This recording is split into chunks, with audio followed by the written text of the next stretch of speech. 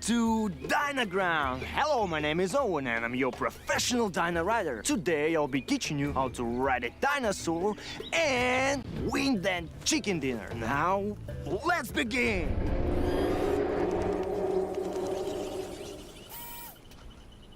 Relax, don't be scared. That's the sound of the mighty T-Rex.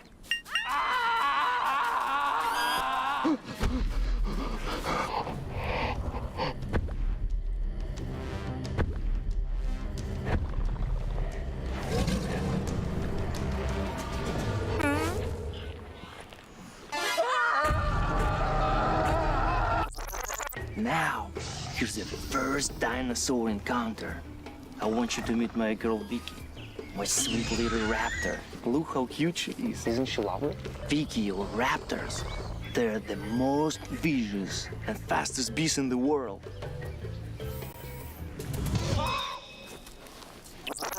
To ride a dinosaur, first you must build trust.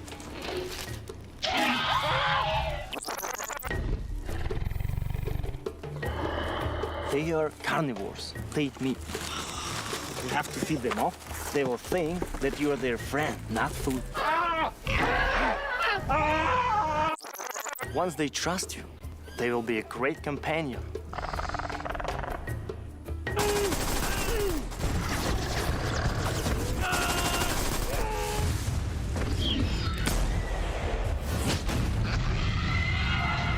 However, taming a dinosaur can be seen. Experience dinosaur taming and riding the all-new version of PUBG Mobile Dynaground. Explore Dino Settlement and Wild Reserve and embark on a prehistoric adventure in the Battle Royale game. Come and play now.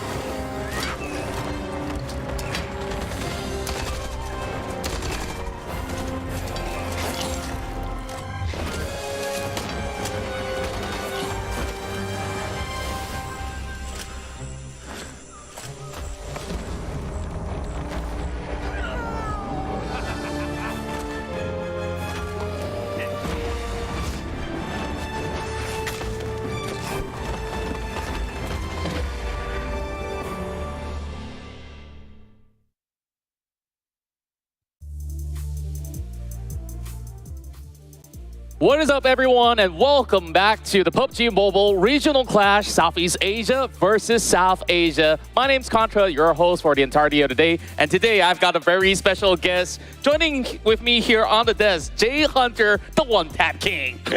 Yeah, thank you for the warm welcome. I'm here to display my knowledge of the PUBG Mobile for the Southeast Asia teams and also South Asia teams, or lack of it. All right. So I'm here today. Very interesting. I saw the game yesterday. It's all South Asian domination. So it's very concerning for me, especially as someone who hails from SEA and always preach the thing that C's the best, C's the best. SEA supremacy, right? SEA supremacy, and of course that's one of our slogan, supremacy. But now it's not looking that way. Yeah, overall, if you guys did miss out on some of all the action on day one, it was 5 chicken dinners for South Asia, where we see majority of the Mongolian squads getting all of these chicken dinners alongside with DRS. And of course, we did also have a Southeast Asian team that managed to actually get 1 chicken dinner. But of course, we'll jump into the story really quickly in a few more bits. So with that being said, first, with today being a brand new day, Jay, I want to hear your thoughts. Like, what do you think is maybe some of the struggles of the C teams going up against South Asia? And do you feel like it's going to be a lot of changes going through today? Oh, yeah, I guess it's going to be... I mean, this is something that's usually said in the C teams. We are slow to warm up. Oh, yeah. I don't know if this is, it's a valid reason or it's just an excuse.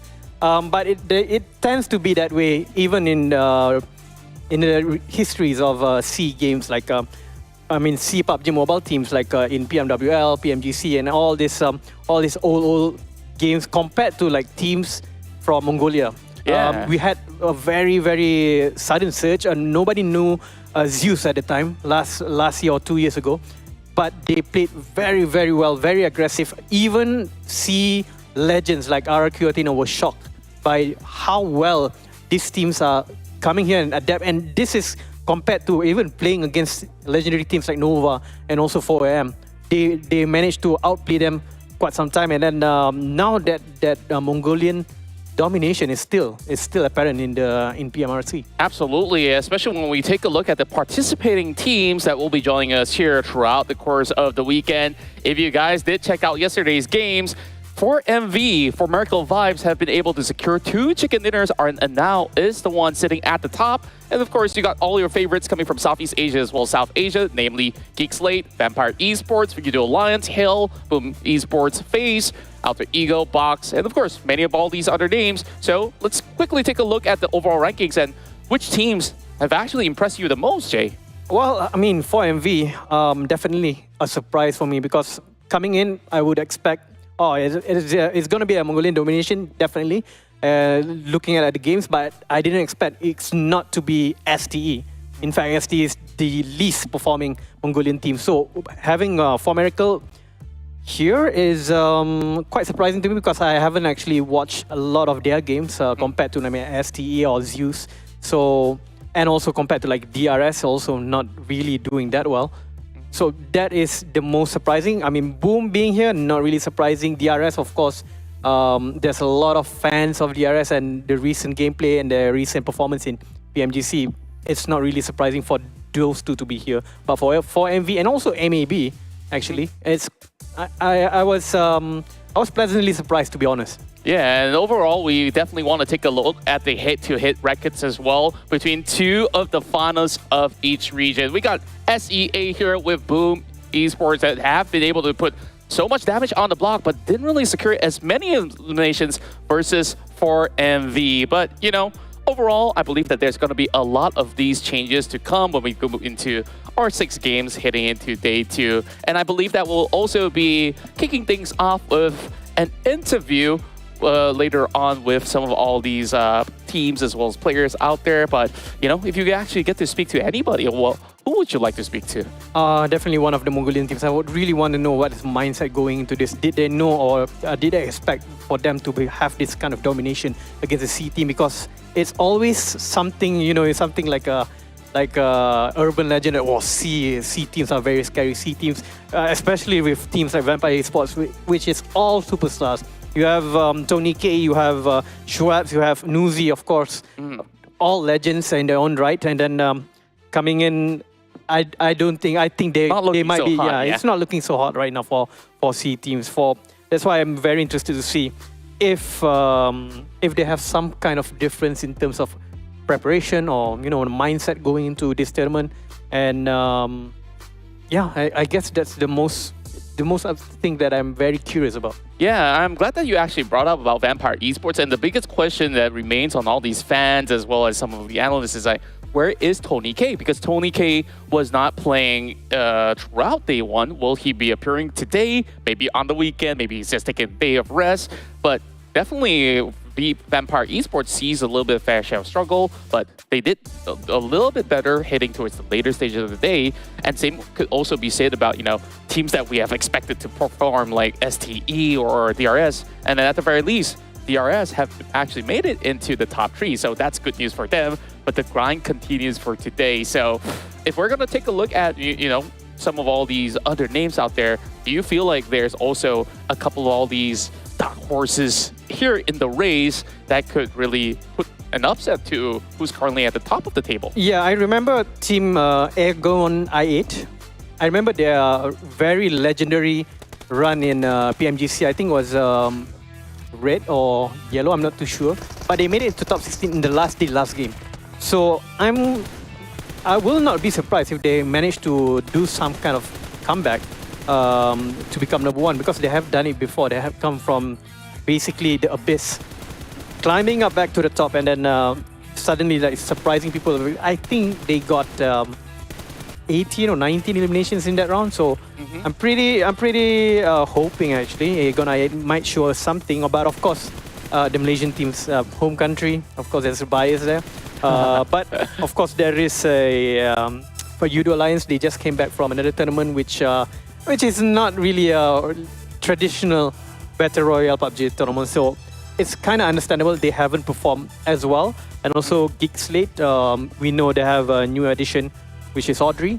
Their performance in the PMPL is also not the best, not as dominant as the previous two PMPL. So, but I hope the Malaysian teams can also come back. Yeah, if you guys were looking through the highlights, it was a whole lot of plays happening, coming in from For Miracle Vibes, where we see this team actually excels in close quarter combats and also to be able to go in for third-party action so efficiently.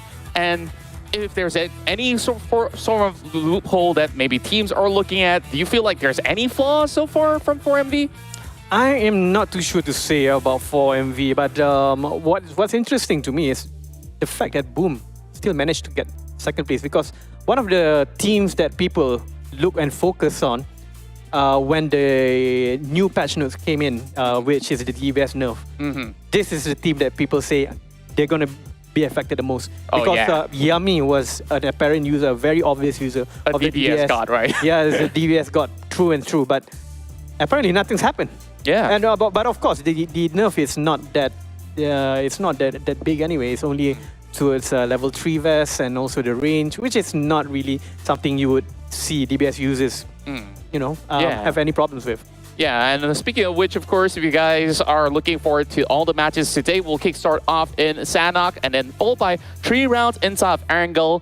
And on match 5 as well as match 6, we'll be hitting into Miramar. And I'm glad that you actually brought up about the DBS nerf. We don't see it to be as prevalent as before. You see many of these players going back to some SMGs, going back to those ARs, and we still see it's still a very reliable weapon in close range. Yes, of course. And people who are like, oh, DBS is nerf, never mind. Because the next best weapon is S12K. And people are still using that. So that is not hit by the nerf. And I guess it's only going to... It's not a DBS problem. It's maybe a shotgun problem. But I wouldn't say it's a problem at all. It's what it's intended to do. So close range, you use a shotgun. And I think that a lot of these teams have already a very vast knowledge about how to use certain weapons. And as you said, just change to SMG if you're not comfortable with the shotgun. Yeah, and looking back into our first day back in Sanhok, it was basically a total domination from South Asia, where we had NBeSports to take the top prize of the chicken dinner home, followed by STE, T2K, as well as 4MV. So I guess like SEA, they got a lot of work to do. Oh yeah, of course. It's when S2G won the PMGC, that was a shock actually especially to the C teams, that no C teams were, they don't have good performance in PMGC. That's the honest truth. So now with Mongolian teams are dominating, I think it's another, I would say, wake-up call for them. Yeah, and of course, we did talk a lot about Mongolian domination, but yesterday we also do see a lot of all these other SA teams really thriving, especially now the record currently being set by SA team is 311 points versus 243 points. And with that, we'll definitely like to invite a team to join us in for an interview. And please welcome Aegon I8. And here we have Blade joining us. Hi, Blade. Thank you so much for spending time before we kickstart our run. How are you feeling today?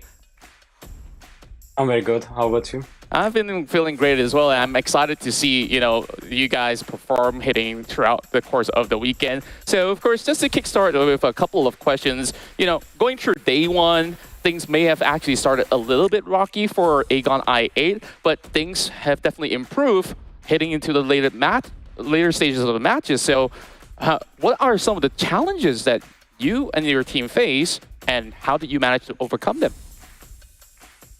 We're still trying new things as we are practicing for our upcoming tournament PMWI, so that's why we are having some difficulties and stuff. I see, and I'm glad that you guys are trying something brand new, because of course there's a bigger tournament coming up ahead, and you guys want to be very prepared for that. And speaking of adjustments, right? Do you feel like for day 2 that there is a lot more adjustments to be made, or not exactly too drastic from day one? I think we're gonna be a bit more aggressive than yesterday. Okay. That's it. All right. So we definitely do look forward to, a lot of big plays happening. And, you did fantastic as well. You were playing some of the matches yourself. So just looking into, all these teams that you've been competing with, do you have any thoughts on, the success of South Asia as a region in general? Because you guys have all gathered 5 chicken dinners on day one, and perhaps even more today. And what are also some of your opinions on the SEA team so far? In my opinion, C region is good. They're strong, but South Asia is very underrated. They are like one of the best region in PUBG Mobile. Yeah, I do absolutely agree, and I'm definitely becoming a huge fan of you guys and every team out of South Asia as well. So I don't really want to hold you for too long. You guys got a lot of games to be played out for today, but I'm pretty sure that the fans want to hear from you guys. If you have any words to say, well, if you want to do it in your local language or even in English, it's up to you. So give a word to the people of SA. Thank you for so much supporting us in our good times and bad times. Keep supporting us, and we won't disappoint you, inshallah. All right, awesome. Thank you so much, Blade, for joining us here. And of course, we wish you all the best for all your games for today. Thank you. Thank you. All right. Take care. Oh, very interesting. By Aegon, they're going to play more aggressive, which is kind of like an anomaly for Aegon, because they actually in the PMGC last time, this is very thought-provoking, because Aegon usually they play kind of slow game, conservative games, but when they play aggressive, they play really aggressive. So that's the thing that I'm looking forward to. If they're going to go hard, they go really hard. Yeah, I absolutely do agree with your sentiment, because yesterday we see that they start to apply more pressure hitting towards the later stages of the day, and who knows, now that they're going full on aggression mode, these other teams definitely have to look out for themselves. So Aegon I8, they are still climbing their position somewhere around, top 9, top 10, and still pretty much chaseable, especially now. The new format will reward teams who actually play aggressive. Oh yeah, of course, definitely. But there's one thing that I kind of like don't agree a bit, which is they say that SA is an underrated region. I think that they are like just rightly rated, because nobody will deny the dominance of their teams at SA, with Zeus, with names with ST, STALWART Esports, performance very good so far in history in 2 years of playing, or 2 years of me watching them play, and then teams like DRS. Definite improvements from the first time they went into PNWI or PNWL. Very interesting. And DRS Gaming, their fans are very, very, very supportive of them. So I'm not too surprised if they actually, have like a fan moment. They have they need to prove to their fans that they're the best, because I actually met some of their fans here in Malaysia, and they said they recognize me. I said, "How do you recognize me?" Because we watch PMGC, so we have to see you. So I know they're the fans of DRS, even in Malaysia. Their fans are very, very supportive of them. Yeah, there's so many passionate fans out there. We thank all of you guys for joining us here for today. I hope that you guys do stay around till the weekend, because that's when we crown our champions of the PMRC. But this is a long way there. So now with the race to the top still underway, there is going to be a few other teams that are going to be contesting, names like DRS, names like 4MV. I guess the closest from Southeast Asia right now is Boom. But what about the others running for, this title? Like, it felt like it was a huge struggle, but Alter Ego was also consistently contesting them. So with that being said, do you feel like there's going to be perhaps a dire switch up coming in from, these sort of teams? Because mainly it's coming in from the PMPL Indonesia region that's really performing well right now. Yeah, Indonesia has been playing very well. I mean, the strategy that is shown in PMSL was very, very, I think it's very anti-C games, C players or C PUBG Mobile strats. But in SA, they have to change it up. Maybe they'll have a moment yesterday or last night after the games to reposition or readjust their strategy. I think they will definitely have benefit from doing those kinds of analysis going into the games. For the other C teams, Vampire Esports, I'm not too sure about Vampire Esports. Watching the PMRC, I feel that Vampire Esports is like their strength doesn't come from not only because their teams have the superstars, but because in PMPL Thailand, they deny other superstars from being in other teams because you definitely want your team to have Tony K, you want to have Nuzi, but they own them. So they have this, maybe too much superstars, and at the same time, maybe there's a problem of handling egos inside. I feel that's a problem for Vampire right now because these are, the Indonesian regions and also the Thailand regions are the dependable regions, so to say, because they have won a lot of accolades with RRQ Athena and also BTR before this winning the global championships. Yeah, so probably it's like the situation where too many cooks do spoil the broth, but well, speaking of things that are cooking, it's the match coming up and we go right into predictions and hey, great minds do think alike. So we're predicting DRS. I want to hear you first on, your sentiment on them getting a chicken dinner here in Sanhok. Oh, well, the players inside Rules is doing very, very fine. The games that he played yesterday was very phenomenal. Gyante, this is all legendary names in the franchise for PUBG Mobile. So it's very refreshing to see them performing even till now, because usually they will drop off maybe in 2-3 months, like some of the teams drop off, but DRS has been consistent so far. Yeah, and I love that form of consistency where they're also prioritizing on positioning points. So I think this is a very safe pick. So hopefully, I don't jinx any more teams. So I'm not going to say any further from here. So let's pass it over to our lovely duo, Choo Choo as well as her Clown. Thank you so much, Contra, and also Jay. And definitely, I feel like the one that Jay talked about, the fan of DRS, is himself. In that case. It seems, yeah. He has been a fanboy since way before we start the show. So it's definitely him. That. I talked to one of the fans of DRS. It's actually me. Yeah, secrets out there. Speaking of which, we talked about all the teams, and yesterday has been incredible for South Asia. And if you guys notice, when it comes to the scoreboard, there's colors like orange and green based on the numbers. So it's actually representing the region as well. Yeah, so keep an eye on that because the theme is, of course, Southeast Asia versus South Asia, and undeniable South Asia region has been very, very strong, especially with the Mongolian teams coming in. And I do like what the analysts say, that the Mongolian teams, they are dominating and they're doing very well. And expected of them to do well. It's just it's unexpected for STALWART Esports to be behind. But I did realize, I did saw a news after we were done yesterday, right? So I went home and I was just looking around social media. So for STALWART Esports, one of the points that was mentioned by Senator on why they didn't perform well is because they are using a different device. So they are using the same device as per PMWI. So that's why they are still adjusting themselves. That's kind of true, because we remember yesterday's interview with Senator as well. He mentioned that it feels like it's not competitive ready yet for them. So maybe this is sort of, the road, a journey for them to actually shape themselves up for the upcoming tournament. Speaking of our interview just now with Blade, now they definitely performed well yesterday, but it's just having a bit of closure of that chicken is quite difficult, especially when it comes to South Asia region. They're all out there. You're competing among yourself.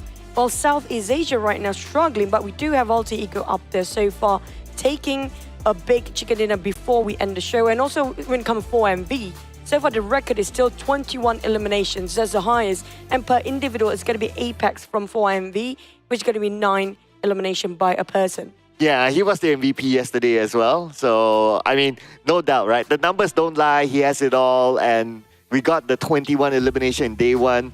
I don't know if that record will be broken today. Maybe after all these teams have warmed up, then we'll see a new record. But who knows? And plus, we'll be jumping to the first game inside of Sanhok, the game, the map that allows all these teams to showcase their firepower head on. Just to recap what happened yesterday in Sanhok, the first map was taken away by NBeSports who happen to be taking the last few circles on top around Lakawi Camp Bravo area. There's more towards the right side. Will be the same case here if the circle happen to be around Hartin or Cam Alpha.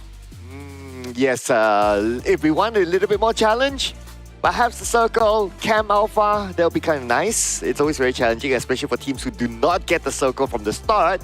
But that is our wish list. What is your wish list? Leave it in the comment section. We'll see you in Sanhok in the meantime.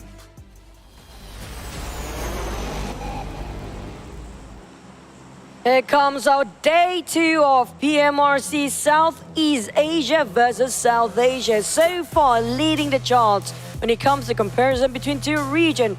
South Asia definitely showing their prowess, while Southeast Asia have been in their slumber yesterday. It will be different case here when it comes to day number 2. We do have a flight path coming on top from Camp Bravo down to Nakam. More to the southern side, it's all about the circle. Yes, and besides the circle, yesterday we saw in Lakawi, we got 2 teams challenging for it. So let's see if anything changes this time. Looks like there will be a change because GEEK isn't dropping inside of Lakawi, but AGI 8 dropping around the areas where Hill Esports is at. There might be an early clash or maybe not, depending on where exactly they drop. But other than that, STE taking back their home ground boot camp. Yesterday boot camp was vacant for some reason.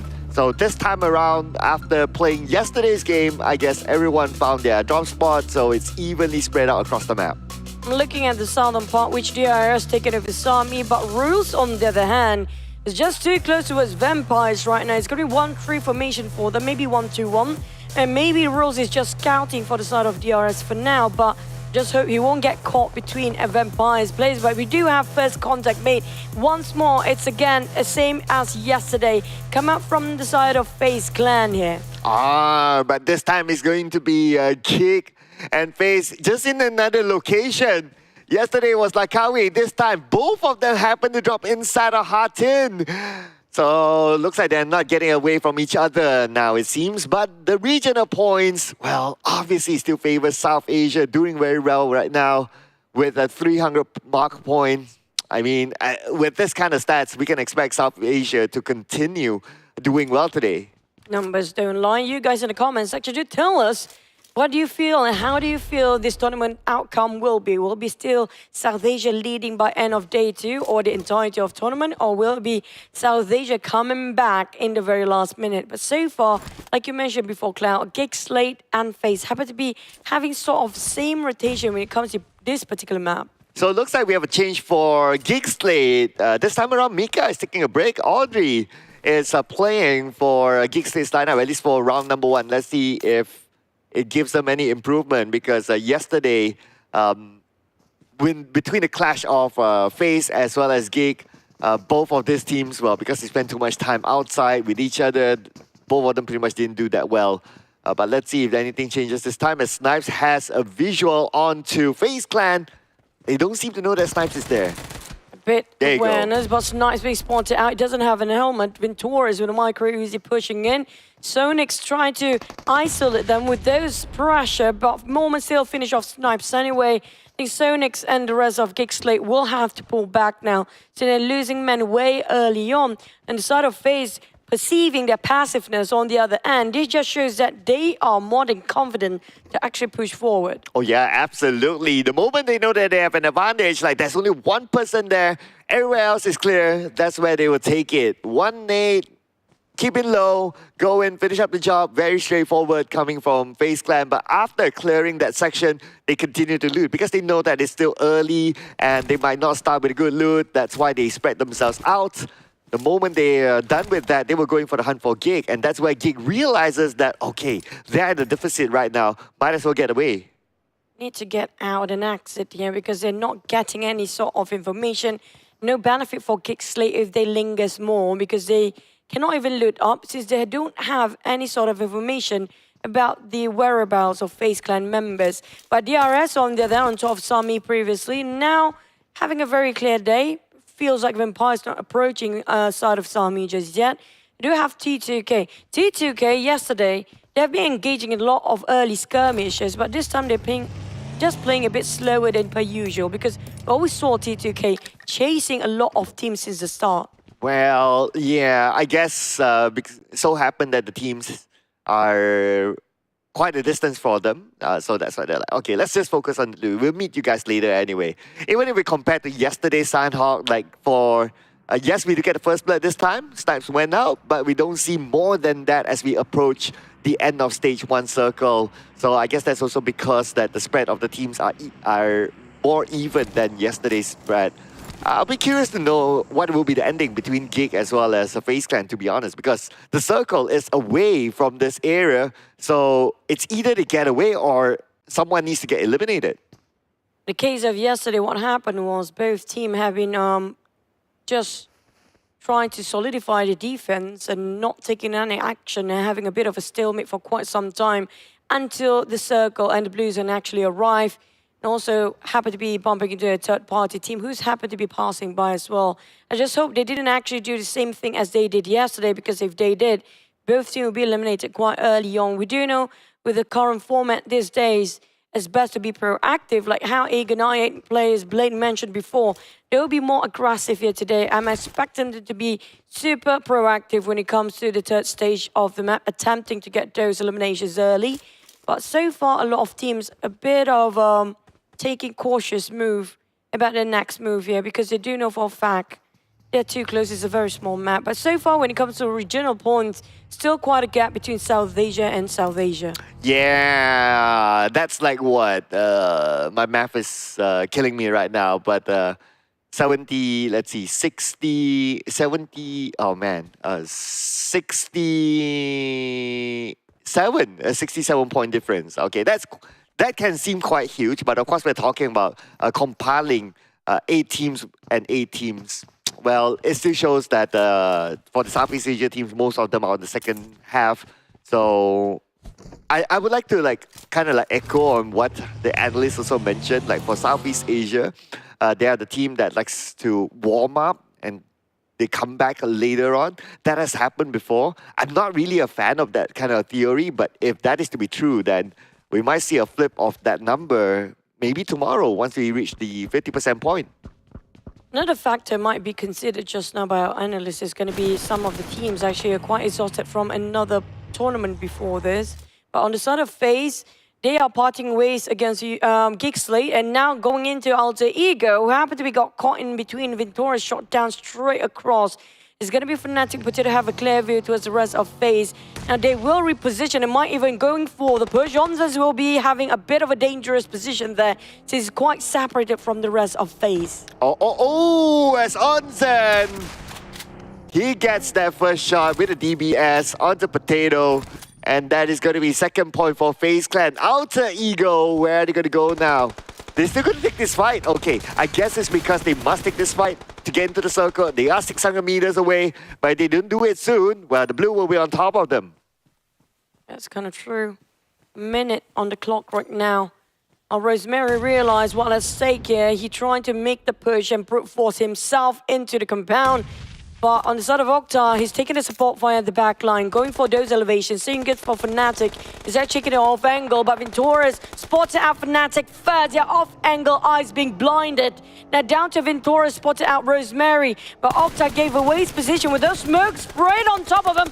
What a nice spray, blindedly sprayed over through the smoke. But now Rosemary realized he couldn't do much. He needs to bail out for the sake of the team. He needs to survive. Oh, unfortunately, Okta's goodbye for him.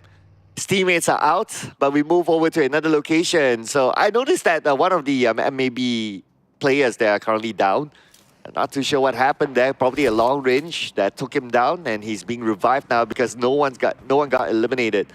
Now looking at the circle, we still have some percentage on the Camp Charlie area on the left, but most of the teams, in fact all the teams on the main peninsula, no one's really inside of Camp Charlie right now. So I guess they're hoping that the circle really goes there, but it will be a big surprise if the circle does pull on all the way to the left. More worried if it happens to be on top of cave then. We do know it's going to be multi-level of terrain, and it's a very slippery slope down there. On top of cave, if some of the team realize, you know what, we want to take the underground, why not? But we do have YOODO Alliance open fires to a side of T2K. I mentioned about them with early skirmishes, but this time got caught off guard. On the side of another side of a map, we do have NBeSports Mondo down. We do have AGI8. They did what they actually promised to do, which is going to be hunting people down. Ooh, here we go. NBE with the nade onto the other side. But it's going to be Fala getting a knockdown to Akash. So it looks like that could be the opening for AGI8 to move in. AGI8 will secure their first point. There's more to come from AGI8 now that they're pushing onto NBE. Blade. Browning trying to get on the blind spot. He got the off angle. He might actually be the pain for the side of NBeSports. Oh man, what a nice rotation done by Blade. Making so much space for the entirety of AGI8 now. That's going to be them trying for now, as we do have the first team to be out. Surprisingly, the irony, yesterday NBeSports got the first chicken, but now they are the first one to be out. Oh, I noticed on the elimination feed as well, Rosemary, the last man for Alter Ego, taking 2 out of FaZe Clan all alone. Okay, he's showing why he was the top eliminator inside the past PMSL. But now putting focus onto Razy all alone as well, going up against Box Gaming. Box Gaming not in the best position, the only team without a single placement point as of now. Razy have to be extra careful. Being discovered by STE is another problem, but if it's not aware, Box players will actually creep in from behind. But lucky enough, it's going to be the warehouse, so there's no windows at the back door. Sort of Box Gaming.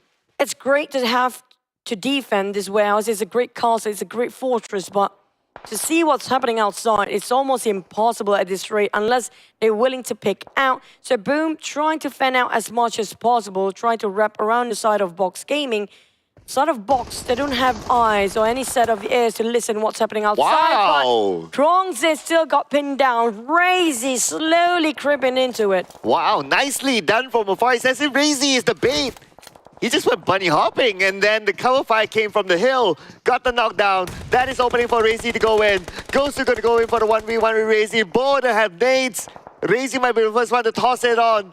There you go. But the nade, a little bit off, but it's okay. Backup is here. They will go in on the Ghost to finish up the job. A bit outnumbered. We still have Kwang or Chuan Chi up there on the very small tower. But coming out from Razy, trying to finish off the job. He doesn't have anything and no first aids right now. But Kwang will be spotted out by Yummy May. There goes the nade flying over this side. He jumps down towards the round of this uneven terrain. He got himself covered by those very small hills. And so far, he's gonna survive, but how much longer, we're not sure of. Oh, get so naded somewhere else.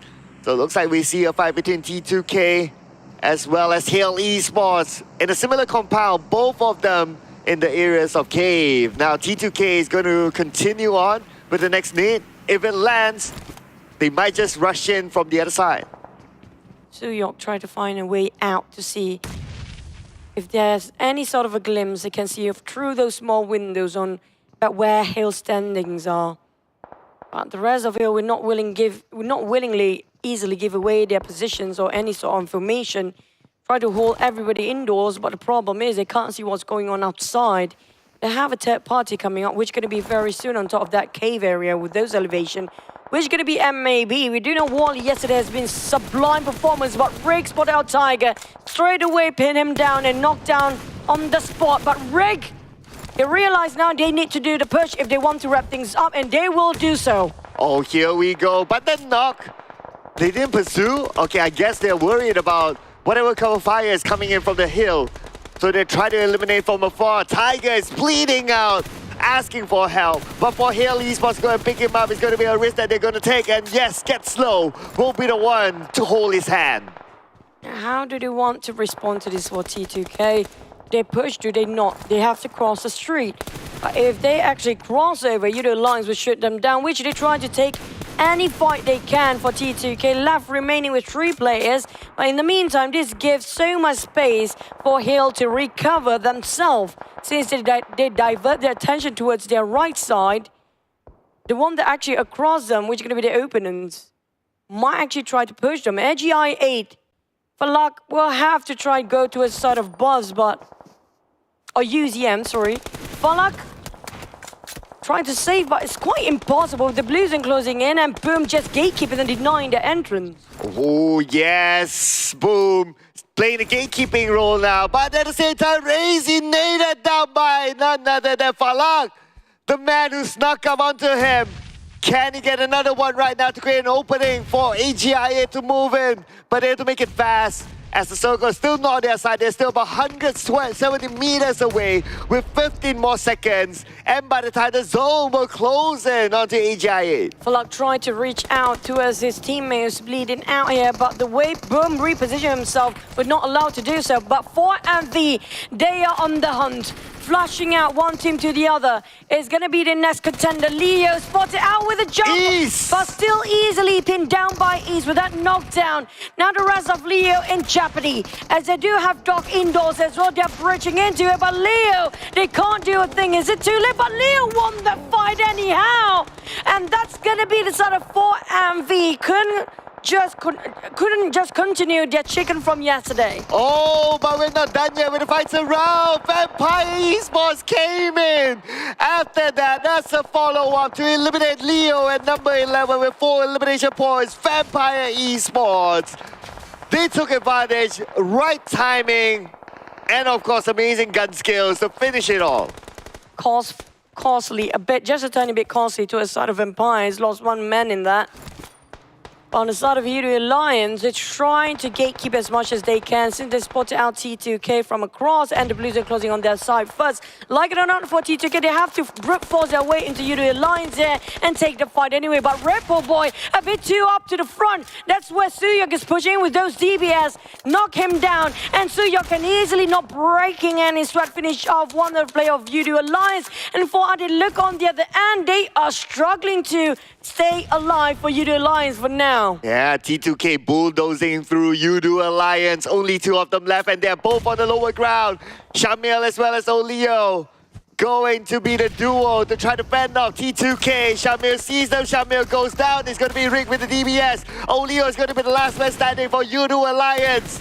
Can he do anything here? He's playing really by the rim on the circle right now, but at the same time, Oleo super duper low, being chased down by Suyok. Where is Oleo gonna go? Suyok switches to another DBS, but don't have the right weapon. Wasn't the right weapon to shoot from the kind of distance. Anyway, Oleo managed to run away. YOODO Alliance being wiped out entirely. Aside of T2K though, they have to go through DRS, which waiting on the inner circle, but Boom being spotted out. Chul is gone. And that's going to be them being eliminated. Even though they've been eliminated, it's still okay. They got themselves 5 elimination. But T2K, we thought they had not have it in them yesterday, but today they show what they're made of with 8 eliminations by now and the highest across the board. Oh yeah, playing as a trio, but already 8 eliminations. I mean, T2K looking sharp this time. But one of the top contenders for the number 1 spot, MAB is still alive though. Sonics with the spray onto Wally. Speaking about MAB, immediately they will lose Wally. And Sonics is the man to take him out. Sonics pushing himself just to make sure they can actually cover themselves to rotate and navigate themselves out of this war zone, get into the circle. Popping off all the smokes, but MAB across the street spot. Audrey is in trouble. He's playing a very dangerous game. Not much covers inside of GEEK SLATE here. They need to get down on the bridge, but MAB player Leo's been already waiting there. Now the pressure is up on the side of GEEK SLATE, tossing all throwables possibly to the side of MAB, but DRS caught MAB across the other end, and they caught on both sides for MAB being compressed thanks to Killer. MAB being eliminated, and GEEK SLATE can live for another day. Well, looks like the only Mongolian team right now is going to be STE. Still looking to find a chicken dinner, not to be left out by the other Mongolian teams. But they still need to do the job. Right now, they have 4 elimination points, putting pressure to T2K on the other side. STE seems to be able to clear all the other teams quite a distance away from them. There's STE.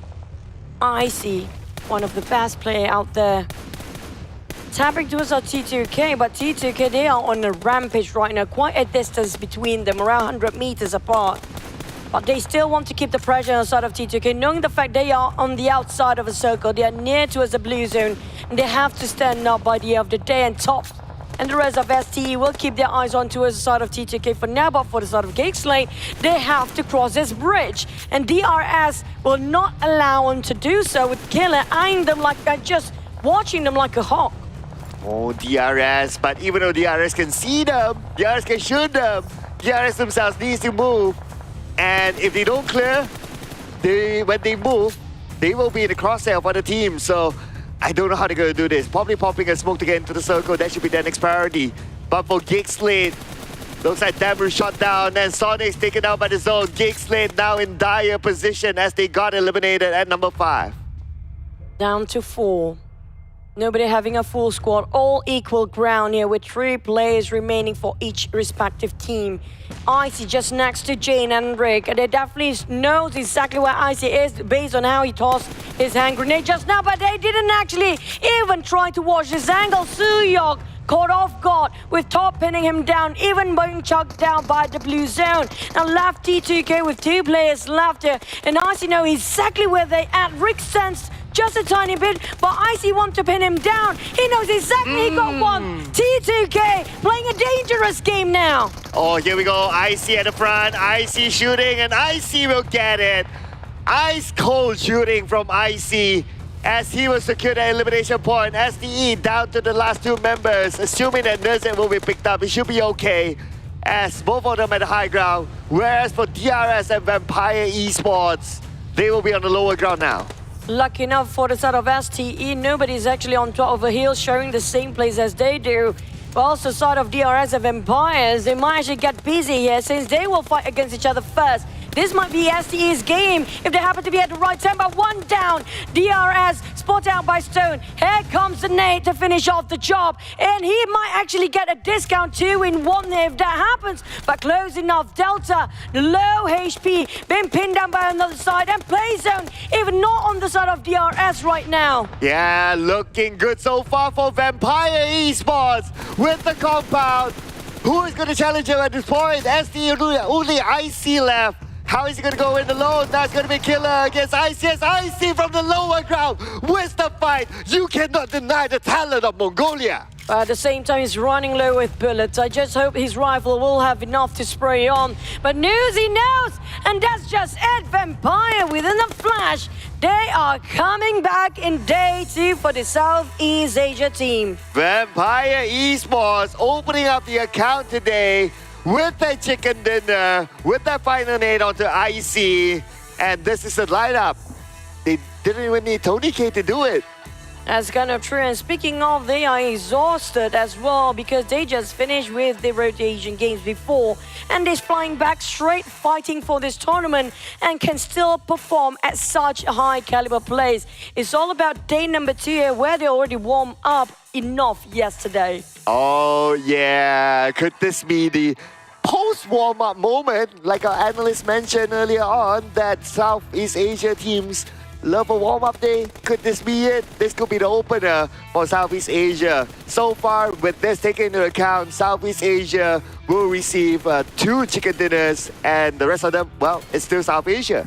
It was close enough for T2K. They were on a rampage just now with quite a number, high kill volume coming out from their side. It's just this circle moving away from them and forcing them to stay in the blue zone, and they're being spotted out by the other teams when they try to transition themselves. If look at the highlight, most of it going to be T2K, but Suyok didn't see what's coming for him, and that just jeopardizing the entirety of T2K's position when STE pinned them down in such a distance. Yeah, they were clearly surprised by STE, and to be fair to STE, they were guarding the circle, so it's more of T2K coming towards them, so they weren't prepared for someone actually gatekeeping them within the circle.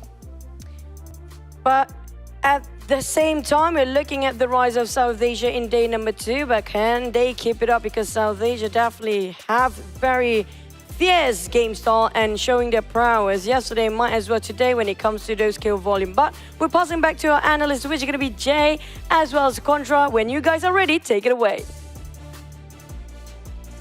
Hey, I'm not ready.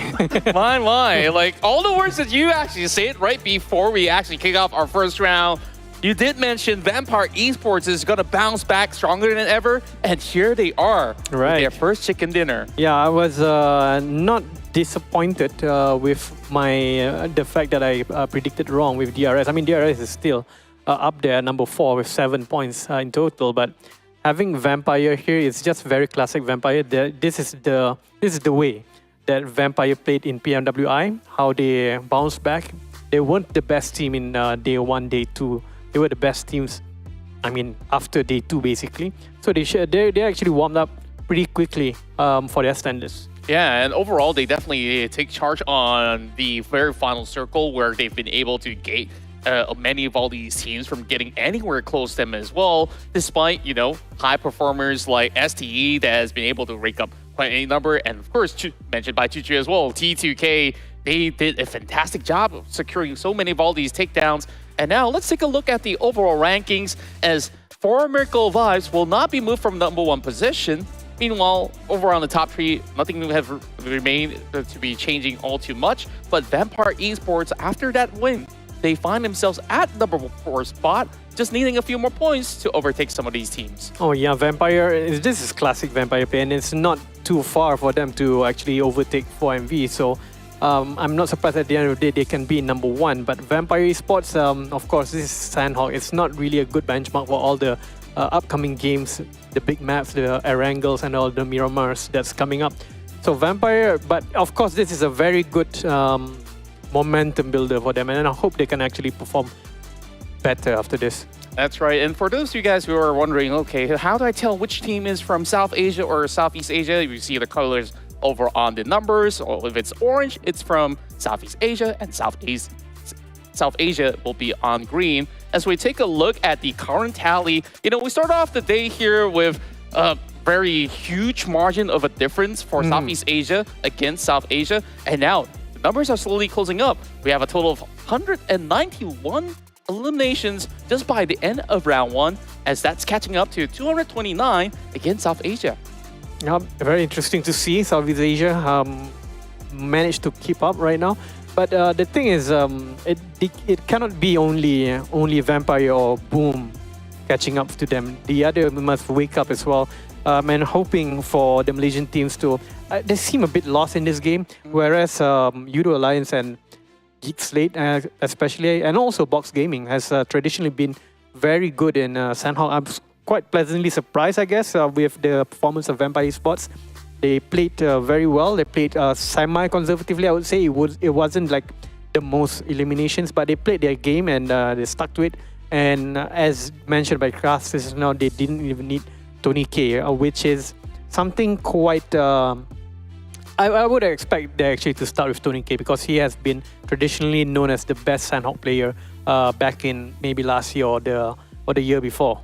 Yeah, and I think this is definitely a remarkable feat. But now heading into Erangel, I think yesterday we've seen even the Mongolian teams have been able to really take charge. And as we take a look at, you know, the top performers yesterday for our map inside of Erangel, in the span of these 3 rounds, you're looking at 2 South Asia teams from Mongolia, Mabetex Esports as well as 4 Miracle Vibes, beyond number 1 and number 4 respectively.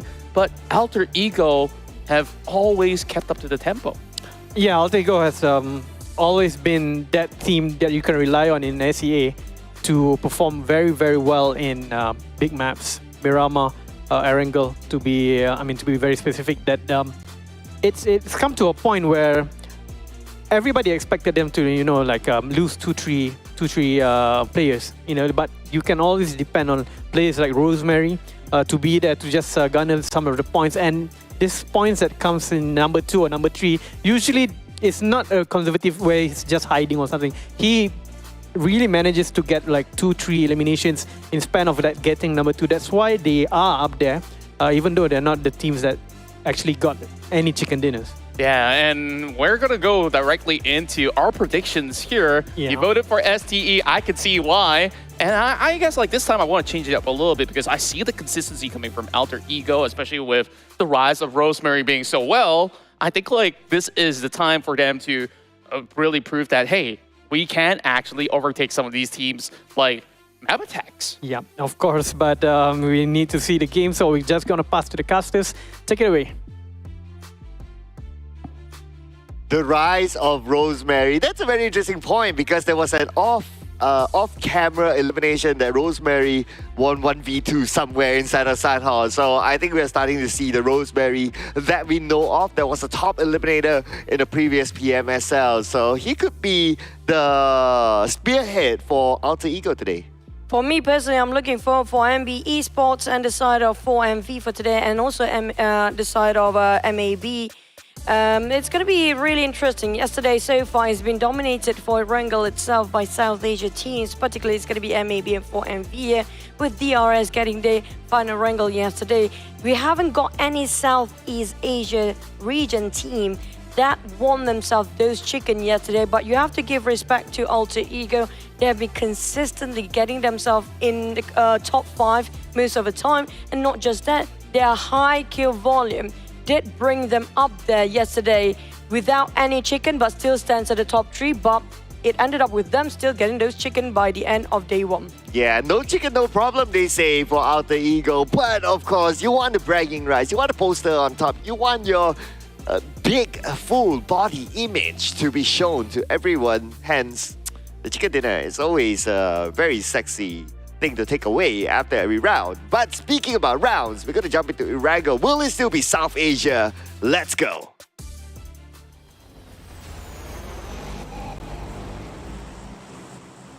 We're back in Erangel, and this time the flight path more towards the right, towards the left here, crossing over Milta and Milta Power, might more towards on the southern side, and we're ending on top of Primos. Yesterday we had a lot of Pachinki on the outer skirts of it, around those particular hills, around just nearby farm as well. I think it was double circle up there, and we had one Gakkar mountain, literally entirety of that mountain of Gakkar as the final circle.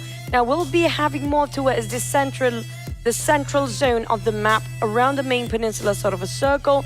We'll finally have something a bit extreme on the north or the south today. Yeah, in other words, it's all on the main peninsula, right? It's somewhere there. So if we do get to see something different, mid to the base calling up for you, there'll be, I think it's a good time. We are down with day number 2 though. But we get to see something way up north, shooting range, Taverny. That will be something different as well, since it's a mix between 2 regions that have very different ways of playing. And what I noticed about the differences in terms of weaponry choice for South Asia, a lot of these teams, a lot of these players, they like to use the UMP. That's kind of true, which is a way faster to clean things up. But at the same time, you do see the prowess of Micro Uzi these days. I'm kind of missing that for quite a bit now, because you remember how we actually did score back in like a year ago, maybe 2 years, a half in a year, where Micro Uzi did actually place well in the long range, if you remember that. We mentioned about might as well put an 8-scope on the Micro Uzi. Yeah, you need to invite the Singaporean teams to come back then. Wow, yeah, that's deep. Wow. Yeah, I mean, to be fair, they were the ones who played that. So yeah, if you want to see more of that, maybe to bring them, let's see. Southeast Asia, but you have like one Singaporean team there. I think that'll be pretty interesting too. That's kind of true, but I do love the choice of weaponry and mix and match between 2 regions here, which are very different when it comes to your preference. But aside of Alter Ego, they're dropping right on top of school. Feels like they're a bit segregated because they do know for a fact they're not sharing this compound against any other teams out there. And we did mention about yesterday when it comes to the first map, and, you know, first day, a lot of teams might have some clashes, try to contest certain compounds. But in the case of T2K, based on their last performance when it comes to Sanhok, I'm looking forward for their aggression in this Erangel map. Yes, T2K, at some point in the previous round, they managed to get like a lot of eliminations, like almost 10, if I remember roughly. So they are showing that they have the firepower to do that. But when it comes to Erangel map, this is where the Mongolian teams actually do well. Out of the 3 Erangel maps played yesterday, 2 of them chicken dinner by Mongolian. That's kind of true. And so far they have been showing South Asia do have better fundamentals in day number 1. But when it comes to day number 2 now, I want to see, did Southeast Asia really play low yesterday, trying to revise the rotations and navigation of all the other teams from South Asia region? or they really have to catch up when it comes to their fundamentals. On the side of STE, I think it's a bit quiet and easy for now as the first few start of the map. I don't think there'll be a lot of skirmishes. Maybe in the stage 2 rotation, we might see something happening here. Yeah, it was similar like yesterday as well. The only early clash that we saw yesterday was in the first Erangel, when there was somewhat of an early one because of, okay, the flight path, teams had to drop into awkward positions, smaller houses, and some of the teams choose to take advantage of that. I remember it was Alter Ego trying to take the advantage, but it didn't work out for them. And when we got a nicer flight path in round 2, round 3, that's where everyone had the opportunity to go on to their own drop spot, and everyone's okay. So I would say that that would be the case currently. So with that being said, that means we are setting up for stage 4 onwards to be all-out warfare everywhere. I feel like stage 3 will be hot enough for now, not having to wait to stage 4. But at the same time, I'm looking at how long will they want to loot when they start to hunt for each of the teams and based on respective regions as well. And so far, we're looking at Vampires pushing up quite a good start of the day when it comes to day number 2, getting themselves a first chicken just now for Vampires with 8 eliminations. But I am eyeing out towards South Asia region. It feels like they have different objectives. Most of the team for South Asia today, they're more towards those high K volume, those eliminations, instead of their positioning points. Yeah, I guess that's one. Like what our analyst mentioned yesterday as well, like Southeast Asia generally likes to play from the side, coming in because you want to collect the elimination points, which is okay. But of course, if you want to do that, you have to win fights. You have to be able to do so. But so far, we can see there are a lot of fights where Southeast Asia, especially if you meet up with South Asia teams like DRS, that's why they're up there, T2K, 4MV, for example. Winning gunfights against those kind of teams is not going to be easy. So since today is day number 2, everyone had a taste of how it is in day 1. I do hope that the changes do happen today, because after today, we're already at 50% mark by tomorrow. That's kind of true. We're already halfway through. At least it's still the early start of day number 2. A lot of things can change and a lot of factors can be implemented into it as well for them to make the change to happen. On the side of FaZe, on the other hand, we haven't seen the best of them just yet. I do know they love to play around bigger map like Miramar. That's where, especially Vintorius, those mini 14 used to really showing his prowess. But these days, it feels like FaZe been tamed down a bit. It doesn't feel like they're as posing as much threat as they were back in the days. As that of Alter Ego, on the other hand, they know for a fact there'll be a lot of team wanting this potato hills of Pochinki. So they park themselves there first, but it will be some return fire coming up from NBeSports from afar. Yeah, some show of power between the two teams, but nobody got knocked down, so it's more of like telling each other that, okay, you don't come here, we don't go there, and we're cool, we're okay. Even there's a knock, I don't think NBE will really rush in, so it's more of just a show of dominance, at least in this area. Until the circle shifts, there will be a different conversation. Looking at the regional points, in round number 1, the regional points gap was like 70-ish.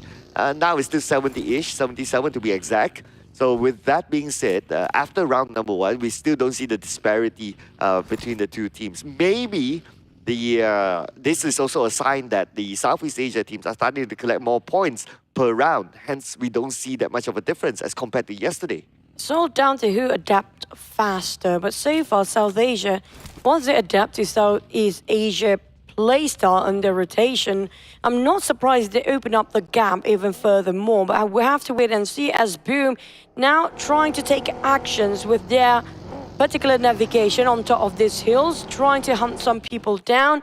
On the side of Box Gaming, on the other hand, I do see only Chuan Chi here, or Kwang, but the rest I'm not so sure of because we don't have a glimpse around 200 radius around Kwang right now. It feels like very empty.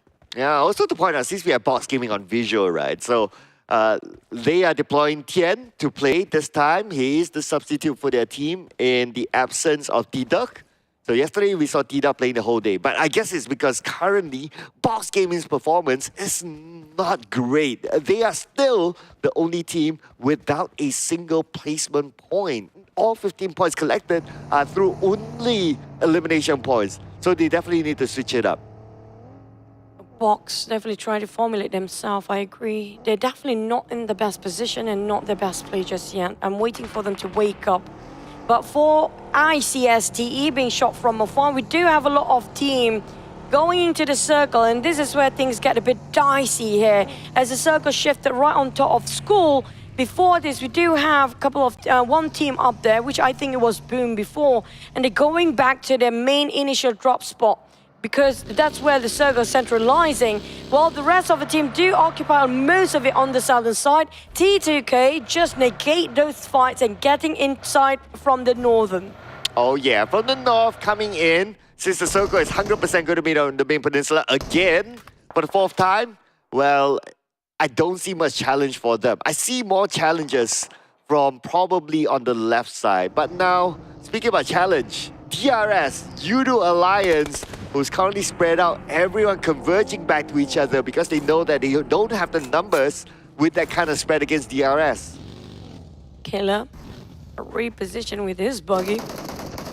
Also, Eager spot out Hill. It's going to be Sky got caught while they're trying to rotate. Rosemary not even waste any more time, going straight for the kill. It was a clean one as well, while the rest of the teams still clustering around Tree. The one that actually making such a wide angle is going to be Rosemary taking the front line, but Vampires next. They pin down on Hill, but they realize the next one is going to be Vampires. They heard the audio cue coming up from those vehicles. Straight away, Rosemary retract his position back with the other team, trying to work as a unit, while we're moving towards the side of 4 and V, right next to Pachinki. Surprisingly, there's nobody else sharing the same place as they do. Yeah, I guess, well, at this point, if you have the information that, okay, that's 4MV, maybe you don't want to take the fight for now. But speaking about taking fights, the two Thai teams, FaZe Clan, Vampire Esports, who just came out of a chicken dinner, now they're going to go up against FaZe Clan with Mela coming in, and Mela with a buggy, he will open up the fight, especially after that knockdown onto Newsy.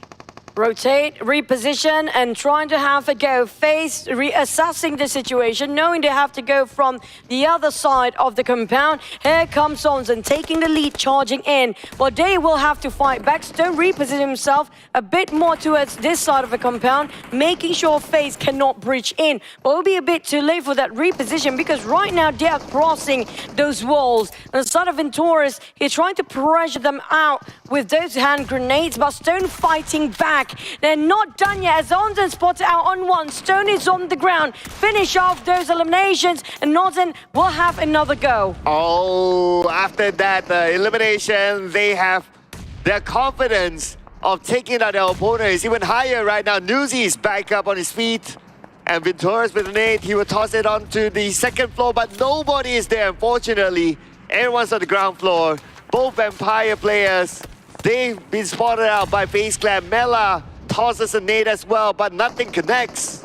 And the circle shifts it downwards slightly, just a tiny bit, right on top of school, and even the Perera Hills of Pachinki. We have a very similar circle as yesterday. We do know some teams repark themselves there, but the fight between FaZe and the side of Empire is not done and dusted yet, as Venturis have to work himself through those smokes, and now they're going in. Mela will accompany Venturis as his partner, but Flickr already retract all the way back. Newsy is trying to cross over that wall. Hopefully we won't get caught here, but Flickr will give the pressure towards the side of those indoors hand grenades, but Mormon will try to wrap around, going for the off angle entirely. Oh! And they landed right on top of Flukov. Nicely done by Venturis, and this their opening to go. But Mela knocked down by Ravenclaw with a volley. It's down to Newsy, the last man, and Newsy taken out.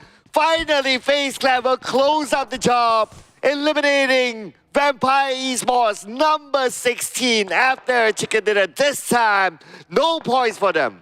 Not the cleanest for FaZe, but it was a successful attempt to flush them out. DRS, next is going to be STE. Sharing just next to between the hill, but it's going to be action, caught in action as they being wrapped around. He's having too many players of DRS to deal with, while the rest of STE just barely climbing up here. Gayante spot out tops, trying to pin him down from afar. It was like one pixel shot is giving to his SN. It's going to be very ambitious with their distance, but on the side of action, surprisingly, DRS is still not pushing to clean up the job. Oh, because I guess they don't know the information of exactly where the other members of STE are at, so that's why they are not pushing through. But now they do have the information as STE wants to go in for the save out to action, but if they want to do so, they have to do it fast with Killer now finally knocked down, but Rules is on the high ground. He sees where STE is at. He tosses the first nade. The second nade will be tossed out as well onto IC. Will he be able to connect as Rules evaded the vehicle, but he still lands the nade. That was a really cheeky move coming from Rules. Very fast reaction going against the entirety of STE by himself, while the rest of the team is a bit too far. You have to give it to Rules. He's holding the ground by himself with a very small shack. On the side of STE, realize the blue zone is not worth fighting for. They need to reposition and make sure they will not gatekeep the moment they want to fight against DRS. While DRS, knowing for the fact they might get gatekeep if they extend this fight too long, they place one player in the inner circle first hand. It's going to be Gayante waiting on the other end, and Rules and also Delta will have to navigate themselves right next to the rest of the team members. While walking to the side of GEEK SLATE, they've been pinned down and cannot even get into the circle now. Oh, Snipes trying to get away. He has to tank the blue. He doesn't have a choice. Hopefully he has enough health to do so, but looks like the answer might not be so as Snipes knocked down by the zone. Early on, Snipes was the first one to go out in Sanhok, and this time, before seeing actual action, Snipes will be eliminated. GEEK SLATE trying to figure out which way to go. Everywhere they want, everyone is just occupied every angle they try to run into. Damroot a bit flustered, knowing that there's no way for them to get out of here. Pull over to this side of a rock and try to find any sort of frag they can actually get as a consolation, while Audrey pretty much very low, boom down by the side of Team Boom, and definitely no way out from there. GEEK SLATE trapped themselves in a cross battle between all the other teams out there, while T2K barely getting into the circle. They're still playing around the blue zone. Oh, well, they can't spend too much time here as the zone will start to close. T2K and NB, both of them still on the outside of the circle. The smoke bridge created by T2K, they might rush out the NBE, but if they do so, they might spend too much time there. Maybe that's why T2K assess the situation. It's not viable for them, and they move away. Zach, spot out T2K players. Heard those audio cues coming up from those vehicles. Trying to get a view out of it. He saw them red got chip, half HP down. But they have too many angles to go over for the side of our T2K. NBeSports on the other hand, challenge them on the other end. Jane and the rest of T2K unite themselves in the center. FaZe is fighting Aegon I8 on the other end. STE just across them. There's going to be NBeSports, Mondo being the front line, one of the scouts to see what's happening, giving all the information on the side. But Neze from STE, what a nice angle to pin down the entire team of T2K. Oh, nicely done by Neze, and they're not done yet since they have the upper hand. They have the high ground against T2K. T2K now only left with Sundash. Suyong calling for help, but if Sundash goes for it, he'll be shot at as well. Sundash trying to defend his area. They're both on the outside of the circle now. STE, they need to finish up the job. If not, Sundash can shoot them from behind. But Sundash now super duper low. STE, they can wrap things up. Here comes the Blues, and there's no time for both teams. Time sticking here with Molly trying to flush him out. There's a bit too late now. Neze will come with the DBS and the streak for T2K for now. They will have to bat out for now as they're placing themselves at 15 with 0 eliminations compared to last Sanhok. But we're not done yet. NBeSports trying to take Hale out of this house. Here we go. Hale must win this fight since it's within the circle, but another team seems to be approaching. This is going to be interesting. This house is going to be the focal point, especially on the circle on the right. NBE needs to win this as well. They're going to sign over the nade on the Tiger. Tiger is currently down, but look at this. STE is coming in as well. NBeSports wrapping around here. Nowhere to run nor hide, and they scored. While the side of Team Hale, they'll be eliminated with 1 elimination, but it's not done yet for NBeSports because STE has been watching them very closely and quietly around here. Oh, I see. He must have wished he has a frag grenade at this point because it's going to be a clear toss for him. But without it, he's going to be waiting for these other teammates to come close by for them to all move in together. But we're talking about Mongolia versus Mongolia. At the same time, they need to consider their numbers. They need to consider their time because the circle moved towards the left. STE, watch out, Fizz Boy.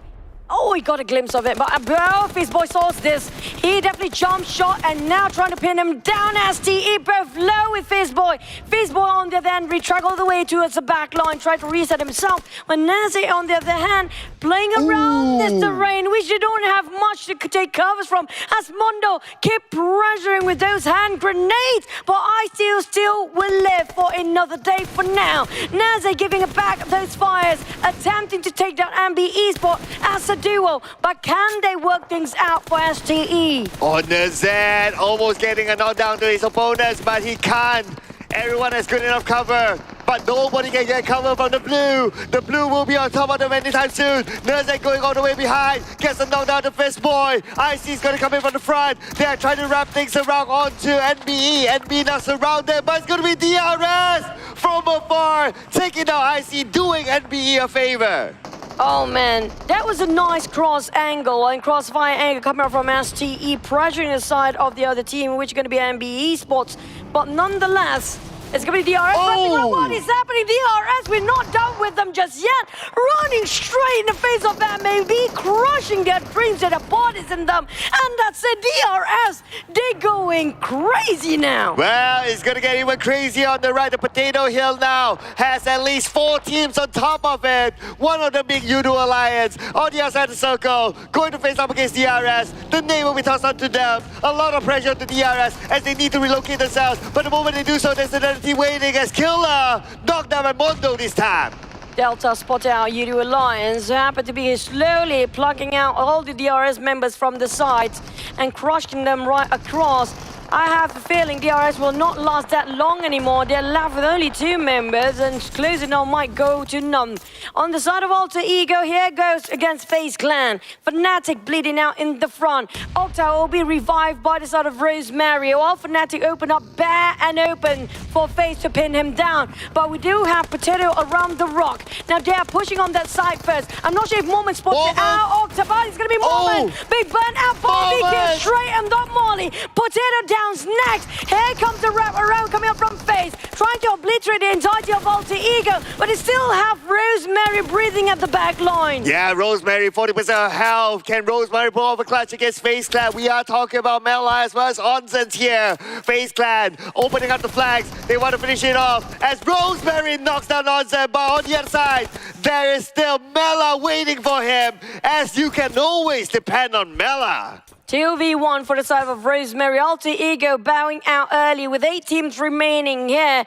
On the side of FaZe, they will have to recuperate themselves. Hopefully nobody gonna take the advantage out of them. But DRS, with 2 players left, now 2-1 and none. They're being eliminated at 8 players with 6 eliminations, but still a lot of scores coming up from those eliminations. YOODO Alliance taking those high ground. This Pachinki Potato Hills is theirs to take. But the moment that circle shifts away, they will have a lot of problem to deal with. Yeah, there's that possibility though. We are still at stage 5 right now with 20 players remaining, 7 teams, and a lot of these teams, they're on the northern side. So right now we can see Apex putting pressure on the Damru, as Damru will be eliminated. GEEK SLATE is out at number 7 this time. Back to it, so the other teams on the other end, the one that actually do have a full squad, it's only going to be 2. For NB and FaZe having a full squad to work around. NBeSports, can they revive the knockdown members? While Box having the least amount of people in it right now with 2 players, but it lasted long enough to be in the top 6. YOODO Alliance spotted out Sack. That's going to be NBeSports back down to 2 players after they just managed to revive barely enough. But YOODO Alliance trying to challenge up NBeSports with Box Gaming in between. Oh yeah, we still got like what, 3 teams at least around the Potato Hill area. As YOODO Alliance will need to find their way through. Shots fired out by Olio to secure the elimination point onto Sek. And that is going to be one in the bag for YOODO Alliance, who themselves already got 4 elimination points. They're not done yet. The name will be tossed up by Shamil. They want to get more out of this. Oleo got down by Mondo. Mondo countered by Oleo with the name tossed out earlier on. There's Akash. Tries to defend this area. Akash, can he do it? He gets one, but Shamil is there to take him out. Oh, close enough. Close to losing it, but they did not let it slip through their fingers for YOODO Alliance as Shamil tried to reset the rest of the members. I'm surprised Box Gaming is still waiting indoors while the fight happened right across them and not take advantage of this for Kwang and also Gosu. While on the side of 4MV, this is where they will shine best because we do know how they actually wrap up yesterday's second Erangel in their hands for those chicken. They might do it again. Oh, AGI in right now against FaZe Clan. But it's going to be 4MV. Okay, 4MV, we haven't seen much action for them the entire round. They managed to get themselves 4 elimination points now. So this could be the moment for 4MV as they still have a full squad. And the name of Torres knocks out QQ. There'll be more for him to take. AGI 8 in jeopardy. They will have to reposition themselves. QQ will be sacrificed, but Blade is shut down the moment he hop onto those vehicles. On the side of FaZe, they are going rampage with 10 elimination across the board of all the players that average at 3 elimination each, except for Mormon. This is a double-digit volume by the side of FaZe Clan. They were quiet before, they're coming back very loud. Aha, now YOODO Alliance against Gosu, the last remaining member of Box Gaming, as Guang was taken out by 4MV earlier on. Gosu, the only one in this house, and YOODO Alliance seems to know that he's there. Gosu trying to keep it as low profile as possible, but FaZe come charging to a side of 4MV, who's having those elevations to work. Doc spotted out Venturas, trying to handicap the side of FaZe into 3, but Apex, he got himself a ghillie, so this might be hard to be spotted out by the side of FaZe Clan. While YOODO Alliance and Box will have a bit of a skirmish at the back, it's going to be FaZe versus 4MV, the team with a full squad fighting against each other. Oh, look at the formation here. Doc is opening up the flank on the other side. And this could open up more opportunity for 4MV. I mean, we've seen it before. 4MV is capable of these kind of unusual formations. While we keep eye on the other side where Gosu is alone against the rest of YOODO Alliance. 3 of them. If YOODO Alliance has the information, they will go all in, but they don't. So Gosu, they to pretend like he has the whole team there in the compound. But for the side of 4MV, they are splitting their focus towards 2 sides. Due to the fires coming up from Box and YOODO Alliance, they cannot have 100% roster focusing towards the side of FaZe, who's pushing towards them right now. And Doc have to carry out for this angle by himself. He almost got Moment entirely. What a spray! A crispy one, but return fire. 2v1 just now as FaZe Moment down on the ground. Mela will reset himself. Hey! Tossing on to a side of Mela. And that's going to be enough to finish things off. But FaZe down to 2 players. Torres trying to open up for the flank side, but can he actually spot them out because of the terrain? It's uneven. It's quite hard for them to see through those smokes. It doesn't help that the smoke is still active as of now, so 4MV going to take advantage of that to revive their teammates. At the same time, YOODO Alliance is coming in from the other side. Nobody's putting attention onto YOODO Alliance. Onsens try to just hold this angle in case 4MV try to push, while waiting for Ventura to pick back up Mela on his feet. East, on the other hand, have to make so much work to make sure all the men for 4MV will be back fully revived. But do they have enough time to reset? As we do know, YOODO Alliance do have those elevations across the other side. If they're not aware of this, they might be third-partying in, and YOODO Alliance will try with those victory. But 4MV, they have to wrap around FaZe as fast as they can. Spot around Mela, but didn't pin any of those because of the smoke. Apex taking on another angle. Ventura! CQC with a DBS. And here we go. Onza is going to be the last man for FaZe Clan, but he's naded down. And looks like FaZe Clan is out. It's going to be 4MV versus YOODO Alliance, but they need to reset quickly. Right now, YOODO Alliance has the circle. YOODO Alliance knows that 4MV is resetting. They will come in, but because YOODO Alliance, they're at the circle, they'll be like, you come to us instead. But Olio is playing a very dangerous game, out of his way, going outer circle.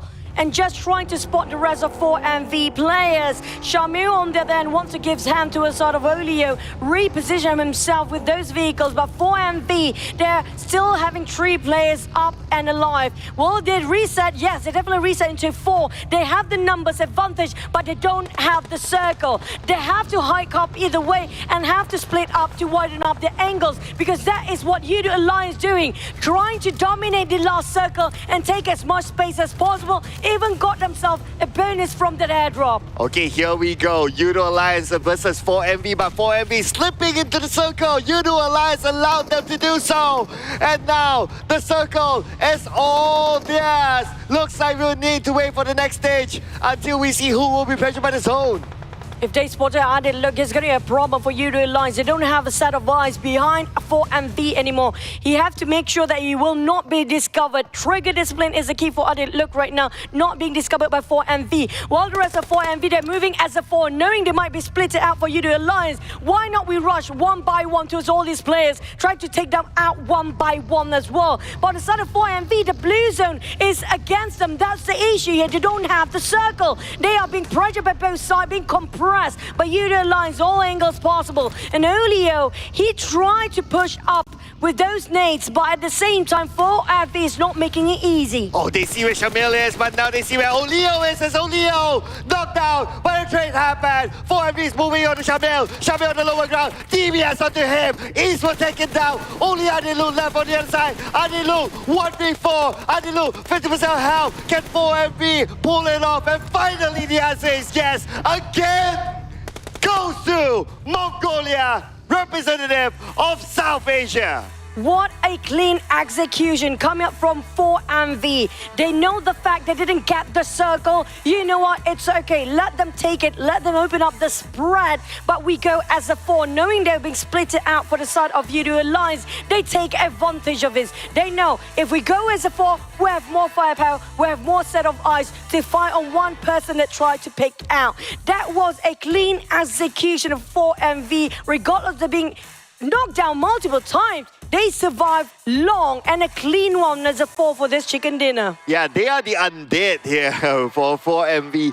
But to a certain extent, honestly, I do feel that YOODO Alliance could have closed up the game, because when the fight between 4MV as well as FaZe Clan ended, YOODO Alliance allowed the space for 4MV to reset. And when they reset, they are a full squad. So YOODO Alliance, imagine like the moment that fight ends, they saw the elimination feed stop, everyone got eliminated, YOODO Alliance comes in, then they will be able to finish out the job, but they allow 4MV to reset.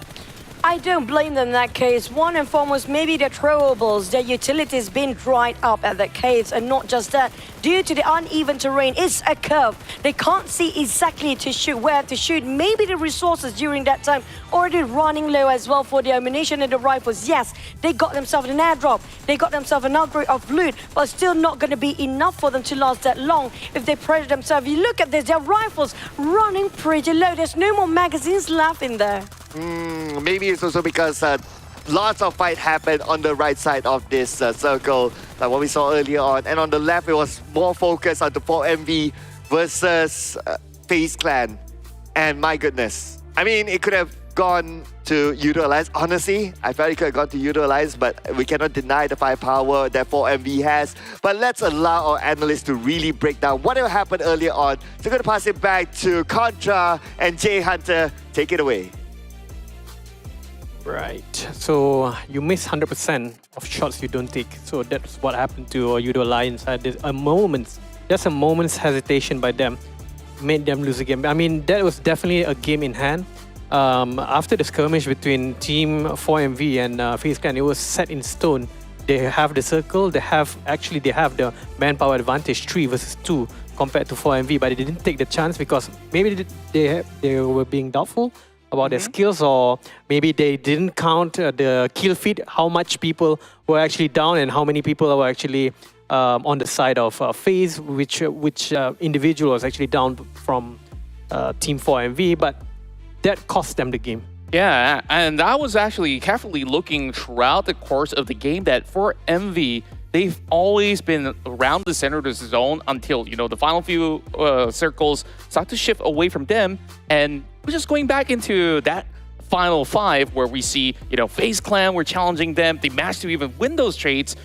Like you said, just like what Sir Carl said, there's just ample space that YOODO Alliance could have applied that pressure. It wasn't there. A little slight hesitation, but the player of the match will be none other than Ease, that has dealt a truck ton of damage, and on top of that, have racked up 6 elimination points back for Miracle Vibes. Yeah, for Miracle Vibes is giving me really, I don't know, I would say vibes? it's a good vibes, or but it's kind of vibe, and it has shown because in the first game they weren't too prominent.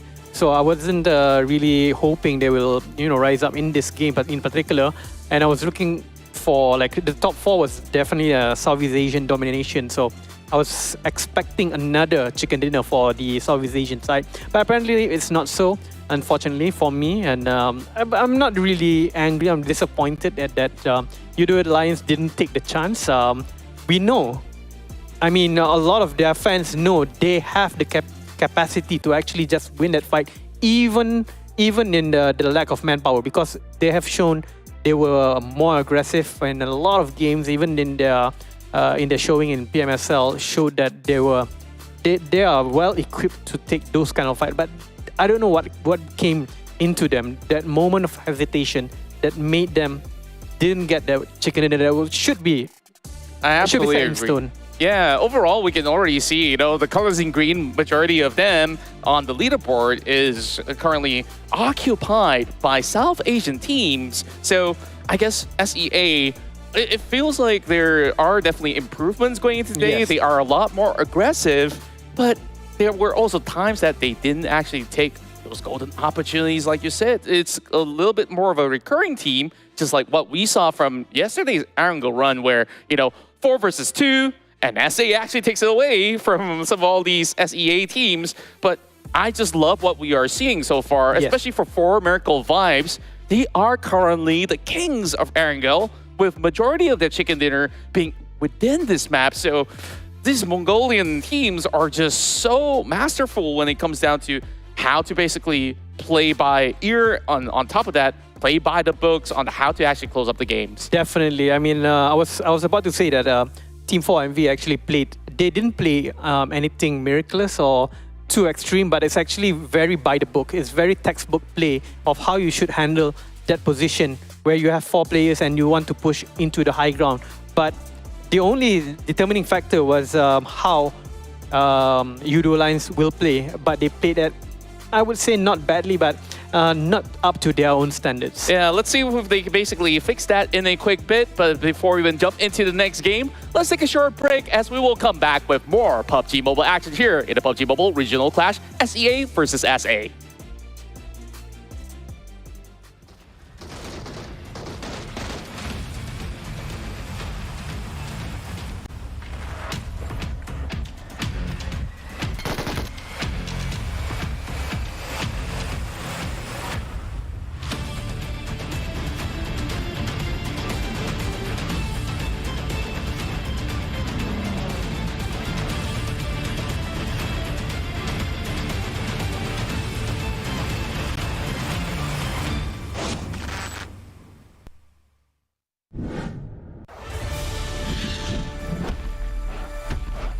Welcome to Dynaground. Hello, my name is Owen and I'm your professional Dyna rider. Today I'll be teaching you how to ride a dinosaur and win that chicken dinner. Now, let's begin.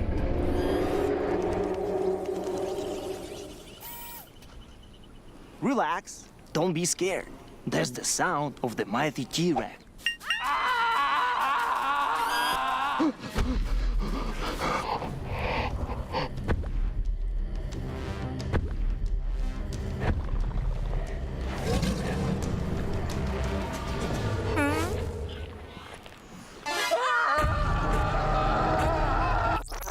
Now, here's the first dinosaur encounter. I want you to meet my girl Vicky, my sweet little raptor. Look how cute she is. Isn't she lovely? Vicky or raptors, they're the most vicious and fastest beasts in the world.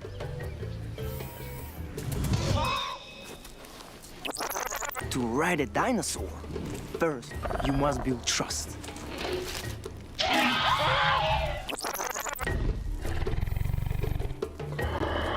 They are carnivores. They eat meat.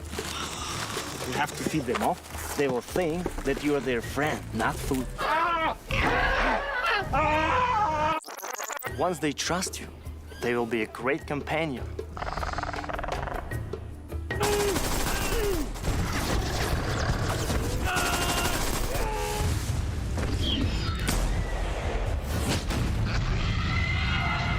However, taming a dinosaur can be seen. Experience dinosaur taming and riding the all-new version of PUBG Mobile Dynaground.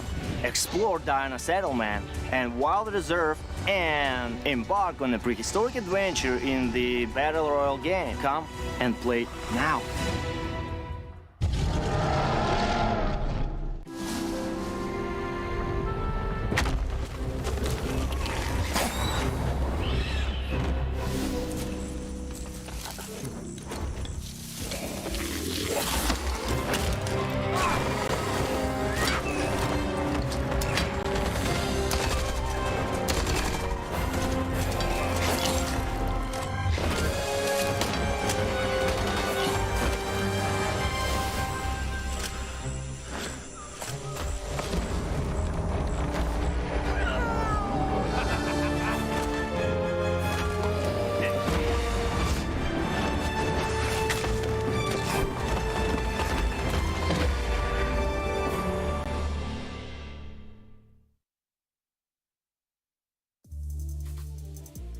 Welcome back to the PUBG Mobile Regional Clash. Southeast Asia takes on SA, but right now, SA continues to lead here with another chicken dinner for 4 Miracle Vibes. And of course, with me here is Jay Hunter, and we were just basically touching on that previous game inside Erangel, which, you know, there was a lot of advantages for YOODO Alliance, which could have actually closed it out, but 4 Miracle Vibes did it again, upsetting these teams coming from SEA. Yeah, as the old man in the mountain says, sheesh. Sheesh. but that's not the point. The point is, it's very because you from our interview with Egon IE just now, he said they're gonna play aggressive today. But the thing is, they know when to hit the brakes. Yeah. So 4MV definitely knows when to switch into high gear and when to hit the brakes, because in any situation, I would say that that was a game in hand for YOODO Alliance. But Yeah. because they relax, they just get it back, all the information, they get it back there, you know, they just relax and then just play it out by the book. So Yeah. that's the formula for the victory of Team 4 Miracle Vibes just now. Yeah, and on our screen right now is 2 Titan squads out of SEA as well as SA. We got FaZe Clan matching up to the tempo of DRS for today. You know, yesterday, it seems like they weren't awakened just yet, but today, they really woke up and rise up to the challenge. In terms of the damage totals, today, FaZe Clan has really amped up their firepower by raking up to 7.9k of damage, but DRS not too shabby at all with 6,400.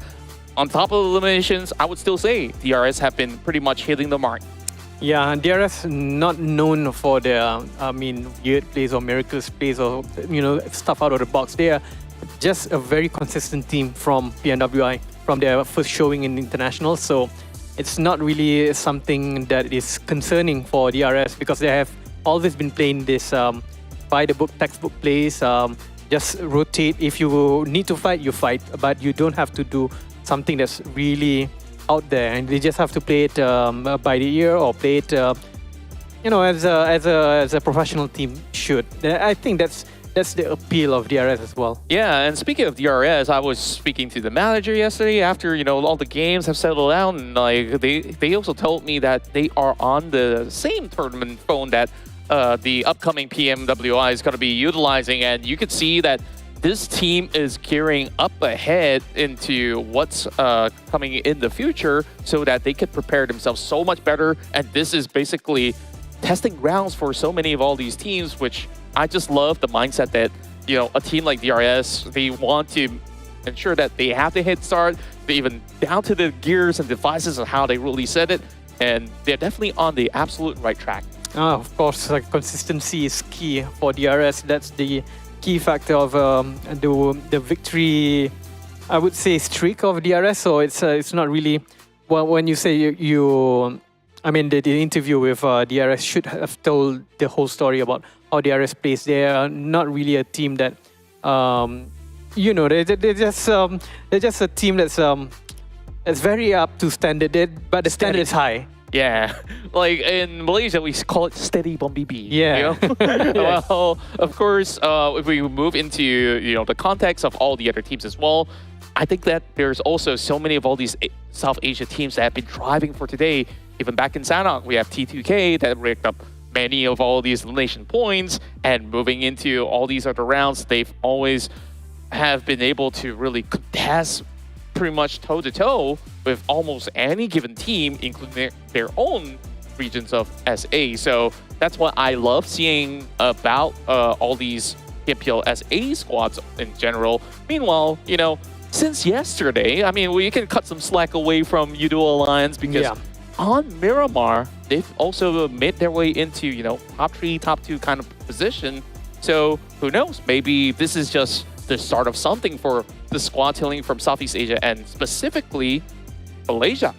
Yes, of course. YOODO Alliance have always, I would say they are very strong in every map. But the thing is, I would say that probably the traumatic experience in PMSL has made them a better player in Miramar. So I'm not surprised if they actually will manage to. They've always been consistent in Erangel. But Miramar, it's a high and low thing. Sometimes it's hot, sometimes it's cold. But I have chosen MAB for this time, and you took AGI8, which is, I would say it's a good pick for both of us. Yeah, overall, I'm just so convinced when we were speaking to Blade early on, like, straightforward answers, no cutting around corners, play aggressive today, and we will yield those results. So let's see if they're going to be able to get those chicken dinners. So let's head over to our caster's desk. Take away, Choo-Choo, as well as Sir Cloud. Well, it's all down to the next Erangel map. Can they do it again? And so far, our 4MV have been delivering same sort amount of result if you compare with yesterday here. So I have a feeling that it feels like so far Erangel, still South Asia, do have better fundamentals of it. Yeah, and of course, you want to go specifics. Well, the Mongolian team's doing very well, but we're still waiting for that one Mongolian team to get the chicken dinner. That Contra has cursed today. There's going to be STE. Since yesterday. Since yesterday. He's picked up multiple times, but he never got the right hit. So who knows? But today, in general, STE actually doing a little bit better. If you consider like from the Sanhok game, it's just to really hit the mark, to bring that shine onto the game. They've still yet to reach that. For me, a lot of how we can say is that the teams that usually mostly are familiar or mostly participating in PMWI or PMGC, they're starting off very slow. Maybe it's sort of their way to read out their opponent first and, come back halfway later. But on the side of the teams that's quite not being rated up there, where we do say they are a bit underrated, like 4MV and MAB, or even in the case of NBE here. So they have this thirst and drive to prove themselves, hey, we are here. We are here to take it away. But the problem with them is, do they have enough stamina to keep it last long enough? That's what I worry most when they try to go all out in day number 1 and day number 2. If they can keep up and have their stamina on, I have to say they are a very refined team that can go into globals, can easily take away all the teams up there even. True, we have 4 days worth of games, so it's all about the stamina. I totally agree with that. It's like you cannot start off really, really well and then towards the end you falter and the end result will still be not so good. So let's see if they can catch up. That's kind of true. But speaking of next Erangel, so far we have so many circles just next to Pachinki here, where specifically it's on top of that potato hills. And so far we had it twice. And almost twice if compared to yesterday as well, not right on top of it. But it will be the same here today. Or it'll be this time we finally have our SMB circle. We're going to have to wait and see because we're walking and flying into our next Erangel map in day 2, PMRC SAE.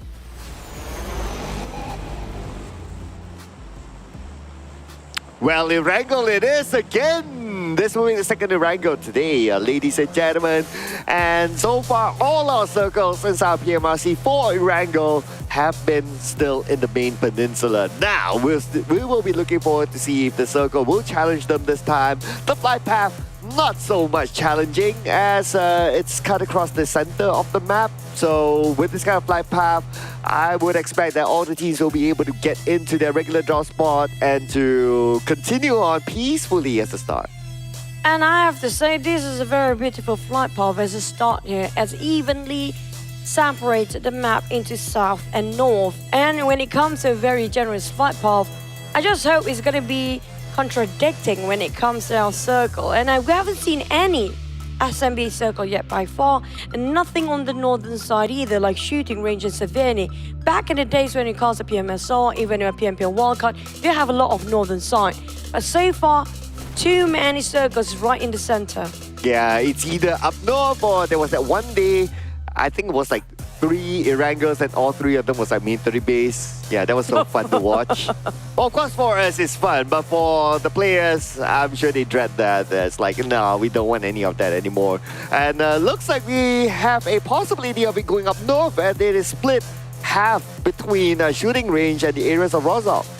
Now, speaking of Rozok, I have a feeling if we might end up there will be a couple of teams trying to get themselves in the center quite early on. Now, it's going to be a debacle again, whether to play in the center or around the outer side or the white line of the circles. But so far, the outer lines being played by South Asia, even though Southeast Asia region want to deliver the same, you have to give it to South Asia teams there who actually execute more cleanly when it comes around the rim of a circle playstyle. Yeah, looking at the... Oh, hang that thought for a second. Audrey, without a vehicle, Ventura stole it away from him. And now Ventura trying to secure that first blood onto Audrey. And oh, again, Audrey managed to evade it. I wonder how long Venturas will continue on as he tries hard. But now backup is around. 2 vehicles onto Audrey. Audrey, on the other hand, try to outplay these guys. Like, you guys got your vehicles, I'm fine by this. I'm trying to, you guys can crash onto this rock. If you try, I will snatch this away. What happened if Audrey do hop onto that vehicle as well? Well, then that will be similar to what we have seen in the past few days. If you remember that one. But that one you can't shoot. This True. one you can. So imagine if Audrey happened to be just walk straight into the trap of this side of FaZe and drive straight into their compound as well.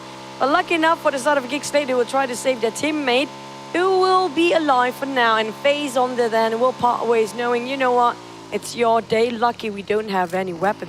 Yeah, everyone's like, okay, we're not well equipped yet. So I guess it's gonna be a gentleman's agreement to like, okay, we let each other go for now. We'll see you guys later. And plus, so happened, but of course they don't know, right? But from us, we do know. So happened that both teams are Southeast Asia teams. And imagine if they eliminate each other. That means from the overall points for Southeast Asia versus South Asia, then that will be a deduction for Southeast Asia. Kind of true, but at the same time, it does kind of give some point for South Asia region when it comes to eliminations. Yeah. But you're not contributing as much because South Asia definitely not touchable and not involved in those fights. So I don't know what to say, man. And sort of SC around Novo, I think they're just testing out their weapons and the recoil so far. Nothing that peculiar that's sort of happening right now. A lot of teams so far we've seen after yesterday's third Erangel commenced, every single team feels like they kind of familiar with all teams involved in this PMRC about their initial drop spots and rotation and managed to avoid those early fights early. Yeah, I guess this is the theory that we mentioned yesterday, that after game number 1 of each map, then the following maps will be like, okay, we kind of know where everyone is as a start, so we all want a nice looting spot, and that's where, you know, today's games are a little bit more chill, at least from the start, as compared to yesterday. Yesterday, I remember, like, there was the first Erangel, you got a lot of action happening. Sanhok, even more. So now everyone's cooled down, and everyone's like, okay, we found our own spot.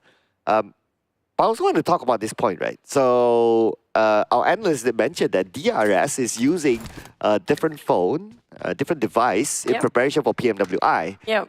They are up there. Yep. STE using a different device as well, but they are not as up there.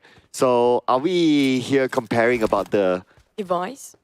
yeah, the adaptability to the device? It's like the talent to adapt irregardless of what device is given to you. This is kind of true. I mean, like, I definitely know about this as well, but I don't think it's that crucial to actually be mentioned up above. But it's actually a good initiative for the players and teams to start adapting to the device as early as possible before the bigger stage happen to be happening very soon. And speaking of the side of STE who are trying to change the switch to the device as well, I guess it's down to an individual. How long will it take you to adapt to your environment here?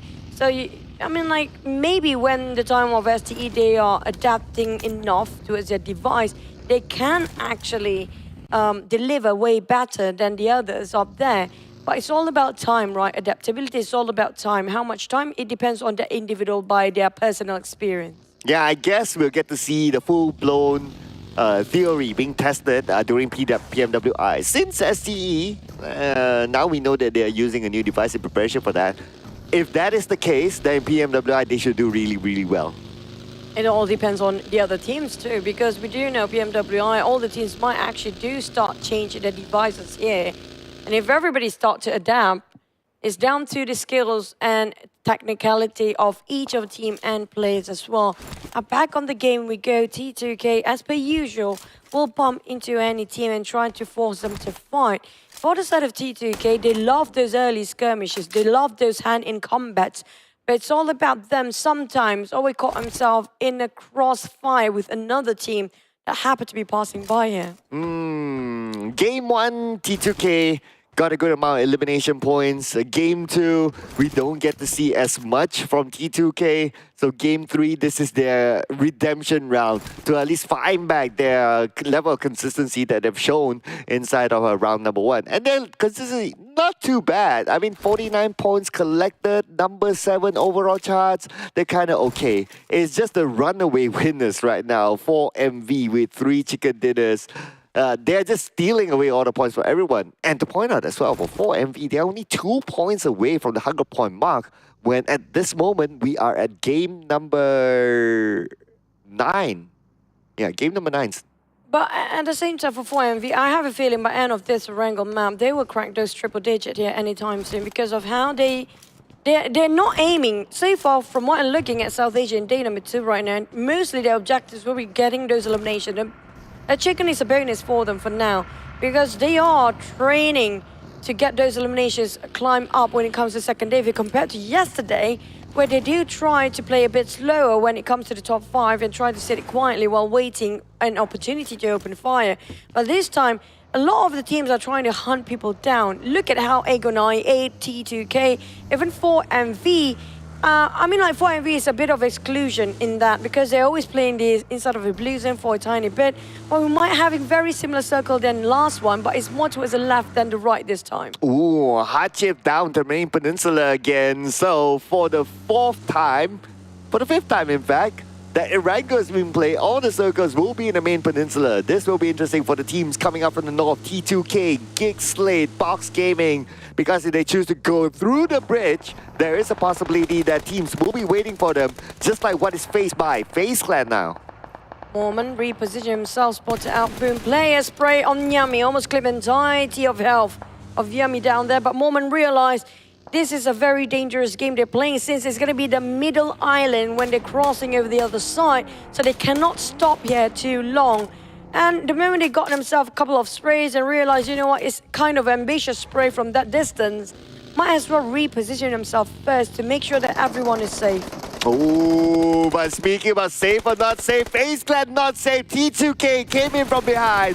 They were caught in the sideways. Now FaZe Clan needs to fire back as Mormon knocks down Rick. A little bit of a trade-off there between FaZe Clan and T2K. Jade from the other side as well, making sure that the rest of FaZe Clan can't get together. And now it's down to Mormon, the only man standing. This is what's scary about T2K. They can be super reckless. The moment they saw FaZe player, Jane is just pushing forward without a care in the world. And now Jane will just shut down. Look at how they surround coming up from Mormon. There's no way out. He can swim forward, yes, but they will not allow him. The moment he just surfaced himself to take a breather. These guys, they can just spray it over and they barely miss when they say the targets. Look at that. Sundish on the other end, that's going to be the end for FaZe as they place themselves with 1 elimination at 16th spot. From being very possible to get at least a second place finish after this round. Fortunately, being the first team to go out, that won't be possible. That will open up more opportunities for the other team to overtake them.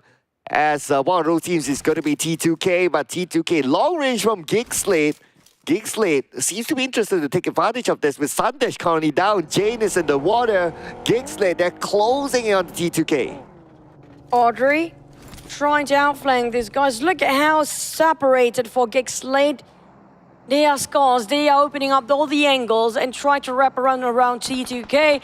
But T2K is not aware of the positions coming up from GEEK SLATE. Audrey taking a lot of courage to push forward. All Damroot coming up from the flanks. So slowly they are picking one by one T2K players from afar. Snipes trying to spot out the rest remaining members of T2K, but Suyok in well for now. YOODO Alliance on the other hand spotted our killer. They knock him down, but the rest of DRS, how do they respond to this? Do they get support from the back, or do you just leave him behind? Well, look at the circle. Pachinki is it.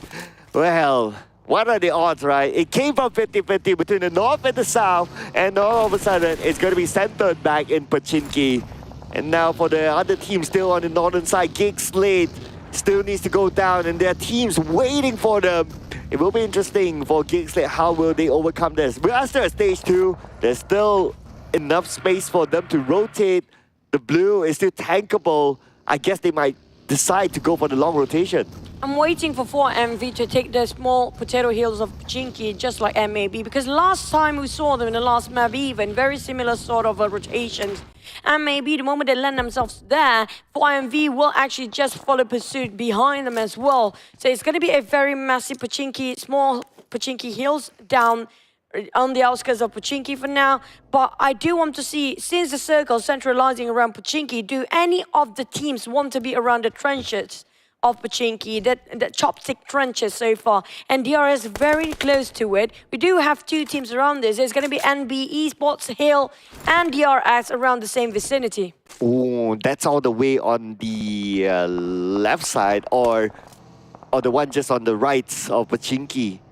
Well, so far, looks like no teams really want to prioritize that. Even for Vampire Esports, they go straight into Pachinki, but they park themselves here still. I guess there's going to be a safe sort of a parking spot for them now, especially when they want to take care of their vehicles in case the circle does go away from Pachinki. But since the circle is kind of centralized, 4 teams already inside of Pachinki, but we move over to the Potato Hill. Box Gaming is there against MAB. Box trying to capitalize over these hills right now. Wally, he was playing such a sublime performance yesterday for Wally. Can he do it again against the entirety of Box Gaming? Goes to return those throwables, but double nade down by the side of Wally, hoping it will clip on somebody else. But ST is a bit too far, but slowly they definitely heard this kerfuffle between these 2 teams right now. Baron dropping another. That's making and forcing Box to leave this vicinity and try to reposition around the lower hills of this side of a mountain. But for Box, on the other hand, they're not willing to give it away easily just yet. But look at Wally. He opened up the angles at the flank, while STE closing up the gap between them. This might have potential to go for 3-way war anytime soon. But Wally coming up from the north, can he be spotted out by Box Gaming players now? Oh, very interesting move there, going in for the flank again, just like what he did before.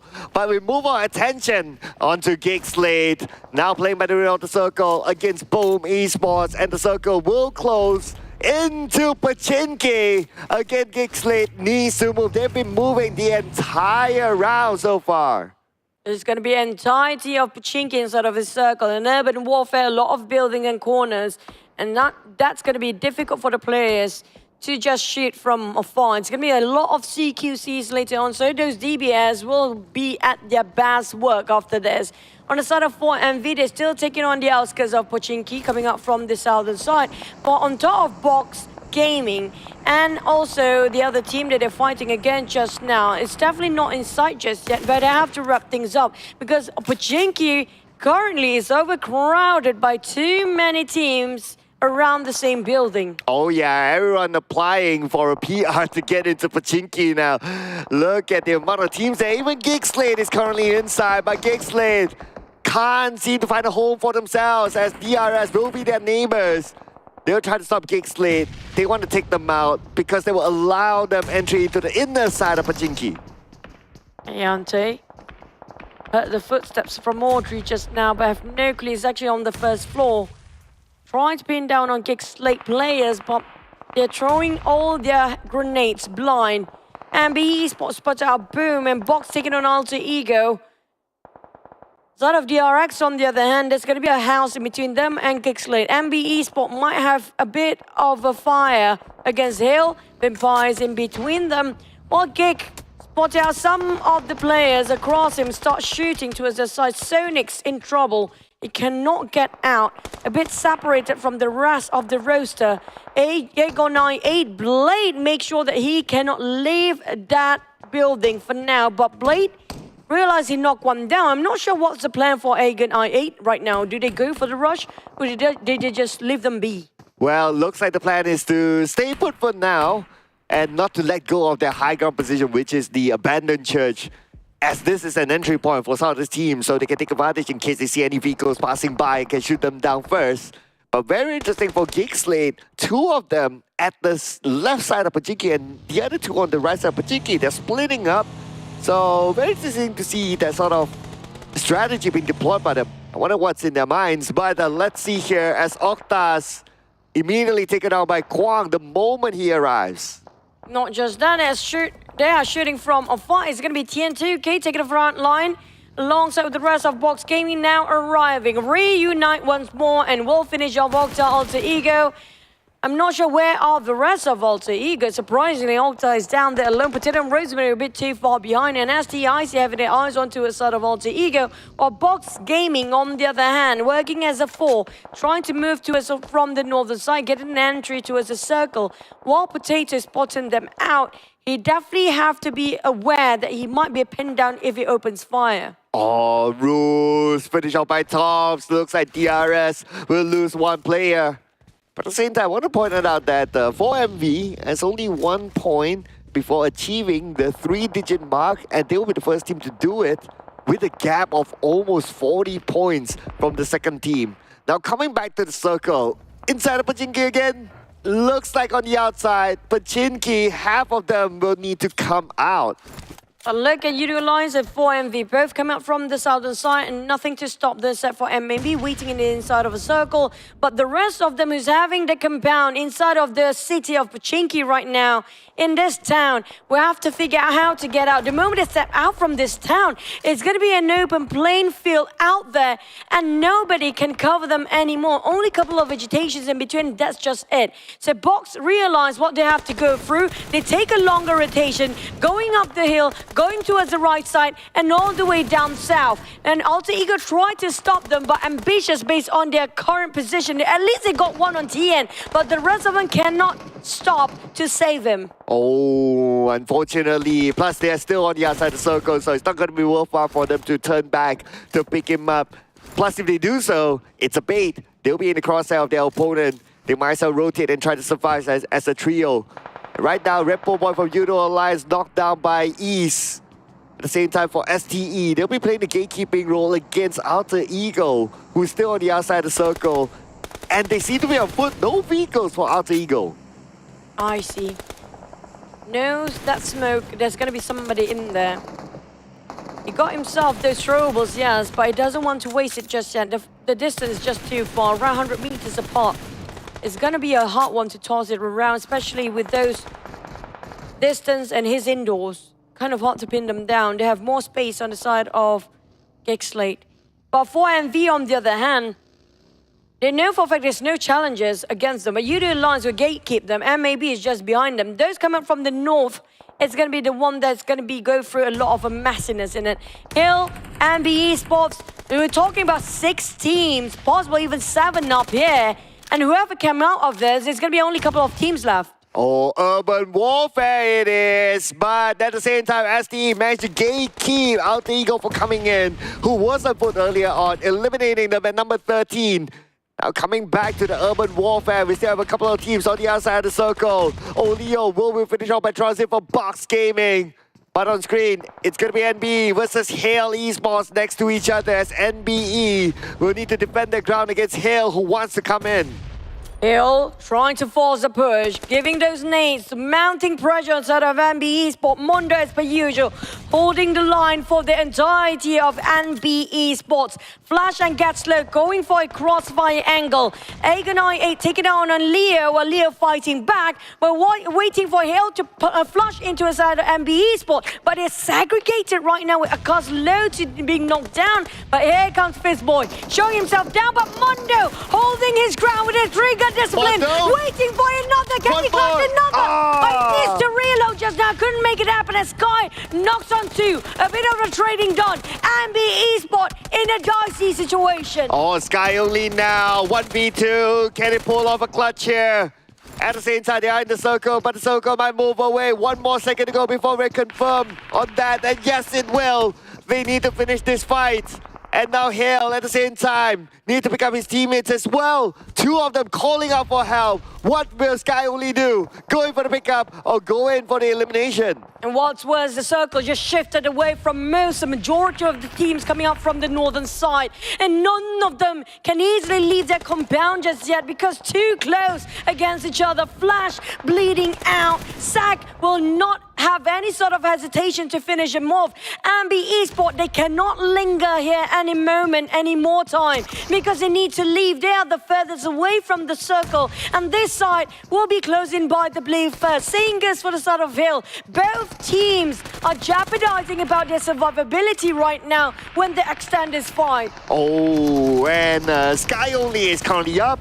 There's going to be the duo that's going to defend their ground against NBE, but Circle's not on their side of zone. It's starting to close in. We can see the movement from the blue right now, just outside the house. But Wally knocks that goes to somewhere else. Fight's happening elsewhere. But this fight, it has to end. It cannot prolong anymore.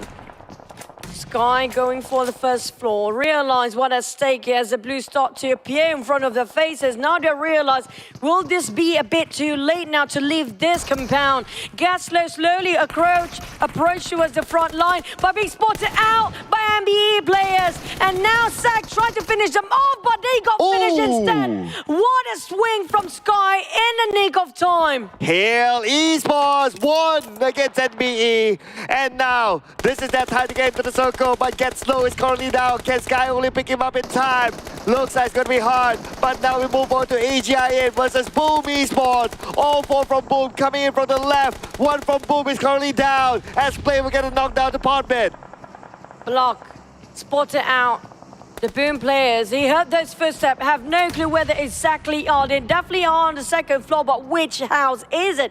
Yummy, May, Pombit, and Achul holding the ground, while Pombit being revived and picked back up by Achul. The rest of Agonite slowly closing the distance here. They want to go across, but they have to have a glimpse of it. They saw it. Now here comes the toss. He definitely knows exactly they are on the first floor. Achul and the rest of them have to go towards the center of the circle first, while touching the rim of a circle, while trying to stop the rest of Agonite from advancing. But Agonite will fight back. They got themselves in the trenches, but Boom barely the entirety of them getting into it.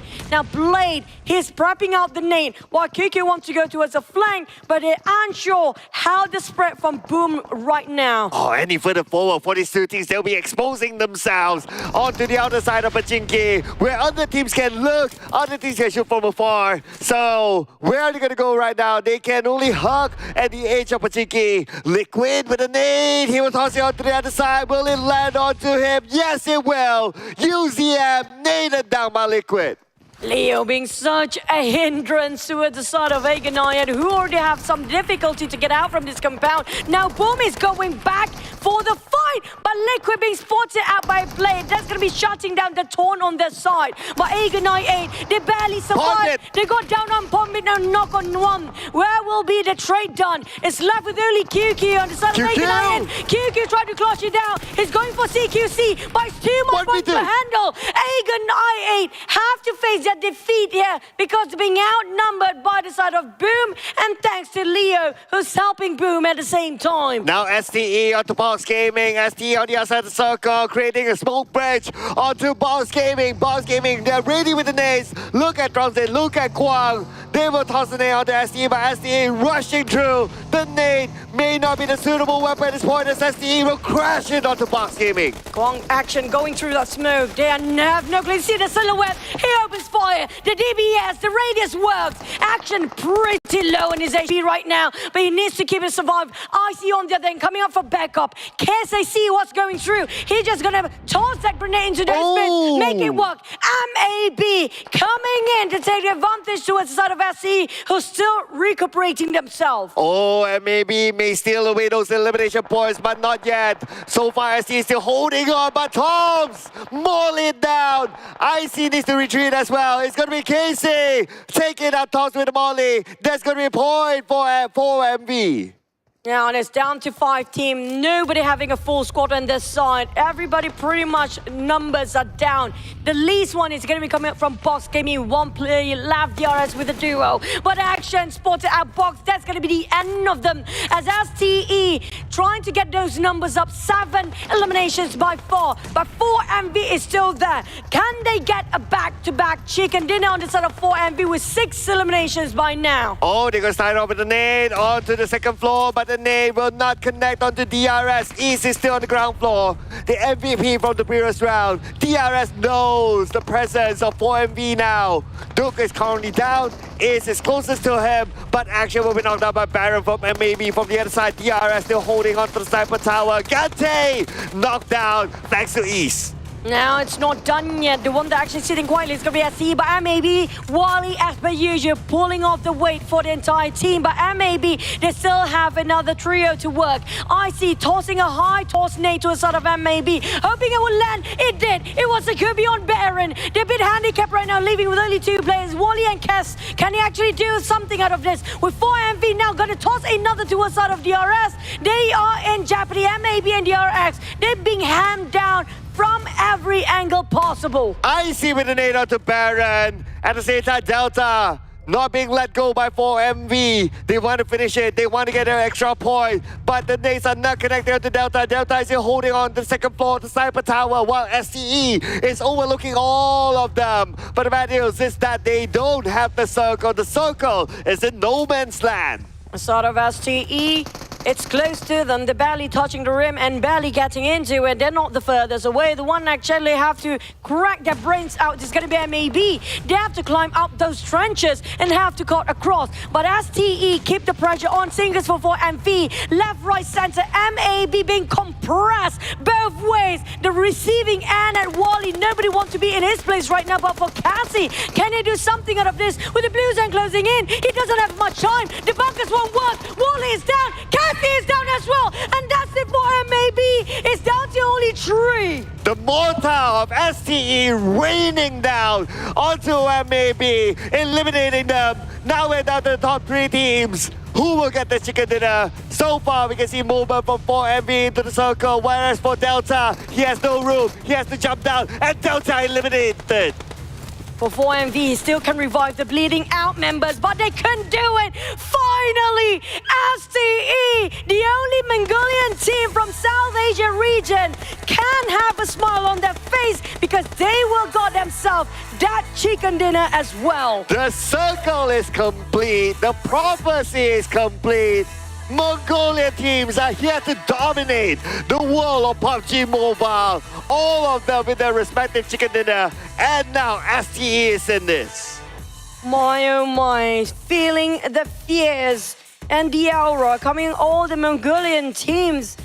And for MV, what a consistency. They can score themselves that double chicken, but the blue zone happened to be closing on their side first. And not just that, they caught themselves in those trenches, in those bunkers. If they want to leave, they have to exploit themselves out to the wall. But what a game in this one. We are looking at the prowess of South Asian team. Their firepower is not to be undermined in this case. Because how aggressive can they be? And they even took the road less taken. Most of the teams inside of Pachinki. But to them, it's like, nope, we don't want any of that. We'll chill outside of Pachinki, and it reap rewards for them. As the circle shifts outside, everyone had to come towards STE, and STE had all the opportunity to farm elimination points from there. Insane amount of elimination in this one. We're not having the groundbreaking above and beyond 20s yet, but it's just too much. Due to the hardship of Circle as well, we thought maybe for once we're gonna head on to Rothog. Never mind, it's always back to Pachinki, and because of that, a lot of teams taking the town of Pachinki, playing indoors, and the moment the Circle heart shifted away from them, the south and the northern part, the northwest of it, it was too crowded by then. Yeah, it was really crowded. We can see some of the teams struggling to come out of Pachinki. But you know who else is not struggling? It's going to be our handsome-looking analyst. We'll pass it on to you, Jay Hunter and Contra. Let's go.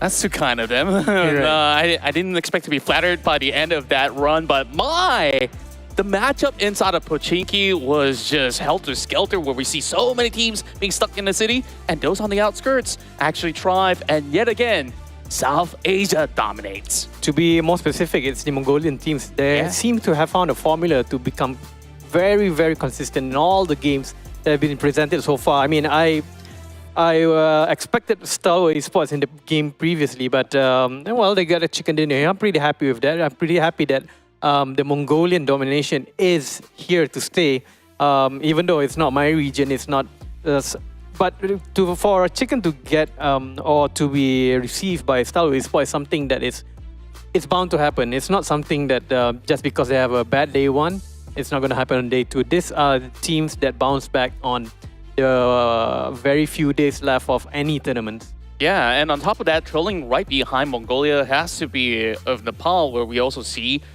consistent effort coming from DRS with, Delta surviving to the very end. But the player to watch throughout the crazy round inside of Erangel has got to be Icy, doing so much of a work throughout the span of those battles that we've seen happening left, right, and center. And he's always there to be man-marking his way throughout the course of the run.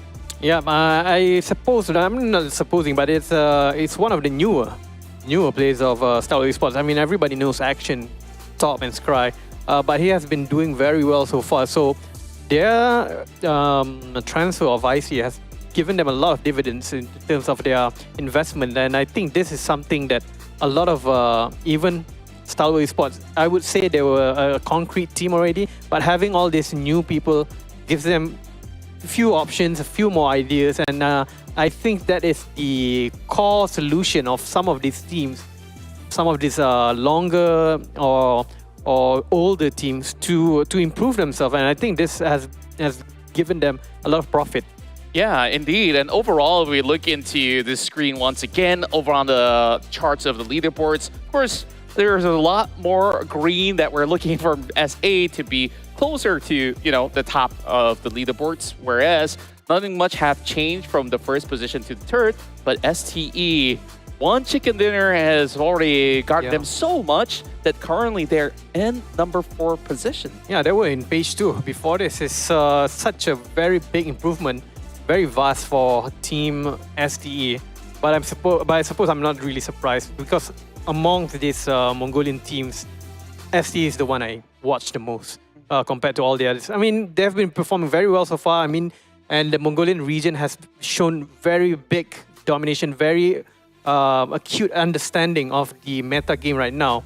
But STALWART Esports is always the team that I look forward to. If how do I know what kind of gameplay that does the Mongolian teams offer? they are the ones that I would set as a benchmark. Yeah, and of course, we've been looking at a lot of all these top gunners throughout the course of the match. There's also two specific teams that have been struggling for most part. One from SA as one from SEA. Like, I've been keeping my eyes on Hill, and it seems like this time they haven't been able to really get their engines running. Same goes to Leo, which I've wondered why exactly is the case. But in the overall leaderboards, I think South Asia has a lot to be happy about. Very much, because the difference is now more than 100 points. It's going to be a very big uphill struggle for Southeast Asia teams to catch up. But it's still 2 more days for them, so there's still a lot. And of course, the first game was won by Southeast Asia. That should be a starting point for all the Southeast Asia. It's possible, it's not impossible. There's one yesterday and there's one today. The last 2 days should be very interesting for Southeast Asia. If they can wake up, they can step up the game and win more skirmishes, win more rotations. Because right now it's looking a bit lacking in terms of rotations especially. Yeah, I definitely think that there needs to be a certain adjustment that they will have to make in order to not lock horn so early on. And I guess in that situation, when you're having an urban warfare inside Pochinki, then yeah, you just got to make do, take whatever compound that you have. So Erangel, for the very last time for tonight, will be happening really soon. So perhaps we won't get any more of those urban trading going on. What say you? Like, if it happens again, do you think it's still going to be an SA domination?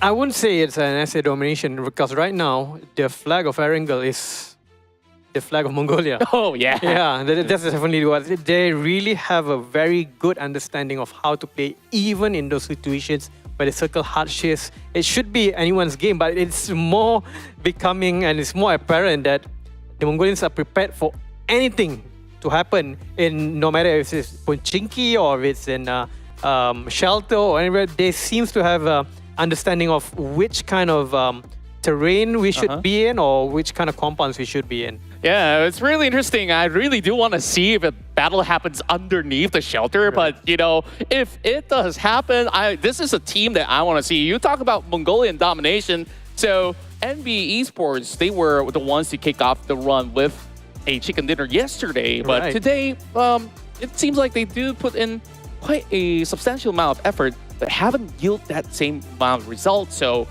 why NBE, may I ask?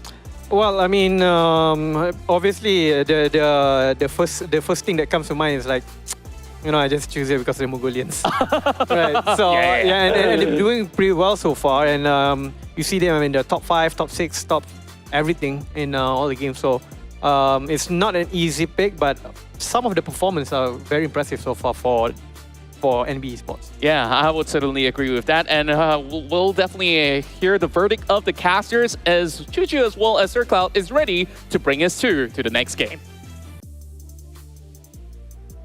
You know what? Jay Hunter said top 5, top 4, top everything, right? You know what else is top about the Mongolian teams?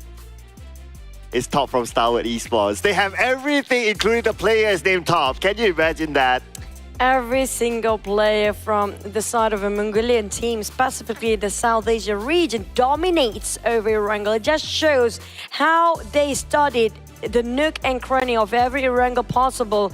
And they know the fundamentals like the back of their hand. Not just that, the way they perceive the passiveness of all the teams, they took advantage of it. Knowing the fact, you know what, we've been waiting on them, they're not making a move, they're not that confident. Why not we take the fight into them? And knowing that all the information they gathered later on, they just have to just know exactly the angle they need to push. And so far, we're looking at Erangel's by far not touchable yet for those chicken, for the side of the Southeast Asia region, but for Miramar, it's going to be a different case. Oh yeah, we are moving on to Miramar later on. We still have one more Erangel match to play.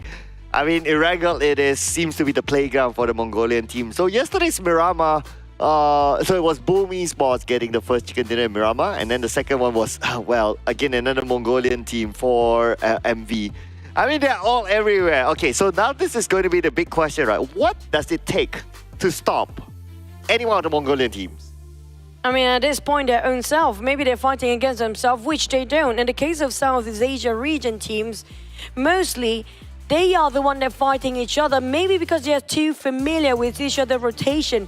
But on the side of South Asia team, they they want to defer. They want to be fighting those South Asia teams by knowing their rotation and not getting in the way of South Asia region teams and fight against them early on. Yeah, perhaps. But sometimes, you know, in game, it's very hard to tell who's who, who's what. But just so happen. Maybe it's because like they're too used to each other. Like what you said.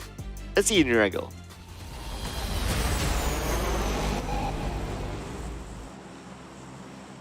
This time we do have a very different flight path coming up to a side of Erangel on the north, around the side of Yasnaya Poliana, down to his hospital, more the north. But it's always been Pochinki kind of circle for the past few days now, huh? Yeah, always in the center. Come on, we're done now. I mean, this is the last Pochinki match. This is the last Erangel match today.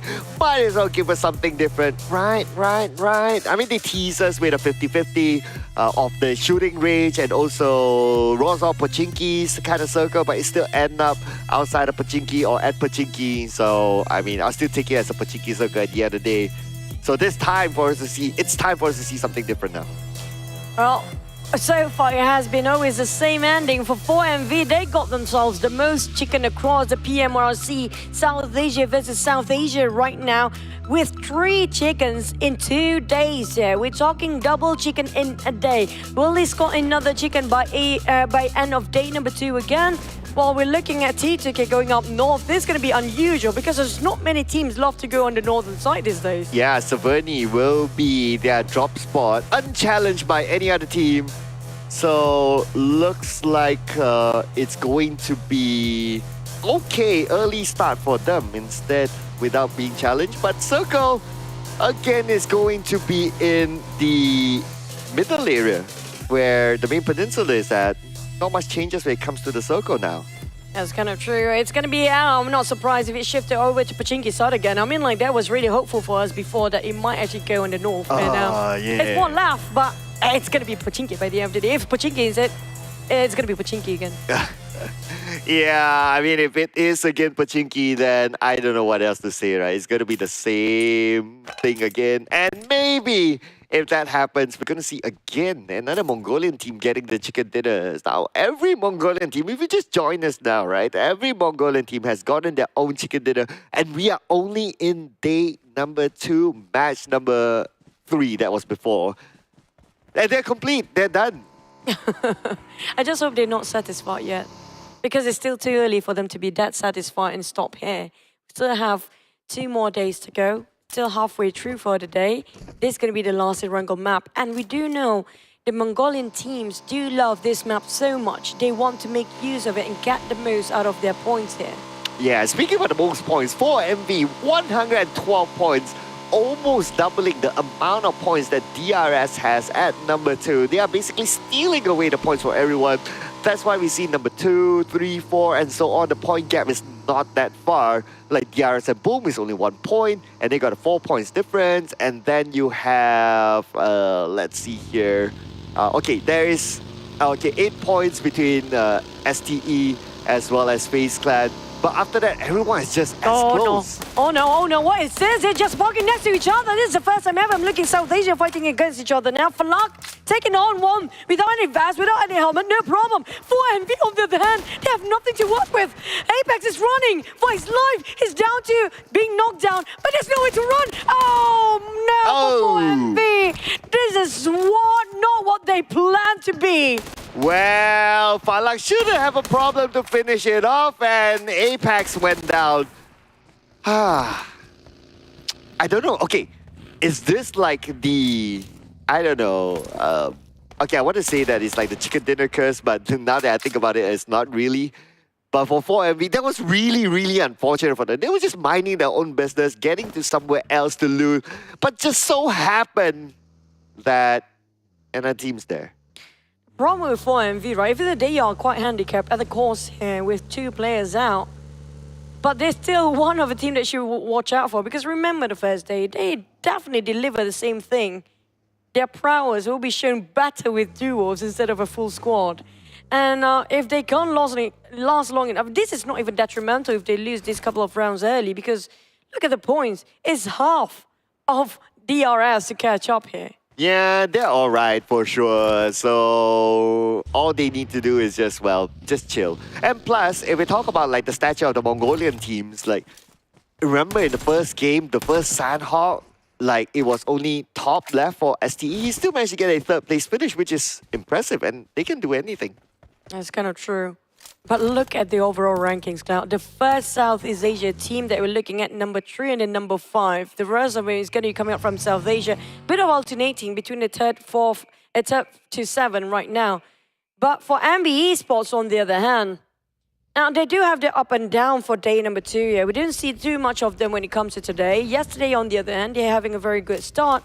It feels like they were doing brilliant day 1. But when it comes to day 2, when the other teams start to revise their position, their rotation, feels like they're struggling to adapt after, you know, the other teams start to counter what they have to offer. Yeah, I guess it's sometimes the theory of like, okay, if you're doing well, if you're up there, well, for MV it's a special case. You're doing well, you're up there, then other teams will pay more attention to you, and maybe that's how they seem to be not performing well today. But looking at NBE's performance even before this, I think that it's a little bit of a blip for them. I think we'll see the best of NBE coming back soon if when games go by. Side of Boom, spot out hail, hello, and that's a greeting, a very warm welcome one with those sprays, but the fact they committed to it, wow. What were they thinking for Boom? There was an open space, a flat fill, and just pulled over, jumped down. They should not have done that. They were a bit reckless, but we do have another contender nearby, and this is going to get really ugly if FaZe happen to be passing by as well. Well, in fact, 2 actions happening elsewhere. As we can see here, YOODO Alliance against NBE, 2v1, Repo Boy all alone in this house. Not the first time we saw Repo Boy alone. The rest of YOODO Alliance needs to come in to back him up, but Repo Boy burning down, and now he is on his knees as NBE will get Repo Boy. Oh, Leo as well. NBE, we did talk about them being the duo, and now them as a duo, they are fighting a full squad of YOODO Alliance, and they're still winning it. Mondo trying to work with what he has with that angle, but Mondo managed to do it anyways. Look, they are throwing bodies one by one on the side of YOODO Alliance, willing to give it away to the side of NBeSports. They are just losing many, but NBeSports having a bit of a trade. Can the rest of YOODO Alliance make a call? No, that was questionable on the side of YOODO Alliance, going one by one instead of going in as a unit. Well, so looks like a YOODO Alliance. Ooh, a tough round for them. But now we move over to Alter Ego. Alter Ego taking this fight against Hail Esports. It's going to be Thailand versus Indonesia. And they're in the same compound right now. Potato couldn't pull the trigger in time as he gets knocked down. Now it's down to Rosemary together with his teammate. Can they pull off a win here? The rest of Alter Ego down on his knees as Hail Esports winning the fight, but looks like Alter Ego chooses not to continue on. Rosemary before, but here comes Tiger. He can actually make it on time. But Rosemary, here comes. It's going to be only last play coming up from Rosemary to pick up Fnatic. But can he actually do it? Oh, he has to be base carry at this point. But Rosemary trying to deliver what he has to offer for the entire team. That's going to be a lot of responsibility by one player. But T2K, on the other hand, spot out the entire team of team across him and make a big U-turn to join in the rest of the other, his other comrades towards the other side. It's going to be Boom facing towards of T2K, but this time, not too far off from Pachinki, but at least we have ourselves a bridge circle. Oh yeah, at least something different this time. Not like a Pachinki-ish area. We're going to get like someone or a ferry pier or so, or at most a guard car area, which we have not seen yet. Except for the guard car mountain, I won't call it guard car. But anyway, it's going to be something different this time.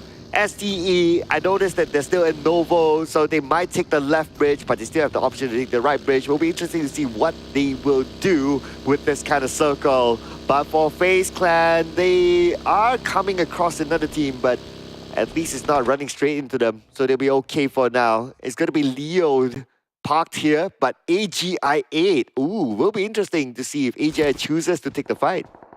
They do have those elevations, and Leo trapped himself inside.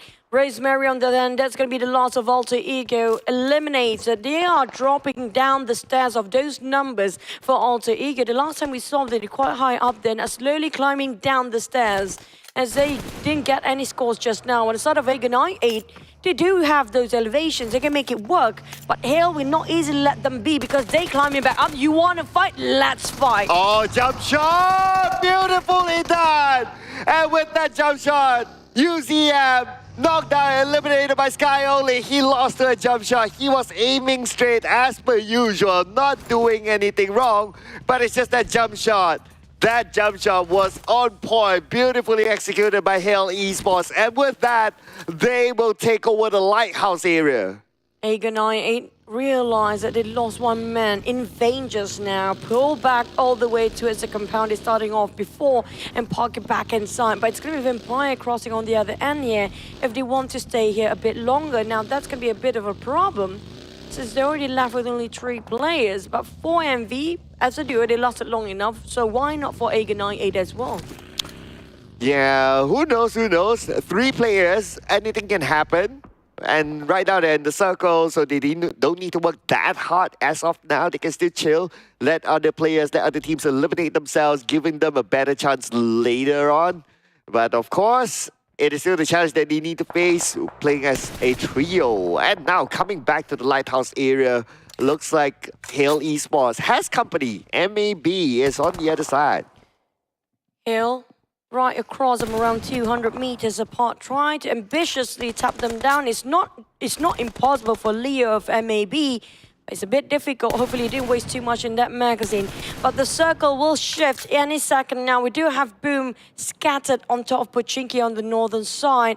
And they decided, you know what, we might take north because it's quite vacant right now. STE have to cross the bridge since the circle shifted towards the left side. Look at how crowded if STE want to cross over. There's no way in there. Oh yeah, it's not going to be fun for STE as they will first meet up with Hale Esports, who has the high ground, who has the Lighthouse area. So that will be the first choke point that they need to go through. Now for GEEK SLATE coming down from North Yogopol into Kuwari. Looks like it's going to be an okay access for them. As for NBE, the team that at this point is the lowest ranking Mongolian team. Because of that, they might be playing it a little bit safer this time around. It's a very small shack for NBeSports. Not the safest, but we do know this is going to be one of the most popular shack on top of this car field, around this field area. And for the side of NBeSports, they can stay or they can leave, but it's too small for 4 players inside. They have a lot of rotation. The great migration will happen and commence and might be commencing right now as we speak because of how the circle hot shift just now. We mentioned about NBeSports in a very small shack, apparently being caught by another team from afar. 1 player knocked down, but there's going to be a distance between them. While the same for GEEK SLATE, who spotted out another team across them. Yes, from afar, so warning shots fired. Not to allow the other teams to come by. But okay, speaking about teams coming by, STE and Hale Esports, was this something that we expected? STE moving towards the left. Are they going to stop? Looks like the answer is not, because anyway, that area is on the outside of the circle. They might as well zoom past by. Hale Esports trying to get one. Can he get Nerzet? Nerzet is down, thanks to Sky Only. Beautifully shot down. Another counter fight coming from Action. Action will knock down Sky Only. A little bit of a trade there between the 2 teams. Lucky enough, the terrain will cover them for just a tiny bit, but not long, because they're being shot from afar once more.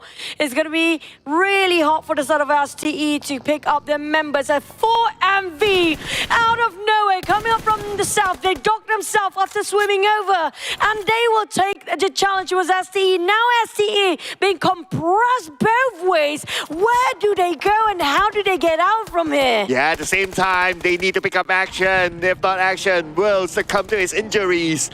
They're all within the circle, so if they can pick him up, it's going to be worthwhile. But for STE, like what you mentioned, they need to be aware of multiple angles, and unfortunately for Action, he will be eliminated. Now STE, after that run from Military Base Island, they managed to survive with only 2 players.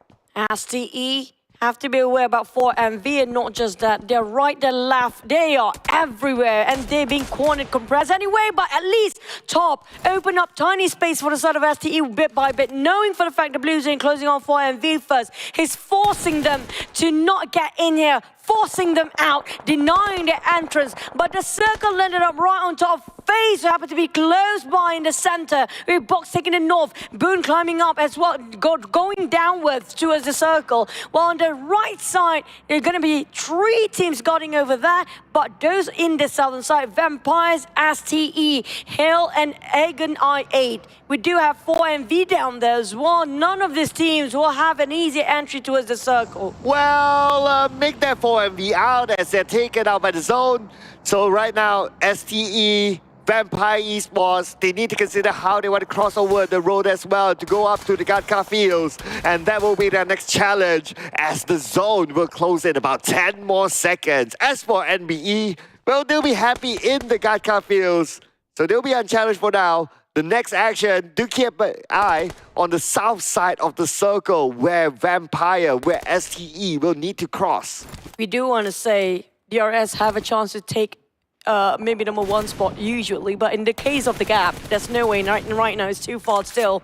But NBeSports STE again has been trailing them too closely behind. Yeah, on hot pursuit to the side of STE here. And they lock the target, not willing to give it away with a crossfire formation 2-2 on the different angles entirely, just to pin down STE from the inside of a compound, not on the outside. But GEEK SLATE taking advantage of somebody else's unfortunate moments there with those elevations, pinning down to the side of NBeSports. Wow, MAB now going up against Leo with Kese currently down, but Barrow will trade it back with 1 knockdown onto the side of Leo. So I am eliminated. Icy taken out as well. So it looks like STE is down to the last member top. But we're putting focus onto Leo with the nade in hand by Liquid, tossing it on to MAB. MAB now will not be phased by that nade. They will be okay still. Liquid tosses the second nade. But the second nade looks like will not connect as well. MAB still maintain all 4. Team Leo trying to isolate them from breaching in, but MAB, no Leo like the Leo that he is right now, forcing out towards the flank side by Hill, crushing from the back. And this is Leo crushed between 2 angles, compressed, hammed down by MAB and Hill at the same time. My oh my. But if MAB being spotted out by Hill first, then maybe Leo do have a way out of it. Well, who sent the invite to all these teams? Now this area is a party. And Liquid will be the next one to go down to Flash. Now it looks like there's an opening for Hell Esports to move in as well with Leo only down to the last member. But MAB Leo, he's coming in. It's going to be Haidami who spotted out first to take him down. The rest of them will know where exactly he is. He has an M4, not a DBS. This kind of range, a DBS we know is going to be really, really good. Tiger. But an M4 is just decent. Oh, Tiger, but damn it, you have to fight at him. He fights back. You toss me nades, you toss me everything, but it's not going to be enough. Valiant effort coming out from Dami of Leo just now. They're being eliminated, but it's not done yet. Hill now bulldozing their way towards this warehouse, going against MAB. Cassie on the ground. Nothing's trying to DBS himself into it, but still that jump shot coming out from Tiger wrapped things around with Sky only as well. Again, another beautiful jump shot from Hell Esports. They definitely have been practicing that, and it has been working out for them. 2 teams eliminated just from that move. And now we move forward to T2K and AGI8. Both of these teams on the outside of the circle. So right now, the high ground goes to T2K with a slight advantage against AGI8.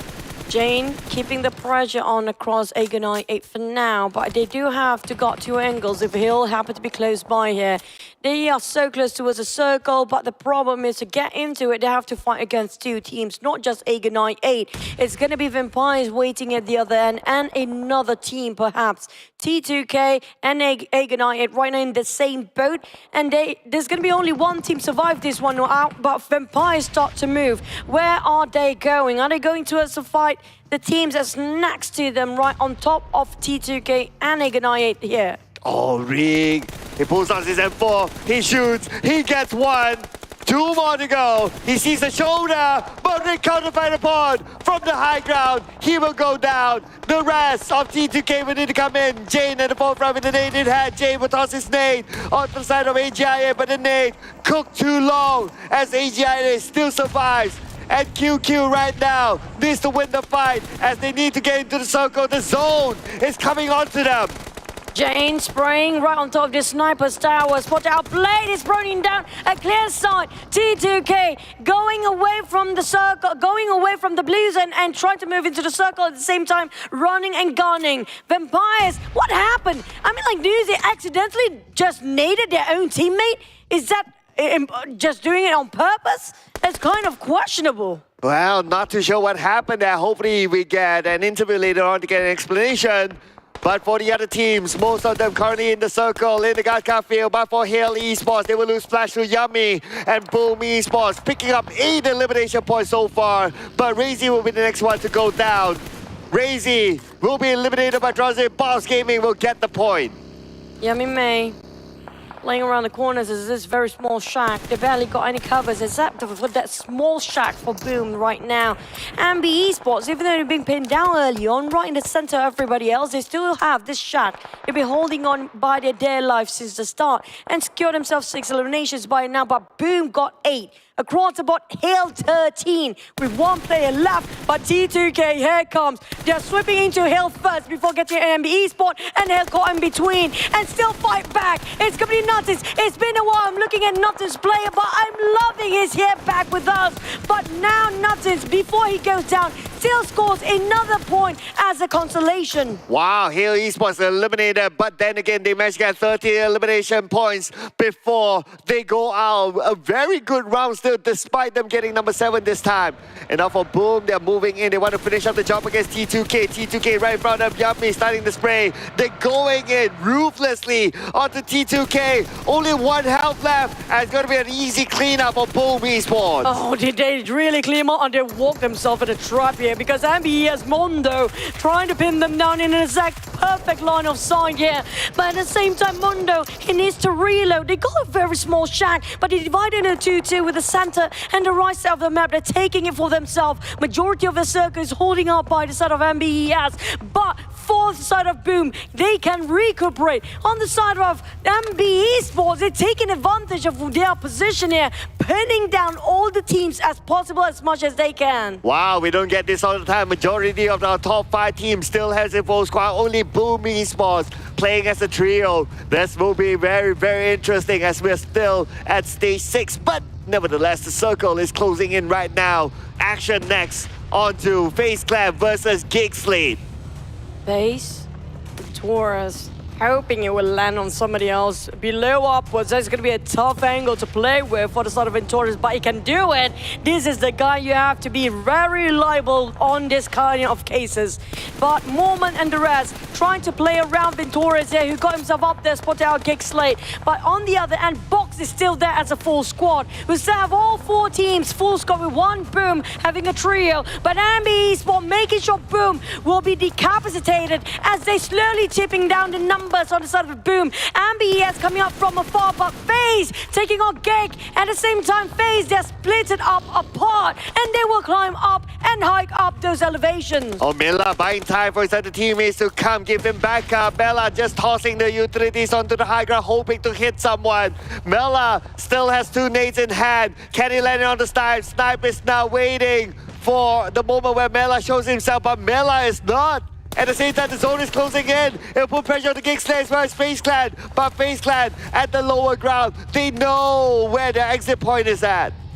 Mela playing around the flank side, but Mondo, this guy, what a cheeky one, but it's gonna be a cast taken up from afar. NBeSports, they on fire, 9 elimination with a full squad still, and this is one crazy rotation with a 2-2 formation on their side. Their confidence in their firepower is unquestionable anymore. FaZe Mela taking a tap out to the side of Boom in the open area, but they this kind of ambitious with this distance. Oh, yes, what a long distance there, but still able to land those elimination points in the back for the team.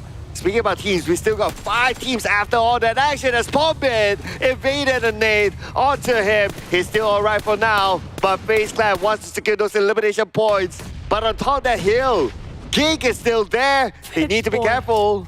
FizzBoy, Leonard, Kobe, and the numbers keep getting up for the side of NBeSports. It's 12, and there's no stopping them. They are going and running amok for the side of NBeSports. Even though they got a very small shack, they are in a bare open area, but nothing can stop them. They are the furthest away from FaZe, GEEK, and Box Gaming right now, and they being the third party, taking advantage of all the other teams that possibly are running into each other. And GEEK onto them, and as a solo player for Damroot, stuck in between Box and FaZe, and across him is going to be NBeSports. Yeah, somehow Damroot still survived, but he's always the survivor for GEEK SLATE. Now doing his role again. Let's see how far he can go, because he's still on the outside of the circle. And like what you said, he's stuck between 2 teams. If he goes on to the right, it's going to be FaZe Clan. If he goes on to the left, it's going to be Box Gaming. So pretty much you got to pick your poison, unless he chooses to deny the point, but it's going to be Miramar who spot out Damroot. Damroot somehow survives.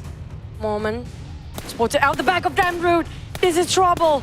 This is really not what we hope for Damroot, but there's no way out of there. Moment, on the other hand, I have to be aware there's going to be more than one team to deal with right now. With Damroot slowly being burned off by the blue, open up his space and being jeopardized by his own sake.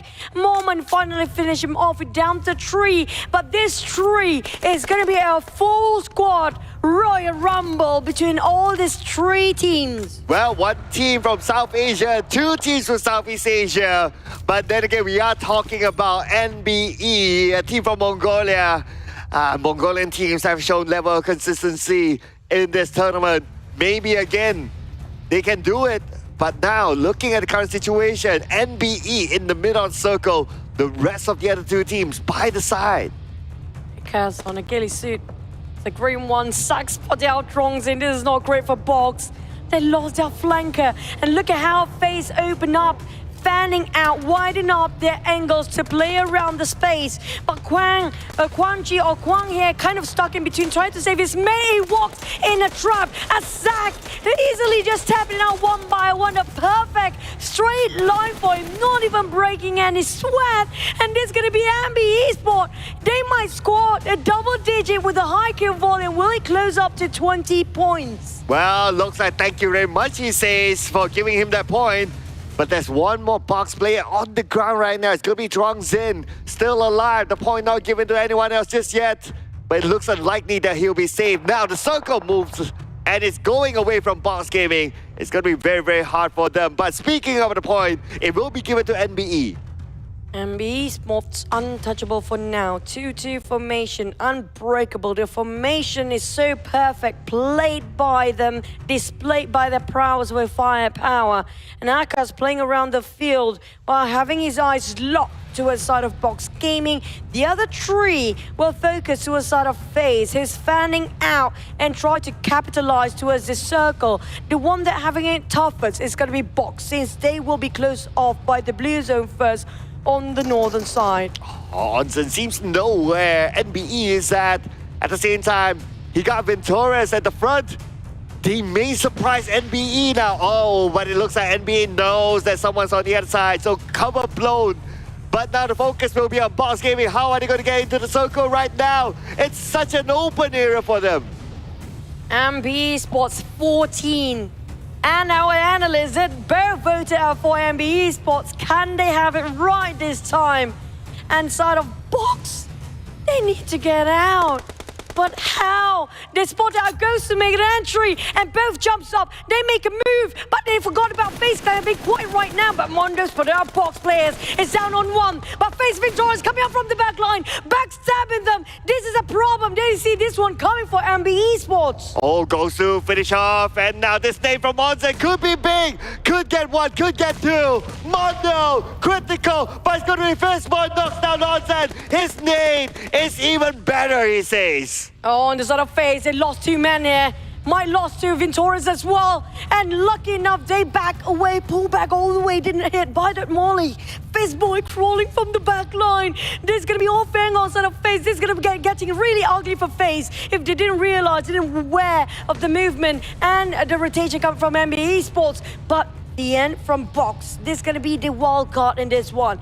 He will be the game changer between these two teams who's having their eyes and stares locked to each other. Oh, this lane to Ventores! Ventores! Oh, that was a very dangerous one. Onto Ventores, but the second one, Ventores! Oh, that was lucky for him. He somehow still survived. He's resetting himself, uses the first hit, he's back onto 80% of health. But NBE, look at this, playing as a trio, holding on to two teams at one time. But Tien could surprise Mondo.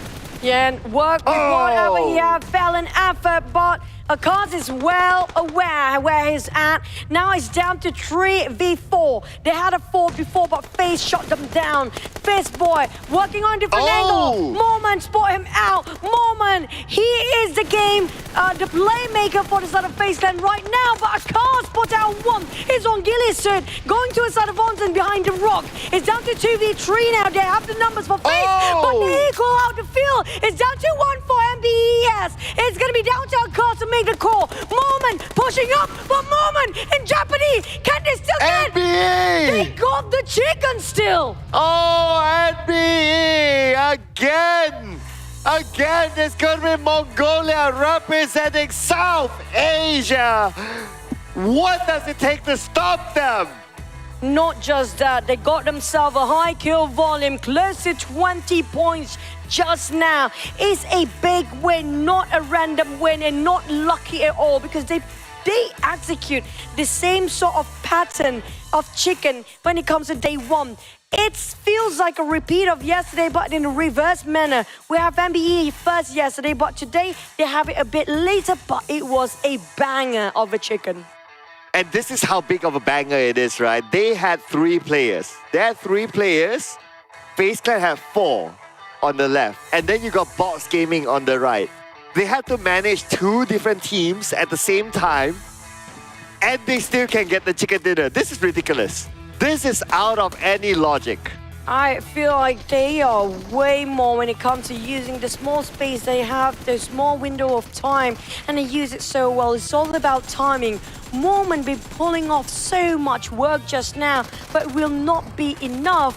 It's all about timing. They know exactly when to pick and when to utilize their throwables in a very small window of time that they have. But on the side of NBeSports, you have to give it not Ball to Esports, it's just incredible. They are a different beast in this round. Yeah, who says playing in the middle, you don't get that many elimination points? Well, NB is proving all of that theories wrong. They can be in the middle. From the early phases of Circle, they went to that shack, they parked themselves, and they can still farm elimination points from this angle. Just look at all these highlights. The long range, the mini 4Ts that's being used.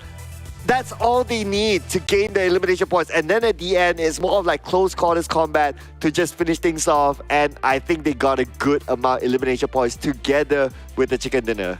But anyway, ladies and gentlemen, that's all from us. I don't know what else to break down about the Mongolian teams. Maybe our analysts can explain. Let's head on to Contra and Jay Hunter. Pose. Well, Jay, I don't know if we actually need to go for any explanations. Mongolia is just built different on how they play Erangel. Oh yeah, I mean definitely I can see it. It's like where is the capital of Mongolia? It's Erangel. Oh yeah. Because, this is the new capital. Yeah, because every Erangel has been clinched out by all the Mongolian teams so far. So, I mean, NBeSports, I haven't seen too much of them, but I'm not too surprised by how they played. And look at this, 20 eliminations. Is this the biggest so far? One of the biggest, Yeah, I would say, is yesterday we did have a really big run, but this is still a huge, sturdy chunk of points going over to the hands of NBeSports. So this should suffice for them to be able to match up to, the top 3 position that was held previously. But this is also significant improvements coming from Hill. Look at that, 14 elims from them, even despite them actually walking with only 1 placement points. Yeah. Meanwhile, of course, everyone else did manage to actually get a hefty amount throughout the run. But Mondo, Man, I've been watching this guy, and even despite them being placed in that tiny corner of a shack, he just knows how to really pull the trigger on the right moments, pop those nades on the right time, and he does it all. Definitely, I concur with that. And the damage, 1,296. This is the biggest so far of the day. And you could see his positioning is really impeccable. It's very perfect. And the gameplay and his shot calling Mondo is the IGL. In fact, so there's something that the Mongolian teams really know about Erangel that I feel that Southeast Asian teams, they are lost right now. I'm not too sure. It's like they can get the top two. You see FaZe Clan with top twos and Vampire with top twos or whatever in top twos in Erangel, but they couldn't just lock it in. They couldn't get the win.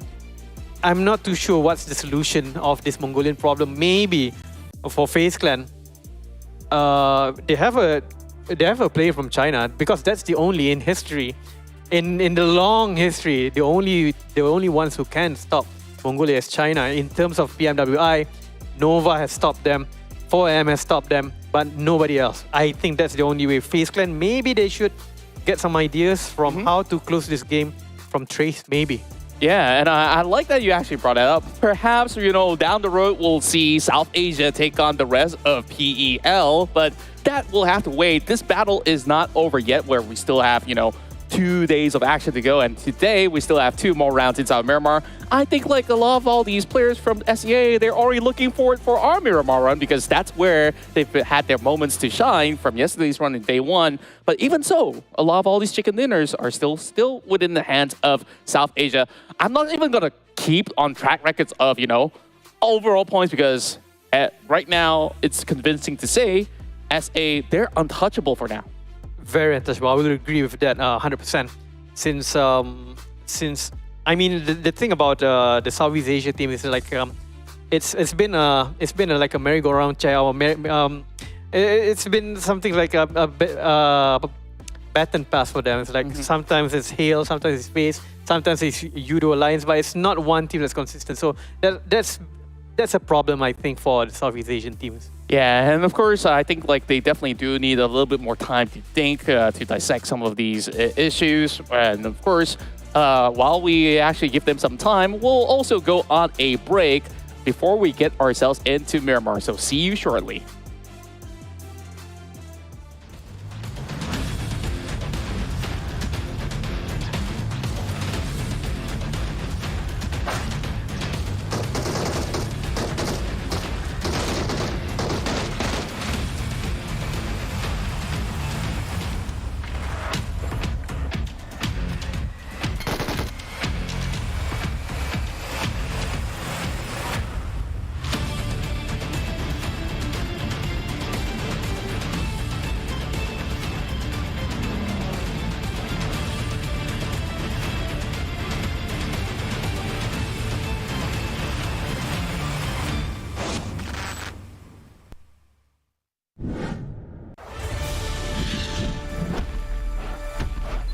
Welcome to Dynaground! Hello, my name is Owen and I'm your professional Dyna rider. Today I'll be teaching you how to ride a dinosaur and win that chicken dinner. Now, let's begin!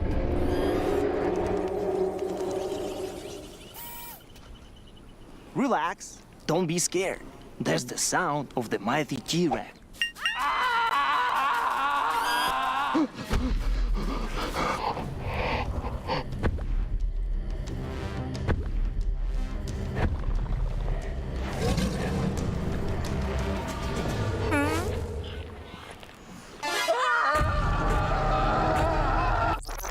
Now, here's the first dinosaur encounter.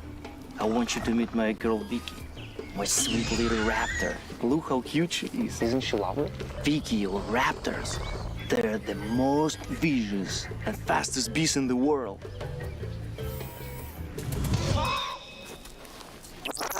To ride a dinosaur, first you must build trust.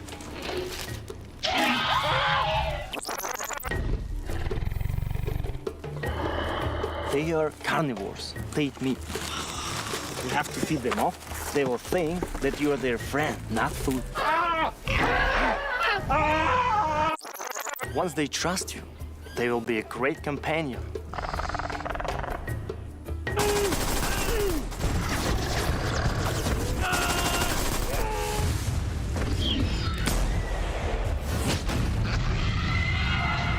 However, taming a dinosaur can be seen. Experience dinosaur taming and riding the all-new version of PUBG Mobile Dynaground.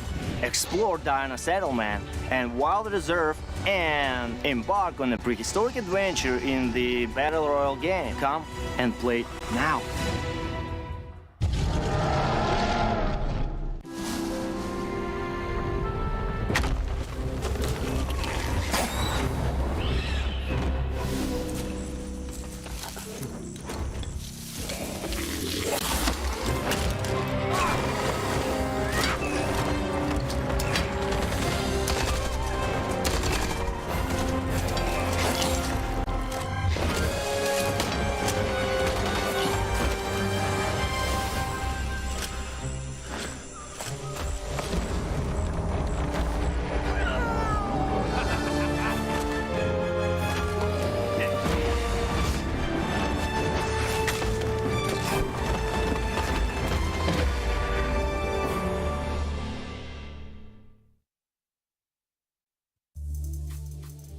Welcome back to the PUBG Mobile Regional Clash for South Asia and South Asia with me, Choo Choo, and Jay Hunter is our special guest for today. It's kind of a rare sight to have him, by the way.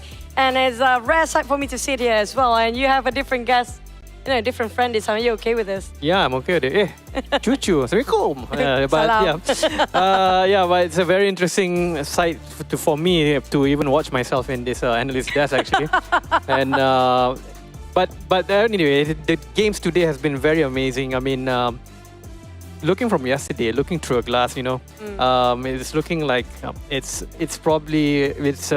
Mongolian domination. But today I feel it myself, and I didn't think that it will continue up to tomorrow until today. But here we are with VP and NBES being the head-to-head. You thought it's a fluke. It's definitely not a fluke yesterday, man. With Vampires, it's going to be a very close head-to-head, but not so much if you compare with total eliminations. Even the damage output is like the damage output is just how many falls up there. And you look at all the Mongolian teams now completed their circle with STE, got himself a chicken. Yes. And you look at so far 2 days in a row, no Erangel taken by any team for South Asia. Right. But we have a shot in Miramar. Yes, we have a very definite shot there with, Boom having that chicken dinner yesterday. And Alter Ego is looking pretty swell. Even Vampire and also FaZe Clan, Hale. I mean, the Thailand teams are trying to step up. They got second position multiple times, but haven't managed to close it out. Hopefully, one of our teams, one of the Southeast Asia teams, managed to close it out. It's a good place for. It's a good place for Thailand and. Hey, what do you mean? Like, there's only one South Asia team up there. It's gonna be Boom. The rest is gonna be Nepal coming up from TTK and DRS, and also for MV. Yeah. And so far, South Asia is so dominating. Yeah. What do you think is the most distinct difference between these two regions? I feel that maybe the C teams are trying to experiment too much, because what we've seen so far from NBE, from STALWART, from everything is just by the book. It's very solid gameplay, not too much surprises. I mean, there are some aggressive plays, but not really to the extreme as some of these SEA teams are trying to do. I just hope we don't number jinx them, since both of them call for STE, but I don't know, maybe we can toss the jinx to the side of our casters by asking what do they vote for this round when it comes to Miramar. So casters, I think we're gonna have Contra and Cloud on that side. Take it away. You know, when it comes to J Hunter, always have to do the pose first. You have to do this, you have to do this, you have to do this, you have to do this. Yeah, that is the trend that I always see, right? But anyway, ladies and gentlemen, we'll be jumping into Miramar, and I am now together with Contra Baby 1-2. Well, Contra Baby 1-2, that's a name that I've not heard in a long time. But hey, you know, since I got my prediction right for once, I get rewarded very differently. I thought that I didn't need to do predictions anymore, but Choo just called me out. Well, that's why you're here. I don't even know if I should actually do more, but you know what? It's down to you guys. We're going to see what Miramar is going to look like in a couple of seconds. Let's hop right into it.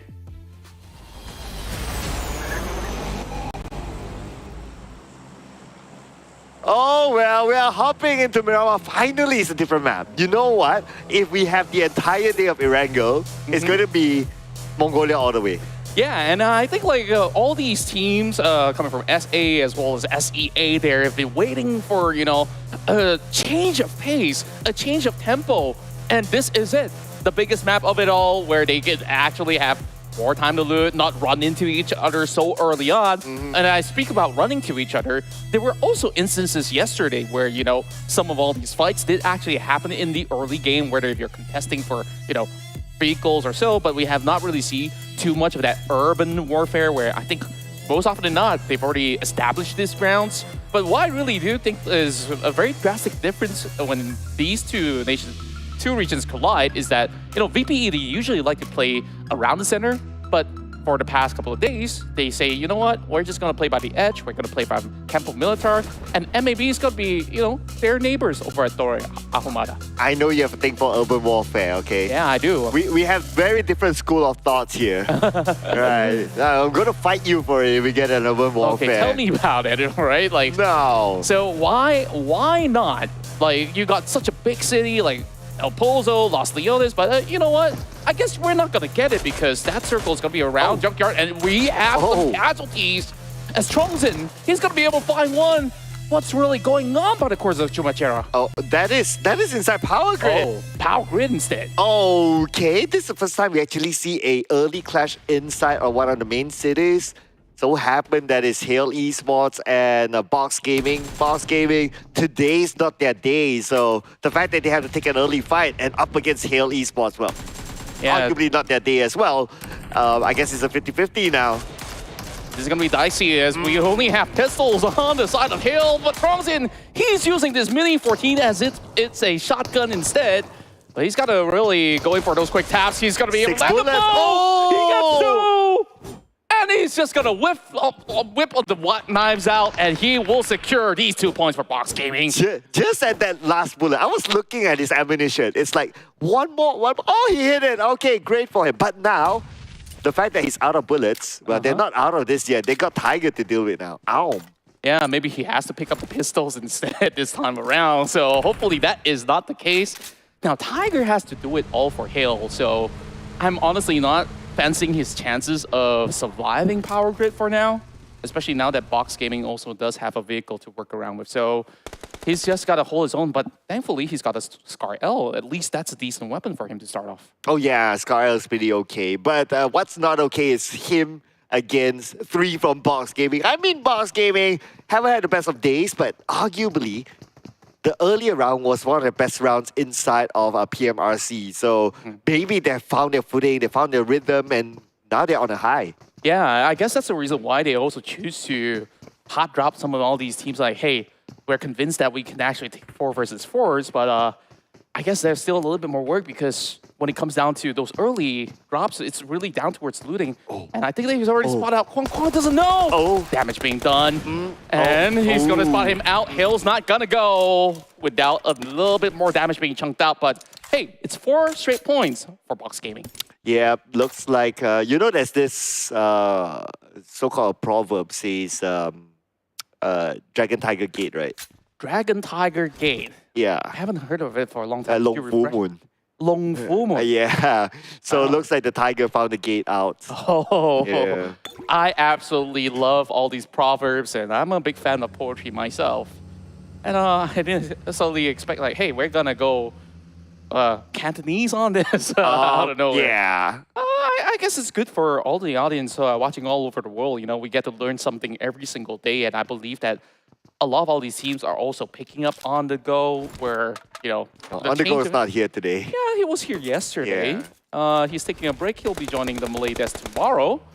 Meanwhile, you know, we had the interview with AGI 8, and we already see they do offer a lot of aggression. Same goes to T2K. Jane after himself will be caught out by Venturis.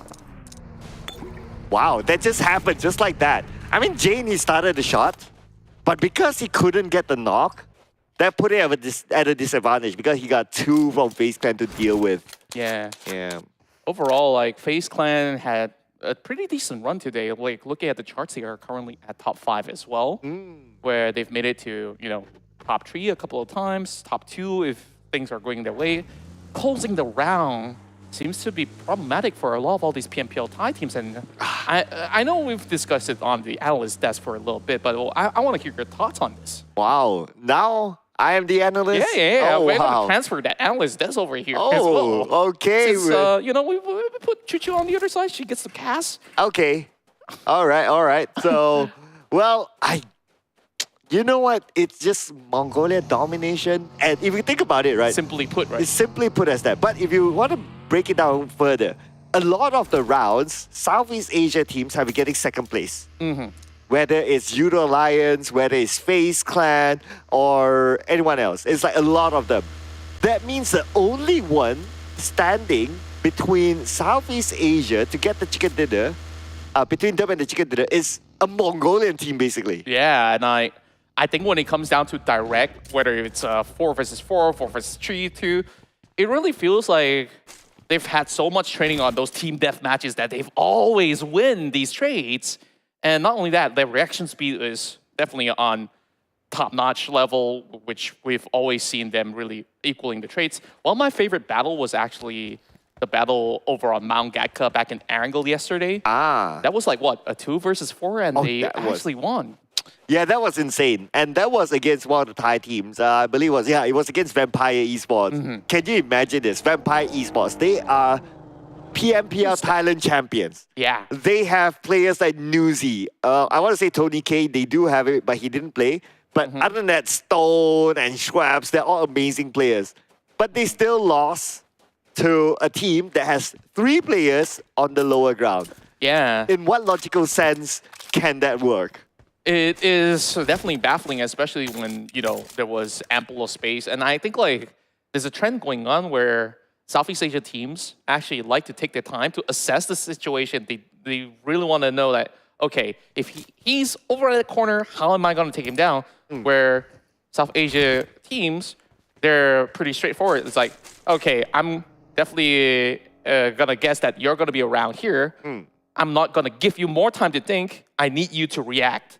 And that's where they start to actually win a lot of all these trading without giving much time for SEA teams to do so. Meanwhile, we got DRS as well as STE. Every single time they go into Miramar, they somehow bump into each other. Yeah, they seem to have like this relationship. They can't get enough of each other, It's right? like a magnet, right? Yeah, it's just like you and me. But Yeah, and I always come back to you. yeah, I know, right? Even though you were supposed to be on the other desk, but somehow you still be here. Yeah, Yeah, now we're still we're connected. probably less than 10 meters apart. So, Dosu, meanwhile, finds one from Leo. I guess the only team that did find struggle from the SA region is Leo so far, and they've already lost one so early on. Box, they are willing to wait on the open grounds over the top of mountains. And they still have another fish to fry not too far away. Wow, speaking about fishes to fry, it looks like there's some water there for them to catch the fish to fry. And the circle is at least in one of my favorite grounds in Miramar. It's going to be Impala. I Yeah. love Impala because like there's like from the lowest of terrains up to one of the highest peaks. And then in between, yeah, you got some urban area which you like, so we all love Impala. Yeah, I absolutely love it as well. And I think like what's really interesting about that city is that there's also a lot of open ground where with those gravel where teams could actually book with a lot of all these teams in the city, there's still plenty of options available. But what are the chances with that circle ending up on that Seoul Island over on the far west corner? East corner, I mean. Okay, in my entire life, of even like if you take into account scrims that I host and all that, everything, right? I've seen it twice. I've seen it only once. You've seen it once, I've seen it twice. And the one time, everyone thought that it's going to be the island, but it's actually in the middle of the water. Thankfully nowadays, there's no such thing possible anymore. Yep. And if it gets into the island, if somehow it gets into the island, basically the first team that arrives onto the island wins. Yeah. Because everyone will need to swim towards them. It's either you stay in the mainland and clear the team that's already in the island, or there's just no going there. Yeah. It's almost impossible to do. Meanwhile, of course, when we go back into all the action, I think YOODO Alliance as well as GEEK SLATE yesterday did manage to achieve top 2, top 3 respectively when they were going against yet another Mongolian team, which I believe for MV has actually won that round on the final round of Miramar. So I think it's still entirely possible that, for MV, they've been running on a hot streak right now, 114 points. Potential to do it again? At this point, this might as well be called PUBG Mobile Mongolian Clash against South Asia, the rest of South Asia and Southeast Asia. I don't know what sort of short form are you going to come up with, but that seems to be the case, right? Yeah, that's true. The results are really speaking volumes, and I think from a lot of discussion, oh boy, what a shot from IQ. Wow, that was really, really fast and on point. And he has to hit all the shots to maximize or to minimize the usage of bullets to get that knock. But now AGI8 against YOODO Alliance, open up by YOODO Alliance with a nade from Oleo. A good start coming from YOODO Alliance, but they are also battling across the blue zone as well. AGI8, they landed with a huge nade. Blade's gonna be down as well. Now Flax as well as Oleo, they've got ample of options, but the coast is not clear. They got 4 MV overlooking the other corner, so Flax is basically stuck. So they will have vehicles for them to work with, but they got to secure some of these numbers before they go. Oh, Oleo got a bail as well. Flax is still tanking at the blue. He has 2 first aids, but he's been pinned down by multiple angles. We not only have 4 MV, but AGI8, they're still there, and they're reviving their teammates. And when they all get up again, it's going to be YOODO Alliance the focus. Yeah, this seems to be the highway to hell, it seems, if YOODO Alliance wouldn't be able to actually make the cut. It seems like he wants to go in for the save, but he's overlooking the other corner, looking for Flax. He's just going to be guaranteeing a few elimination points before dealing with the rest of YOODO Alliance. And despite not really having the numbers advantage, I think they know the position is very clear. A grenade now being lobbed by the side of Ease. Should be able to connect, and it does land onto Adik Luke. Adik Luke down, Flax.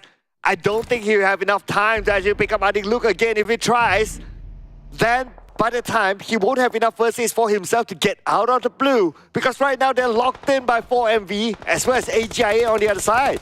Yeah, this is definitely going to be a difficult scenario. Meanwhile, on your small little screen on the right, there is another battle going on as Boom takes on FaZe Clan. And both sides having suffered casualties, but it was Alter Ego to lose majority of their members as well. Wait, T2K is fighting Boom as well. What is happening?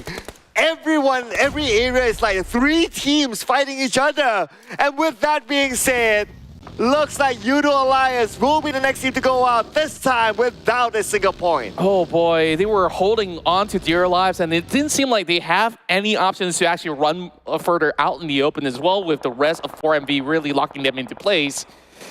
And I guess yesterday's result of Miramar definitely was a good showing from them, but moving to this first round of Miramar of day 2, not something that they quite well expect. Not at all. I think this is a surprise because, okay, if we compare to previous Miramars, right, we don't get as much action until like stage 4 onwards. This is like stage 3, and you got like fights everywhere, and it was like at least 3 teams every single fight. Oh boy. And speaking of fights, again another one. Yeah, that's going to be one being caught out from the side of Leo. AGI8, 3 streaks of elimination. That's going to be a spree going on for them. Falak did soak in a little bit of damage, and I think they really got to watch their resources, because in the early game, we saw how fast the circle actually shifted towards the eastern side, and these teams, they don't really have that much time to actually loot up. So with all these meds being so scarce, as well as some smokes being pretty useful resources heading to the late game, they got to make sure that they have just about enough. Meanwhile, NBeSports, the winners of the past round, traversing their way in a very difficult terrain to get into the circle. Meanwhile, majority of them have already booked their spot into Impala, and I guess I get myself a little bit more of that urban action again. I'll give you this urban happiness since it's since it's Impala, so that's fine. I'll let you have that fun for now. But you know what other stat that I noticed that's interesting? The bottom left stat. Oh, yeah. When today started, the difference was about 70-ish. Now it's 100-ish difference. Yeah, and you gotta really thank some of all these teams from SA that have been able to really rake up majority of all these points. And of course, most of them hailing from Mongolia have been able to get those chicken dinners for today. Meanwhile, teams are playing from the outskirts. NBE having difficulties to actually hold true as STE having tops. Overlooking with a Mini 14. He's got the 8x scope equipped as well. So this is going to be pretty tough for them to actually move out of that position. And just look at how diligently Tops have been able to spot out Killer YT as well. And he connects 2 bullets. Wow, 3 taps, 2 bullets connect. If that one more connected, then that's a sure knockdown. Yeah. Oh, man. That could have actually been pretty difficult because DRS is holding on to that high ground position. And that knock will require another member to move right in. Wally's going to be pinned now by the rest of Alter Ego. And speaking of players by the heel, it's Rosemary. He's going to be able to hold himself just fine, but the grenades are being cooked up. Mondo hoping to connect one from below, but he's got ample time to go in for the save. Yeah, I don't think Rosemary can get a good angle to finish them off here. So Key will be occupied on the other side. Now Rosemary, long range, putting pressure. But then again, he can't get a knockdown. Okay, onto Sek. Sek out in the open though. Just look at this, Sek. What? It took them so long. It took Rosemary that long. Wow. Then it allowed the other NBE members to nade down Rosemary. This is crazy. And that was just a distraction. And that's how you take down Rosemary. Incredible team effort coming from NBE. Mondo was just hoping that his members will buy time from afar. And that is high-level communication from Mongolia. Dude, even that high ground, if you kind of think about it, you put whoever's there, it's hard to take the person down. And adding on Rosemary up there, the coordination that they took to take it down was just sublime, was just amazing. Chef's kiss to that as well. Man, I would kiss the chef. Oh, yeah. Overall, you know, like, there's still a lot to be cooked up right now. Vampire Esports find themselves in a position where there is a team underneath them, but they choose not to commit to that battle. Instead, they want to look for a more open room because there is a lot of space that is required for them to secure, as this is slowly going to the outskirts of Impala. So Vampire Esports, they're in the poised position at the time being. Are you glad to be at the casting desk? Yeah, absolutely. Yeah, because STE got eliminated.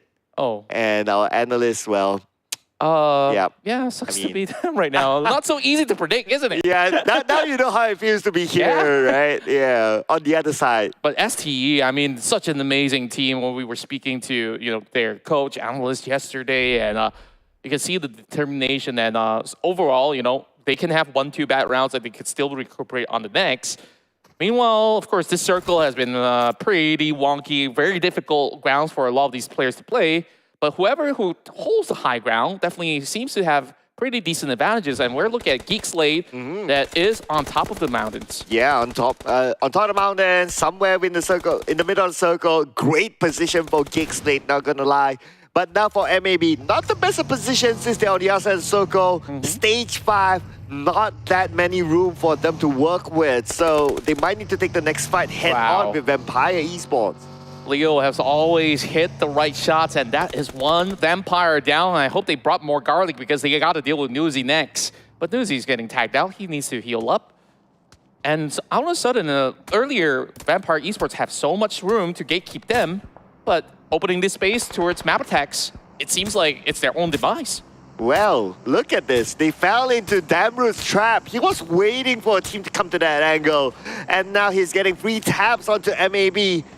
And they can't challenge Damru. Look at the distance between them and Damru. Oh my, I believe this is more than 250 meters from there. And NBE, they're about to give a taste of what Rosemary has suffered early on. 3 members ready to go. But hey, there's also another 3 members on the side of GEEK SLATE as well, although they're kind of dispersed into very different positions. So it could be a 1 versus 3. It could be just NBeSports just holding down onto the lower ground, knowing that, hey, this is not going to be within the crosshair of GEEK SLATE, right? Meanwhile, over on the back of the hill, there is DRS. Full squad just lying the way. They are in a very beautiful position. No challenges coming from the back, so that's good on them.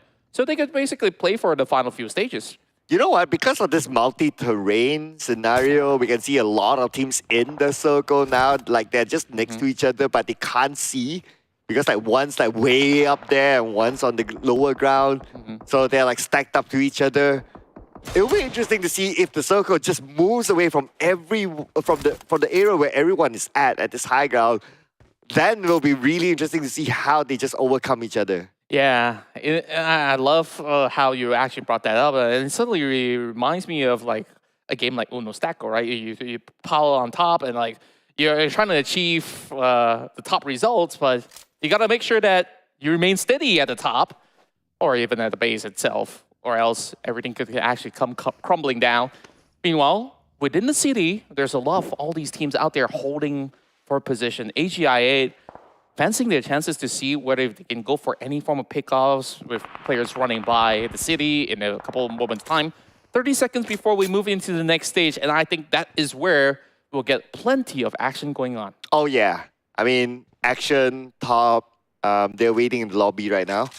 But for the others, action for themselves. I just got that. Soon. Yeah. You just got that. Okay. Yeah. I mean, you gave the right keywords at the right timing. Yeah. But now, circle time. All right. To the right? Come on. To the left. I think a lot of teams will fancy to the left. You know, it does not always fancy the majority in most part, but I think like this is absolutely fair. But that also allows GEEK SLATE to actually dictate who gets in or out of the city of Impala. Oh yeah, true enough. GEEK SLATE in the best position possible. If anyone comes out, they will get the first sight. Wait, what's happening? Are they trying to push each other up? Climb with the monster truck. Killer. I mean, okay. They gotta upgrade the engines for that. Yeah, trying to get creative there. I absolutely love the ideas, like with them trying to climb up. I think it will still take a while before they get anywhere near to GEEK SLATE. So we move over to Mabetex. Oh, okay, looks like a fight's happening here. Blade 1v2 as he gets a knockdown to Kwang. Eliminated just like that, and he has MG3 in hand. Arguably one of the better weapons around, only available in the airdrop. And now he's still sharing the same house with another Box Gaming player, Gosu, at the ground floor. Yeah, I believe that he already heard those firing rate out of the MG3. It's like, okay, this is not worth pushing. It doesn't matter if I have a DBS right now. Yeah, we talked about the nerfs. Yeah, chances are this is going to be pretty tough to contest Blade. Meanwhile, Fallox holding on to the church rooftops. So this is definitely going to be him spotting out Tronzen. Just waiting for the right timing right now. Meanwhile, a battle erupts inside the city. FaZe Clan, they find a couple members out of T2K. Meanwhile, Swayam getting a couple attacks as well. Slipknot sees a broken vehicle, but couldn't really actually get much out of that view. Whereas over on the outskirts, Stone taking down Cole. Well, look who's around. 4MV is still alive. Even after being tapped out by a Damroot from that distance, they still survive with 3 players still active. And now they're currently in the circle. And not only that, they have the high ground, a good space, a good area, a good position to actually overlook some of the other teams at the lower ground, namely DRS. Yeah, and FaZe Clan, they thought that this is going to be safe for them to actually move on towards the Iron Pillar. But Damroot, he's going to lock them into place, and he says, yep, I got a lot more options inside the city as he's trying to take out the rest of Leo. And they're left scrambling. If only he had more bullets in the chamber, he's only left with 34 because there's so much work to do. Yeah, and the downside of being in this high ground is that you got no restocks. You can't restock, exactly. Even if you can eliminate, there's no way you can go down and loot, and you don't want to use that to be an excuse to lose your position.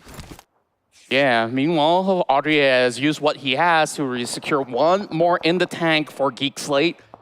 FaZe Clan, they might actually lock horns with NBE if they were to move any further into the containers. So wherever they were to position themselves, they're about to actually lock horns with another team. Meanwhile, Leo have safely cut across, but there is Razy. Boom, just lying in the way. Meanwhile, Onsens, they won't be able to spot one out. Bondle drops a huge nade, and Onsen clears it out. Well, not too sure about Onsen's contribution there, but anyway, good effort. Good effort. Gotta give him that. And okay, so Onsen got the final shot. Okay, it's confirmed now.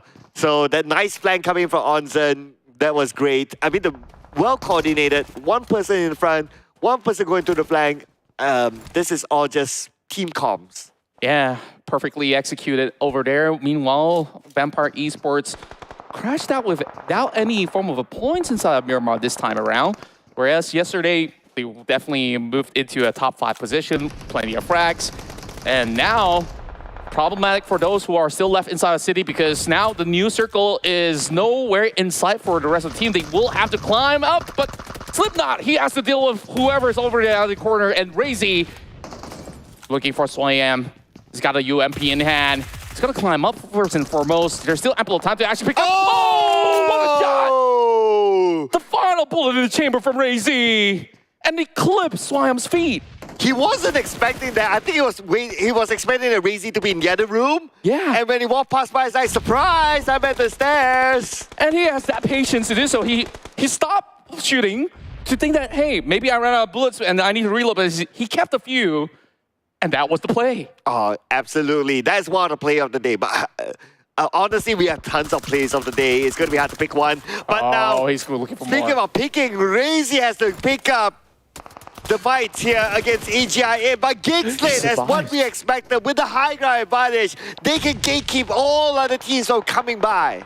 And while that's happening, Audrey's also looking for more blood in his hands. Snipes, he's trying to deter AGIA right underneath. Meanwhile, Razy, he doesn't really have much room. He's got to run into the safe zone instead. So can he survive is going to be the question. Razy bows out. There goes Boom, 7th position. Meanwhile, AGIA 8, they're in a predicament. A couple of members being knocked down. IQ is not going to be able to survive for long until he gets to where Falak is. And these nades are being sent in. And look at more of these members of GEEK. They're closing by. Oh, yes, they want to finish up the job. They don't want to allow AGIA to reset themselves. Kill, no space for him. He wants to come to the blue. Audrey from the high ground will take out AGIA. They are eliminated at number 6. Falak has to actually give himself away by the blue zone. He knows that there's no way of winning this fight. Meanwhile, FaZe Clan, they have another battle in hands and they take out majority of Mabetex. And these players will crash out,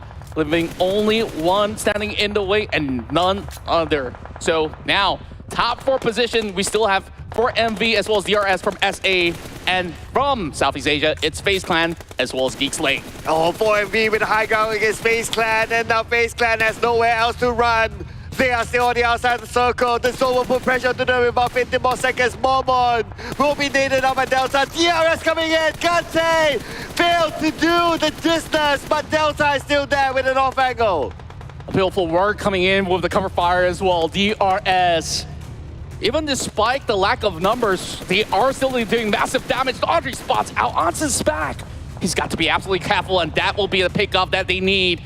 For MV, they will take down the rest of FaZe Clan, and now with 3 teams left on the table, GEEK have 1 member advantage against 4MV as well as DRS, a created distance between each respective teams. But DRS, they are on open grounds, and how are they supposed to survive? Apex spotted out, and it's down to Killer. If there's anyone to clutch it, it has to be them. But with so much spacing, they do not have a chance. Again, top 2 for a Mongolian team. This time it's going to be 4MV by going up against the trio. That is GEEK. GEEK, they do have Sonics up on the high ground, but in the next stage, the circle will close entirely.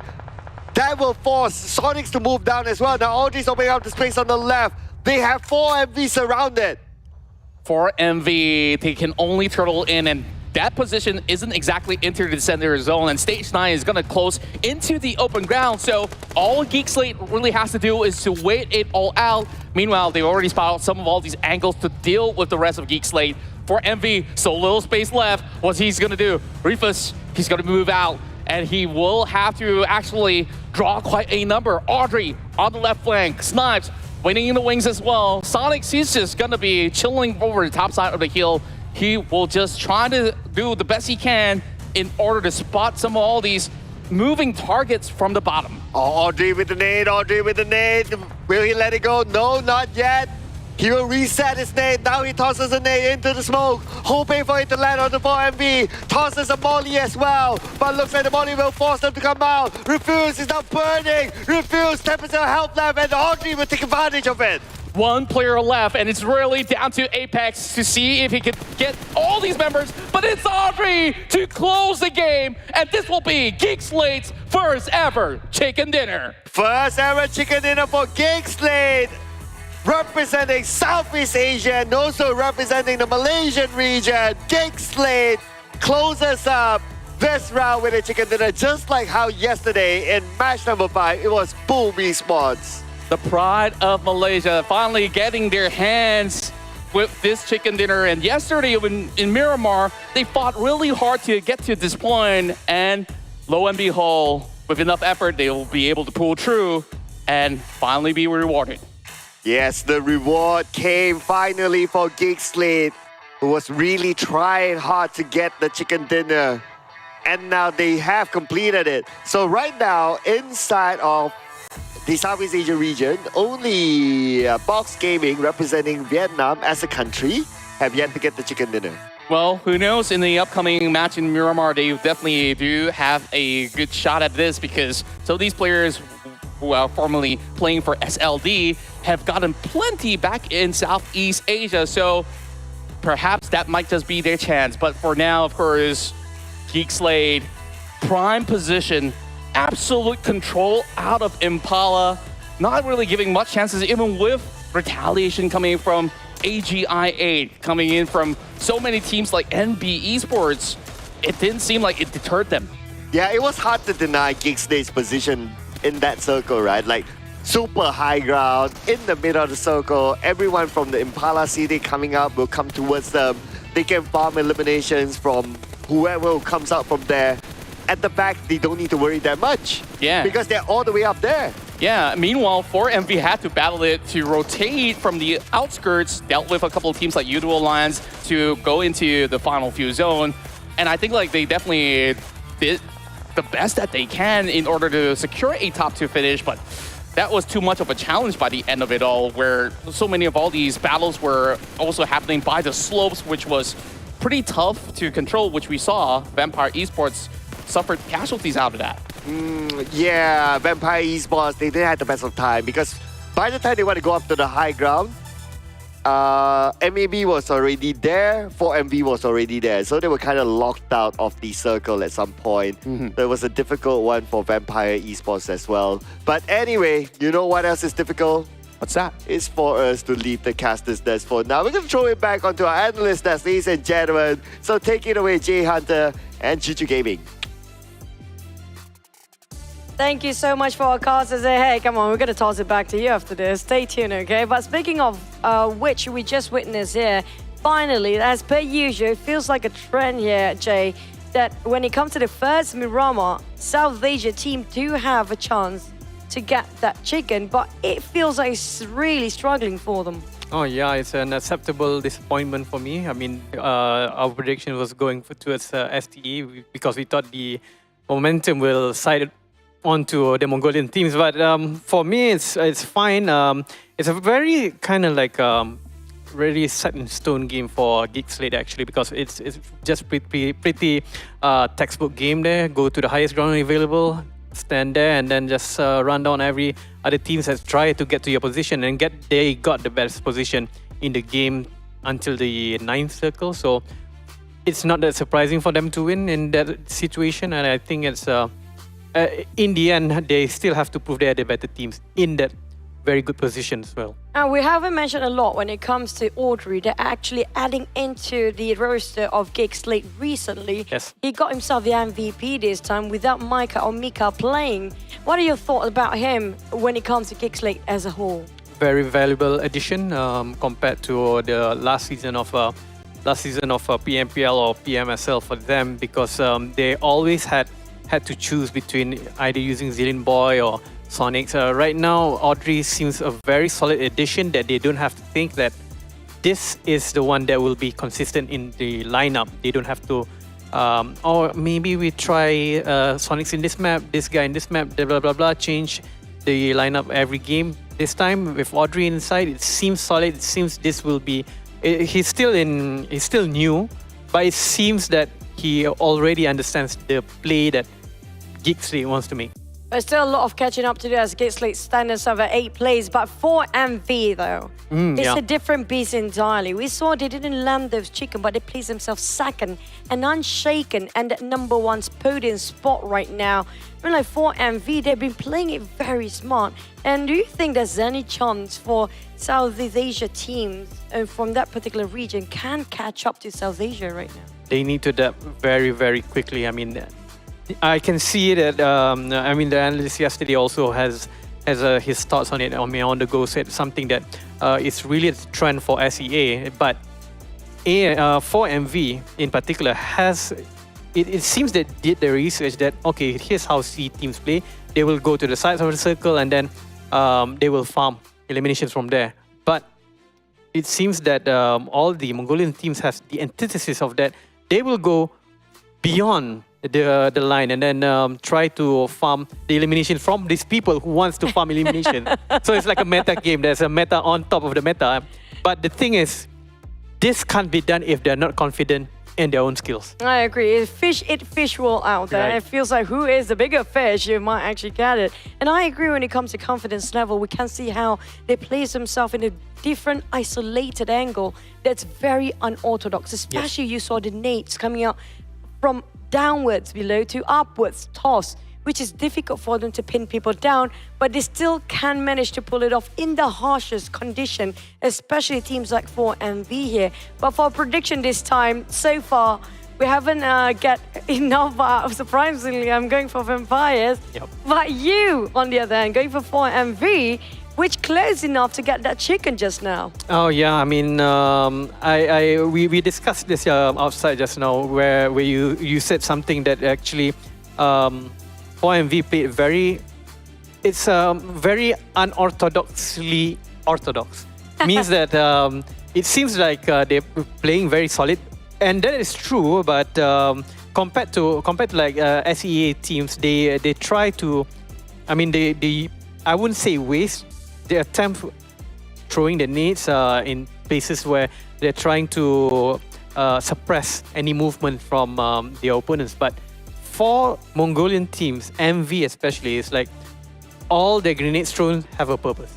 That's kind of true. It's not just about confinement, it's about execution coming out of South Asia, which kind of translate when it comes to the numbers as well. Look at the average damage coming up from the side of South Asia, 7,000. That's going to be 1,000 almost of a difference. Even those eliminations and the points is even wider at this point. Next, head up to the last Miramar of the day. Yesterday, this is where 4MV secured the highest elimination with 21 points as a team, and Apex from 4MV secured the most elimination by himself at 9. Right. So when it comes to this, you call that for 4MV. Do you think they're still going to score that chicken in the last map? There's a strong chance. That's all I have to say. It's looking a very strong, very invincible team right now. They are unshook for now, but definitely we're going to shake things up a bit because we're tossing back to our casters who are set. Right now, they're definitely going to be happy. It's back to SairCloud and Contra. Well, you see the post? You see the post? Yeah. Yeah, you see the post? Yeah. Absolutely love it, and I believe that we can shake things up here over onto this desk, and we'll see what will actually happen by the end of that round. But man, one more round inside Miramar, and this time Southeast Asia is currently catching up as well, with GEEK SLATE taking that chicken dinner home. So compared to yesterday's result, if they can basically come up with 3 chicken dinners today, that will definitely even the score lines. And who knows what will happen on, day 3, that will possibly be the winds of change for all these teams that are competing. Oh, that sounds very Scorpion there, ladies and gentlemen. But Oh, yeah. anyway... Filling our age already. yeah. I mean, we have quite a gap though. But okay, so one interesting prediction for MV earlier on by Jay Hunter. I mean, you can't deny that they're still consistent getting number 2. We can call them 4 Miracle Vibes, or we can call them 4 Mongolian Warriors, maybe. But as you head out to Miramar, the final game.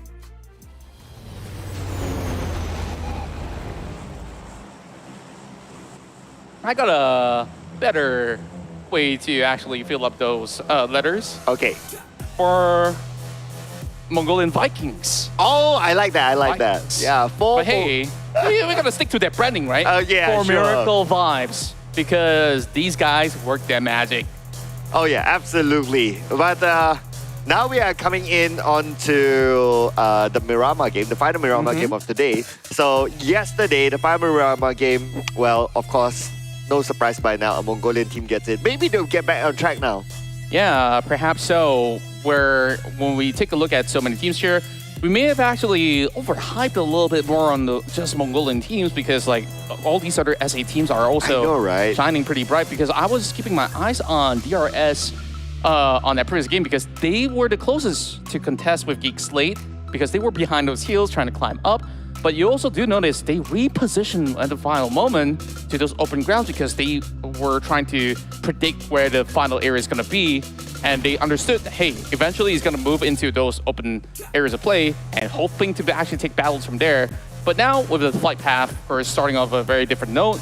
It starts off from Puerto Paraiso from the southeast, heading into the western plains, just on the outskirts of El Pozo. So how is this going to fare for some of these teams? Because this is a circle that actually moves back towards the northeast sector.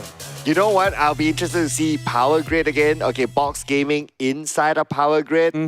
I guess because the visuals don't go there, looks like it will not be a fight inside Power Grid. But hang that thought for a second. So we still have Sky only here, and there's one player on the other side. I believe It was from is GEEK SLATE. Oh, GEEK SLATE. Oh, okay, looks like the drop spot has been I wouldn't say messed up, but kind of like changed for some of the teams. Yeah, I think it's because of this flight path that really disfavors the likes of Hill to be able to drop more towards the central areas.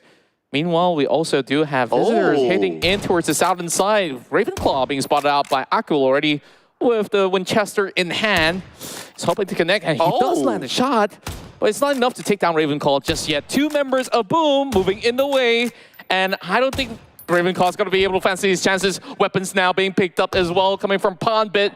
Ravenclaw's got to find something in return. Can he actually get anything? And he will be shut down by Relzy from the get-go. Yeah, Winchester, not the highest of damage type of weapon, but but that's more like a distraction, right? That's just to kind of like mess up your mind as you try to loot, but and allow your other teammates from Boom to actually loot first and take them out. But it looks like a little bit of a trade here. Stone knocks down Yummy, the rest of Vampire Esports coming in onto Boom.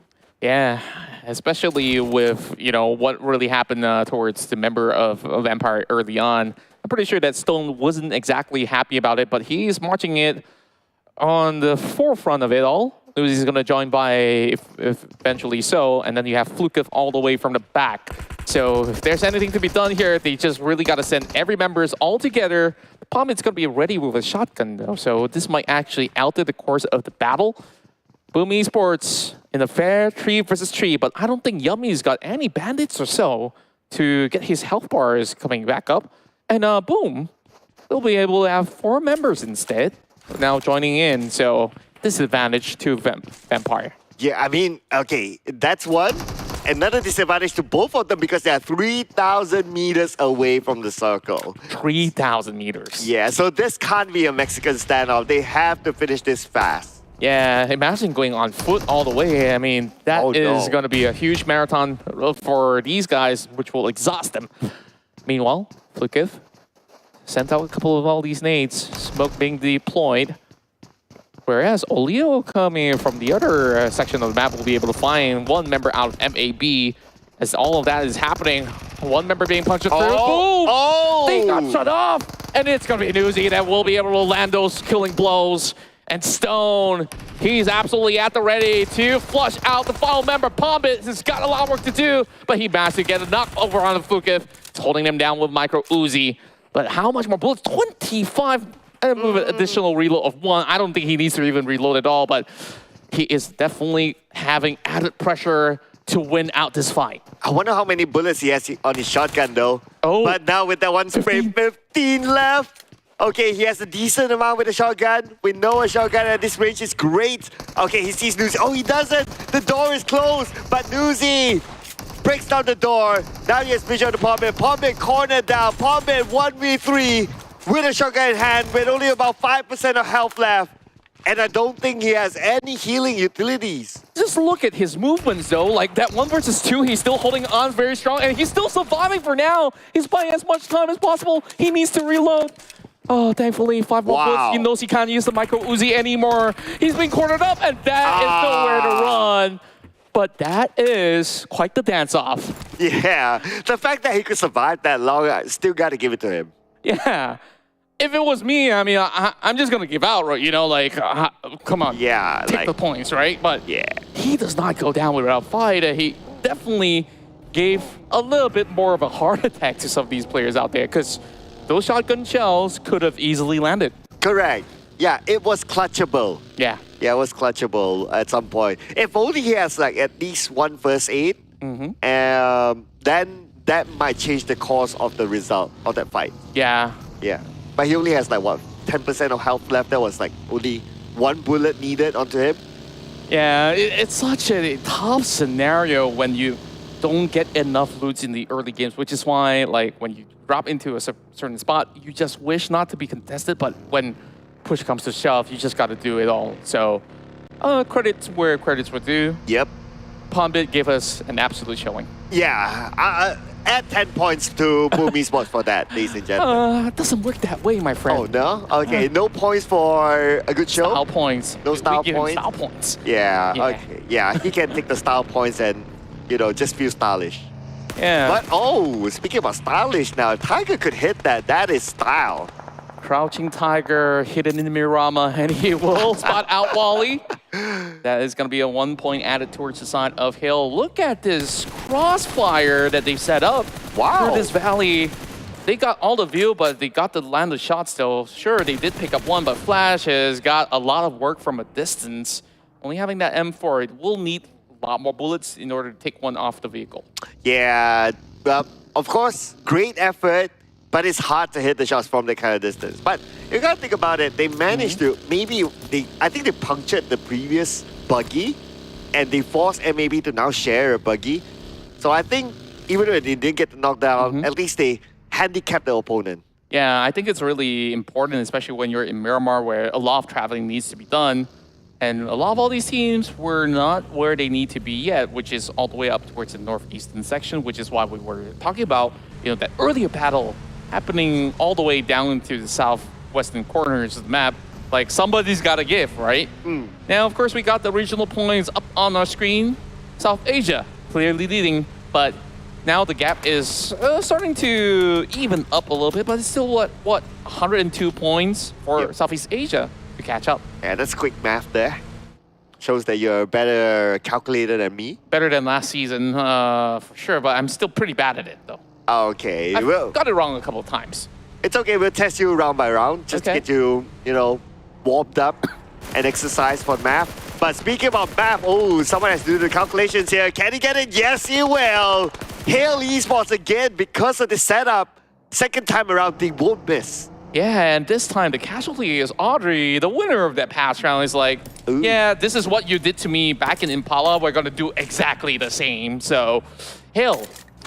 They finally found their rhythm, and overall, remember back in day one, they were dead set at the bottom, which they didn't really actually get all too much of.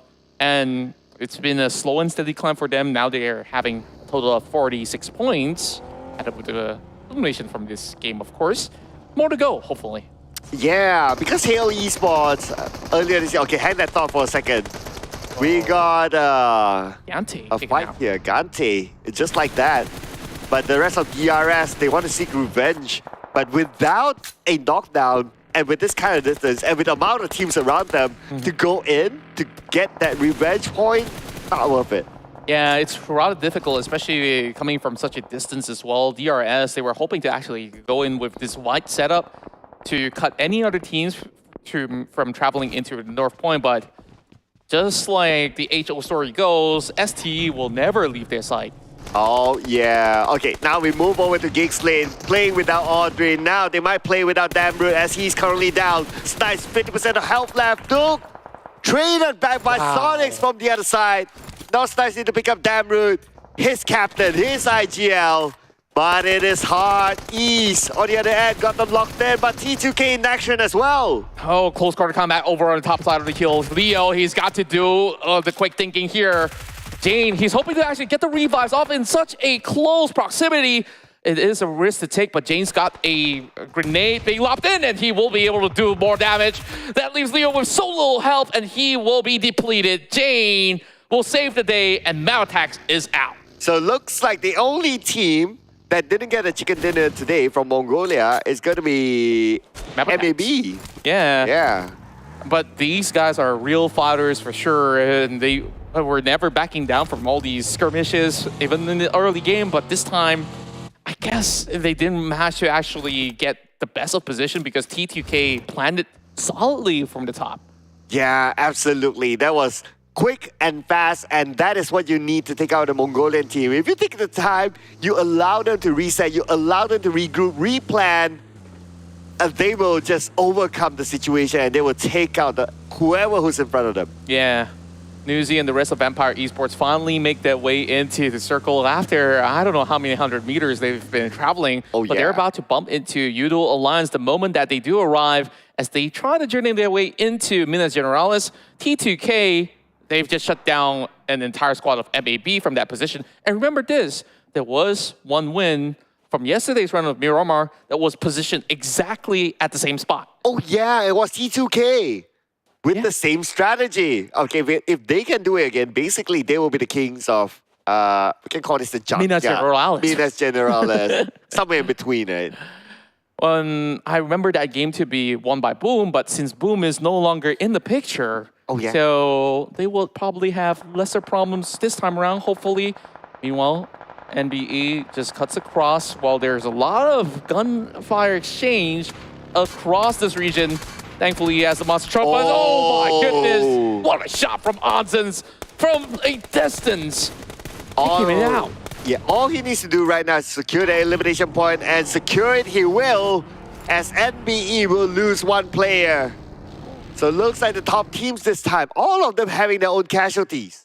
Yeah, and it doesn't seem like any of all these early movers have gotten too much of all these advantages, actually receiving, you know, a couple of dents here and there, but it doesn't really deter them for the time being.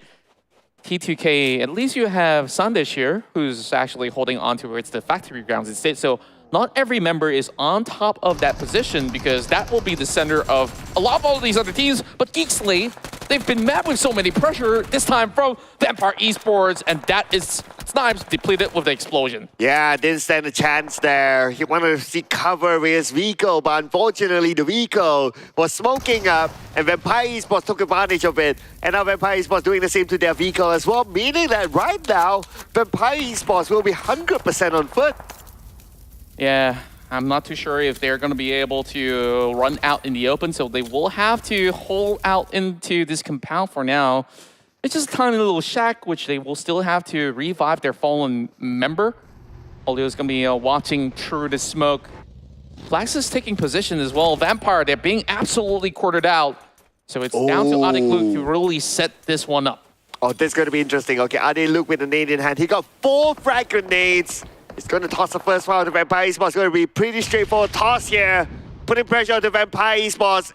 Every single one of them clumped up in the shack. Where are they going to go from here?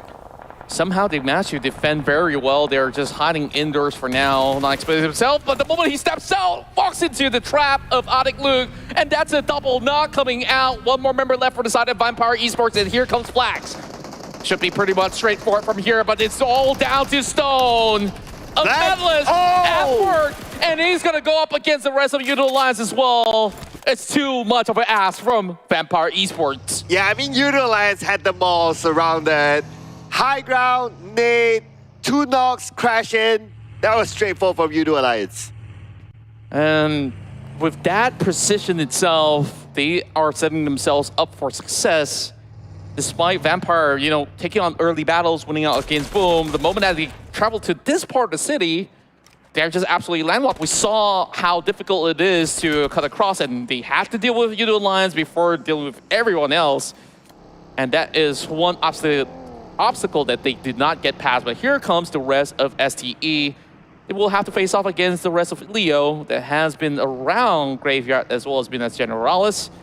So with those roaring engines, I hope that Leo is much more prepared to take on this fight. Oh, but STE still has a high ground advantage though. Okay, first nade toss, second nade will be tossed by Tops. And it does connect. They only needed that one nade. And with that one knockdown, this is the opening to go. But the other member of Leo is on the other side because Soyam waiting to surprise them. The smoke is still giving him the cover that he needs, but the moment that they see him, he'll be overwhelmed. Yeah, Slipknot really have to apply some pressure if they want to win out this fight. This is going to be a tough position to be at for Soyam. He sees movements all across those hills, but STE, they're not budging from this anytime soon because they got nowhere to go because the blue zone's right behind their backs. Meanwhile, DRS, they dropped a couple of teams taking down Box Gaming members as the rest of FaZe Clan will deal with Alter Ego. Plenty of times these two teams actually collide. Close quarter combat. Potato. He's got the micro Uzi at the ready. Oh! He's popped one out. Takes down Mormon. And one more running in his wings. Mela will shut him off with a DBS. Mela, the guy that you can always counter for your team. But they're not done yet though. They have Rosemary to deal with as well. As Rosemary comes in, Rosemary gets a couple of knocks in his hand, including Mela. Knocked down from the other side, in fact. So NBE is actually putting pressure onto FaZe Clan as well. Rosemary is not going to let them wait, and the longer time it takes, Mela's going to go in for the pickup, but he's also hoping to actually bring one member back. So it might just be a 2 versus 2. There's no other team set to disrupt them for the time being. So they will go in for this reset. Mormon still lying in wait. He could basically take up any form of intel if they were to move forward to press on the attack. But on the outskirts, there's also NBE waiting in the wings. Attic Luke finds more from the side of AG I8. And Blake's gonna be knocked down for now. Rosemary going for the climb. This is gonna be pretty difficult for them to actually win out this trade. Blue Zone's also setting in. They gotta settle the score quick. Oh yes, you pointed it out right. The Blue Zone will be putting a lot of pressure to these two teams. Now Mela is back up on his feet as well. Rosemary together with Fnatic going up against Austin and Mela. And looks like they're interested to take this fight. Fnatic shoots with a DBS in hand, but he can't connect the shot. But looks like it's going to be Mela again, the hero for FaZe Clan. The king of DBS is here to play, but he does not have time to even go in for pickup or even heal himself. He just really got to keep running. Mormon now bow to the play zone. Meanwhile, inside of the city of Minas Gerais, we have Box Gaming running across. T2K holding them back. Sandish taking control from the top end, but he's also soaking so much more. T2K, they are left uncontested by the factory grounds. Meanwhile, over the bottom, our teams are struggling. Oh, yeah! He's burning up! Oh. There's no way to escape all the wrath of the Molotov. That was unfortunate. The fire was still active when he went into the room, and that was taken down. Now Trunks in together with Gosu. They can potentially win this fight. Falak, the only man standing for AGI8. 1v2. At the same time, T2K is overlooking them. That means Falak, he cannot go all the way up just like that. It's just such a difficult position to be at for all these teams battling over the south side. And here goes YOODO Alliance. They crash their way into the city and get spotted out. 2 members depleted by T2K. Sandish, an absolute monster on this M4. Oh, and because of that, looks like YOODO Alliance. They're in the dire position now. Leo as well, shooting from the other side. So YOODO Alliance is in a position where there are 2 teams looking at them at the same time. Yeah, this is definitely going to be daunting for them to actually get any further than that. And they better have smoke to actually get out of that territory. And thankfully they do. At the meantime, we see a couple of all these Trackling members still surviving within the outskirts of the city. Box Gaming slowly takes charge alongside with the rest of T2K. Meanwhile, speaking of T2K, Gene's gonna be able to spot one member out of for MV, for Miracle Vibes. They have done a whole lot throughout the course of the run in day 2, but now needing to hold out against T2K, almost an impossible task for many of these teams. I gotta give it to Falak though. He's still alive until now. He managed to get away from Box Gaming. But T2K, okay, they're taking the proactive approach to come down to the lower ground. Now Sundash will finish off Apex. 1 more to go. Yeah, Sandish has been doing so much for T2K, and they're definitely looking to take East out. But Sandish got to be careful. Falak hiding right underneath the noses he might be able to actually strike one member out of T2K if he's not careful enough. And I guess Sandesh honestly doesn't really have too much pressure. He can just wait out for these two players to slowly crawl their way up. And stage 5 is about to end in a minute, so he's got time. And plus Rick is down, so I guess that's why the call is for him to come back to his teammates to give support. Because right now, they're busy with Hale Esports. They came in from the other side, and with the high ground in the hands of Hale Esports, will give the equal vision to the other members of T2K. Yeah, you know what's to my surprise? Right now, T2K as well as YOODO Alliance is tied, 5 points apiece. And after all of that commotion that YOODO Alliance suffered through entering the city, all 4 members stayed put. Oh, but STE can't stay put right now. Action knocked down. But right at this moment, it'll be interesting to see what happens to Falak though. He survived from Box Gaming to this area and now needs to deal with T2K on top. He's in front of him. He's basically surrounded, but nobody knows that he's there. Yeah, meanwhile, Hale is dealing with T2K. Rig will be shut off from this match. Meanwhile, Suyak, after hearing a lot of all these pressure coming from him over the corner, they know that they're going to be pushing up. So Suyak decides, hey, maybe it's not the wise decision to stay over on the top end because C-Sky only is pressuring them above. And now Hale does not know that over the top end, it's going to be cleared up. Well, YOODO Alliance now putting pressure on the STE with Tops currently down. IC is still alive, 70% of health. Action is coming in to give him backup. But for the rest of STE, they're still on the outside of the circle. YOODO Alliance, they need to be aware that there's someone else behind them. They could be backstabbed anytime soon. As YOODO Alliance wants to secure the points, but is taken now. Finally, position compromise. For NBeSports move out of the way. There's just no more room for another team to be on the block, but surprisingly enough, still AGI8 hides underneath, undetected. As these exchanges go through from long range, STE has lost a couple of all these tires on that buggy, but still will be rolling across the field.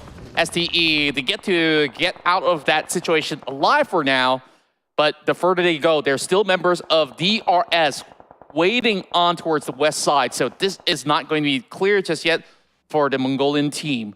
So DRS, they should be able to actually get a good idea of how to play this out. Wow, look at this. Multi-terrain similar to our previous circle inside of Impala. We've got teams all the way up there. And this time it's going to be Hale Esports overlooking the other teams. It will be interesting to see if Hale Esports can possibly get the chicken dinner with this kind of position. Yeah, interesting enough, T2K decides we're no longer going to hold this hill. We're going to hold the lower factories instead, which might be a better decision because it's closer towards the center. But what if that circle eventually pulls towards the north? Then Hill definitely has a good time. DRS spotted out by Tiger X. This is possibly one of the better rounds that Tiger X has. From the early game we saw Hill set things up to get some pickoffs to this point where they get that bird's eye view throughout these corners of Minas Generalis. And true enough, this circle will also pull a little bit more towards the open ground. So a lot of these teams over on the south side may have to rotate eventually. Okay, everyone's in the circle right now. I don't think everyone's outside of it. That means we'll need to wait for another 45 more seconds before we see action happening. So it looks like, so the action point, if the circle does move away from this city-ish area, then that's where we can see a lot of fights happen inside of the area. Yeah, especially on the south side. And that's a lot of work for YOODO Alliance as well. Meanwhile, DRS, understanding their terrains, just takes cover naturally across these open grounds. And in the meantime, over on the north side, there is NBE. They haven't really revealed themselves too much. Snipes finds one member out of YOODO Alliance. That's one knock, but won't be able to confirm all too much. Falak has finally moved into another position, and that grenade's looking rather good, but will take a chunk of the HP bars out of Falak. Oh, and this is where GEEK SLATE, they're confident enough to move. That Molly will definitely push him out. Falak, where's he gonna go? And Falak will be burned down by the Molly thanks to Sonics. GEEK SLATE, 4 elimination points. But for AGI, number 10 with one elimination point for themselves. And now YOODO Alliance has boss gaming to deal with. Now with the circle moving away, it looks like we have NBE coming in as Sang defended his ground against DRS. And they just ran in for it.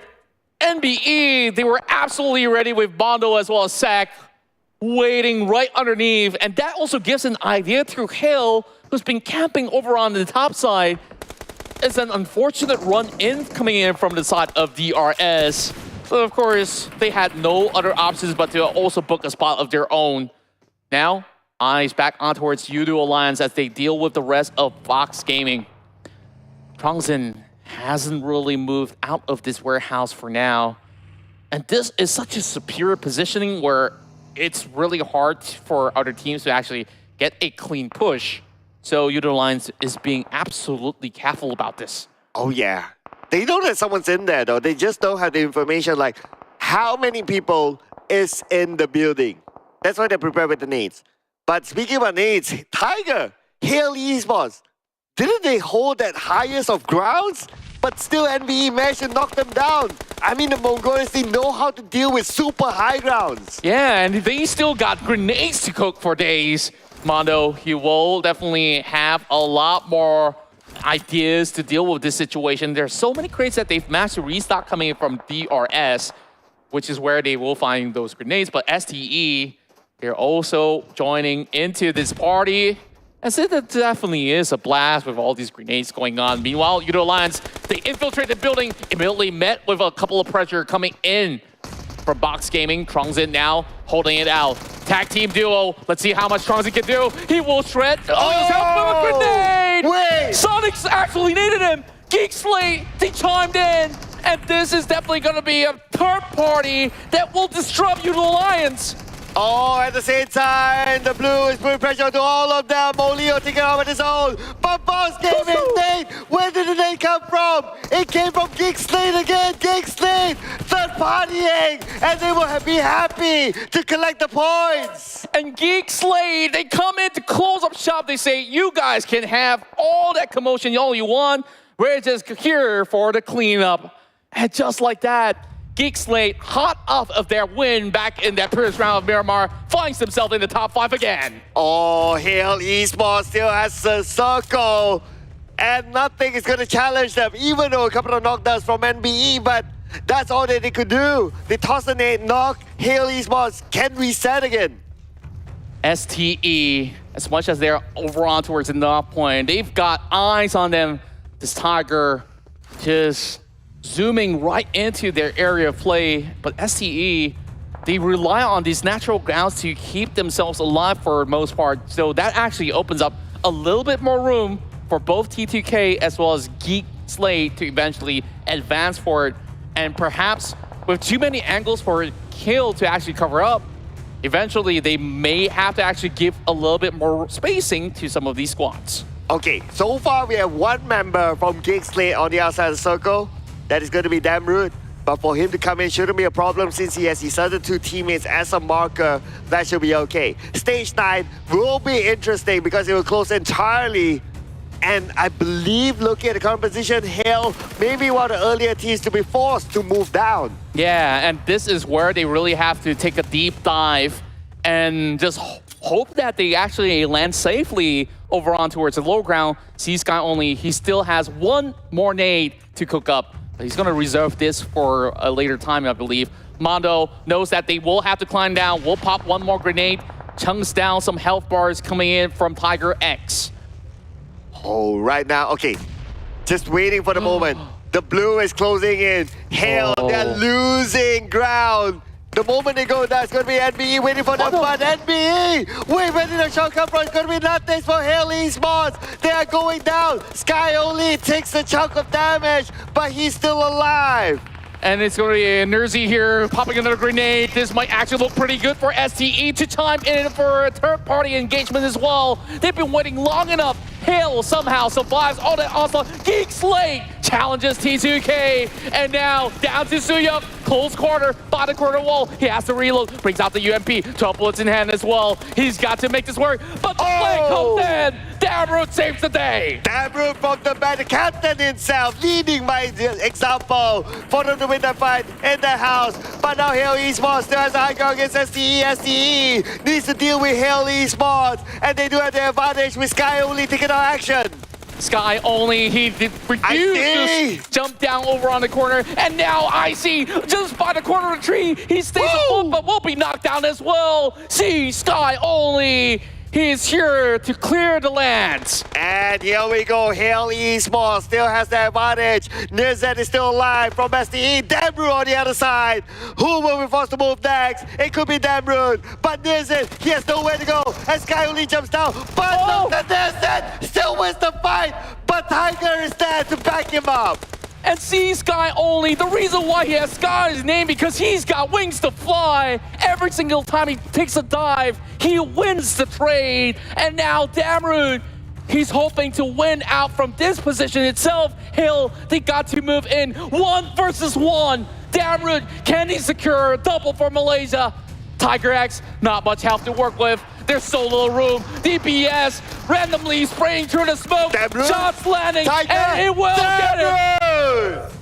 Good GEEK man. SLATE, double chicken dinner in Miramar. The first team to receive 2 chicken dinners back-to-back, GEEK SLATE. The team that is currently in a role. My goodness, GEEK SLATE. And it was a tough one, not gonna lie. It was one of the most difficult circles for all the teams to play out, and GEEK SLATE riding on that momentum in order to claw their way through with a double win, and this will put Malaysia on the map. Oh, yeah. So, looks like the theory of J Hunter is, Southeast Asia teams, they're a team that needs warm-up. And, looks like they are warming up now. Tomorrow will be More than very just warmed interesting. up, I believe. Oh, yeah, absolutely. I mean, 2 chicken dinners back-to-back, right? Well, quite the amazing feat by these squads overall, but these early battles were pretty interesting, especially when we saw that dance coming from Palmbit in the early game that gave VPE the run for their money, but eventually even VPE had struggles with rotating from so far away. Are we looking at a power shift now? I believe so. Yesterday, 5 out of 6 is South Asia. Today is a balance. A 3 out of 3. I'd take those any day.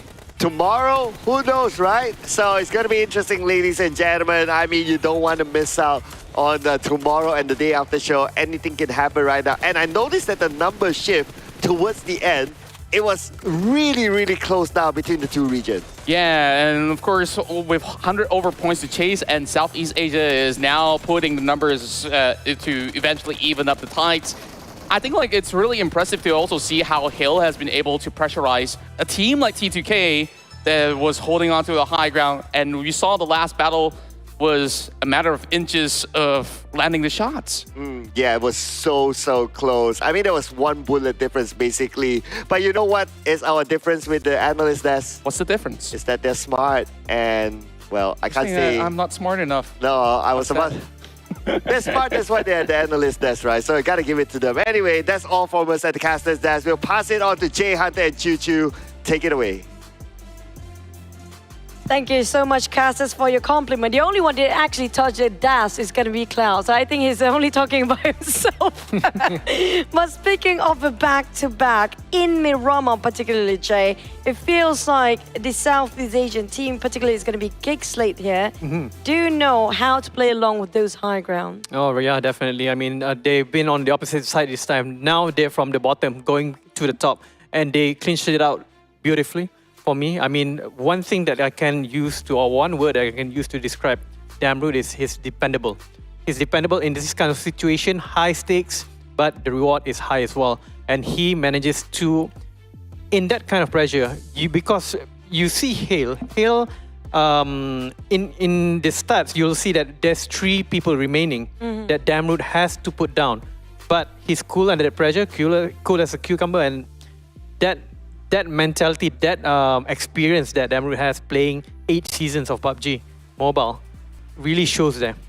Years and years of experience to give up, but this time our MVP is going to be Snipes instead of. Right. I think it's our personal MVP for Damroot when it comes to the closing in a very difficult situation. Yeah. But when it comes to damage wise, still towards the side of Snipes, 1000 Nova. Team contribution wise, I think all the teams pull up their own weight.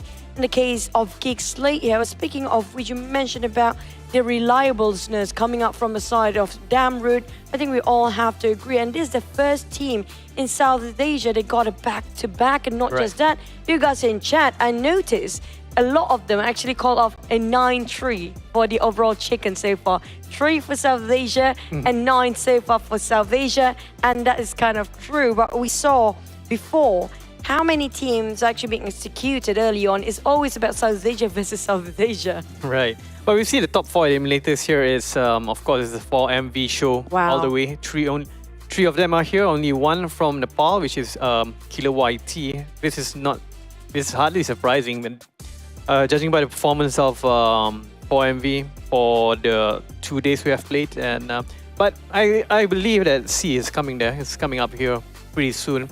As I mentioned in the early of the show, I mean, we take time to warm up. I wouldn't say that's a scientific method of saying, C teams need warm up, but you could see it. Back-to-back chicken say something about it. It is what it is, right? It's not scientific, yes, but it's definitely a good way to start things off. Start it slow and steady. But come out from the side of 4MV, the only one's not up there. It's going to be just Refuse. It happens to be the support as well. But if you compare the gap here, Jay, it's like 4MV is unmovable up there with the gap. And the second team is still coming up from South Asia. If you guys notice the green color on the numbers, it's going to be representing the region. Boom, on the other, been pushed down here. Oh yeah, definitely. I mean, this is a very good day for GEEK SLATE, but this comes with its own set of problems because this is not their main lineup. They won the double chicken dinner. So they have to think, is this the lineup we will use for the rest of PMRC? Or do we want to put back Mika? Because he was one of the top terminators for GEEK SLATE before this. So this comes with that kind of like, oh, do we... Mika is a better fragger, definitely, but do we want him to play in this PMRC these last 2 days? That is the problem that comes with this win.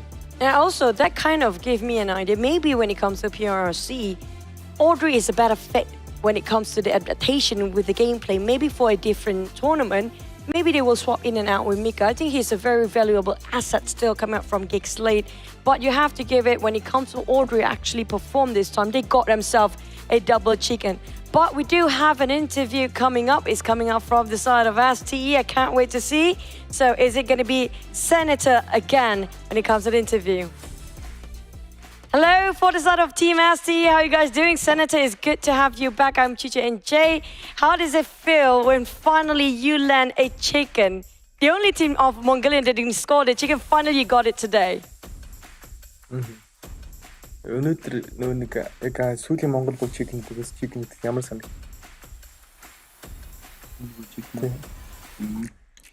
Тэгээд ерөнхийдөө гоё санагдчих шүү дээ. We feel good. It's fine. It's chill. Very chilling. Thank you, Tops, for joining us. I feel like he's very shy here right now. Now, based on your previous interview with Senator, also we have Tops here today, I want to know that you mentioned before you are not competitive ready yet. Now, are you competitive ready after you fought 2 days against a team in PMRC? Yeah, we feel competitive right now, and we only done the 50% of the tournament, so the rest 50% we will try our best. You have a question, Jay? Right. I mean, today is definitely a turning point, and STE has historically been very good in the last few days. Do you think this will happen? Do you think that these 2 days you will amp up your gameplay and play more aggressive, or maybe go for more eliminations, or will you just play normally? We will just play normally. We're trying some tactic too, because the most important is after this tournament we have PMWI. So we're playing with our new phone. So we need more adaptation, more tactic, and more gunpower. So we're just trying to handle it. Hopefully it will be the case for you for the next day. But coming back for your expectation and Tops as well. I know he's a bit shy, but it's okay, we don't bite. Coming up from STE side, right? Since you already fought against Southeast Asia for 2 days in a row now, do SEA teams actually up to your expectation? Or you feel like, nah, we're gonna beat you still? Or you feel like they're not their best yet? You mean about Southeast Asia? Yes? Our opinion? Yes. We think that they will be more strong, but it's not that much strong, so kind of disappointed. And I think like others team from Southeast Asia maybe playing for other phones, or maybe they train for like Android, or like maybe a sponsor phone. We don't know, but it's not that we expected from Southeast Asia. So I hope they will not like, it's not hate, like they will be more strong for the future. They're a bit disappointed. I mean, like, we're disappointed too, okay? But yeah, last but not least, for the side of STE, you have a lot of fans out there, including me. Tops, I'm your fan. Do you guys have anything to say to your teammates, your fans, even for Southeast Asia region, which disappointing for you right now? Southeast Asia ер нь фэнэд зориулж юу хэлэх юм бэ нөө. Тэгээ Southeast Asia ер нь би муу тоглож байгаа гэсэн. Тэгээ тэр нь ер нь ямар санагдаж байна. Фэнэд гэж ер нь юу хэлэх юм бэ нөө. Одоо энэ олцоо багууд фэнэдтэй. За одоо яг тэнцэн 50% орж байна. Тэгээд олцож байгаа багуудтай үржээс амжилт хүсье. Тэгээд фэнүүдтэй тэгээд дэмждэгт баярлалаа л гэж. You say the tournament is only in 50%, so we will try our best, and good luck to other teams. And thanks to every fans who's supporting us, and we will try our best. Thank you so much, Senator and Tops. We wish you all the best. More chickens tomorrow. We're looking forward for that. And see you guys in the next time. Thank you. Bye. They're Wow. disappointed. Yep, disappointed as we all are, I guess, for our C compatriots. But of course, let it say it's only 50% of the game. There's still 50% more to play. And for the benchmark of teams like GEEK, SLATE, I guess this is a decent 50% of the game, because for every team, after 50% of the game, they really need to reevaluate: is this how we want to play? Is this the gameplay that we just improve upon a bit, or we need to change drastically in order to get a better result? I agree. But at the same time, we can see that they start to climb up for South Asia team, but it's particularly on Miramar map, not so much in Erangel. And we'll wait for them, including even STE is waiting for South Asia to come up a bit stronger, maybe way more stronger than today and yesterday. But we have to wait it till tomorrow, because right now we are ending the show and wrap things up. Thank you so much, Jay, and our casters right there, Cloud and Contra. And also thank you guys for watching with us. But stay tuned for tomorrow, same time, same place, because this is the PMRC South Asia versus South Asia. See you guys again tomorrow. Good night and have a nice evening.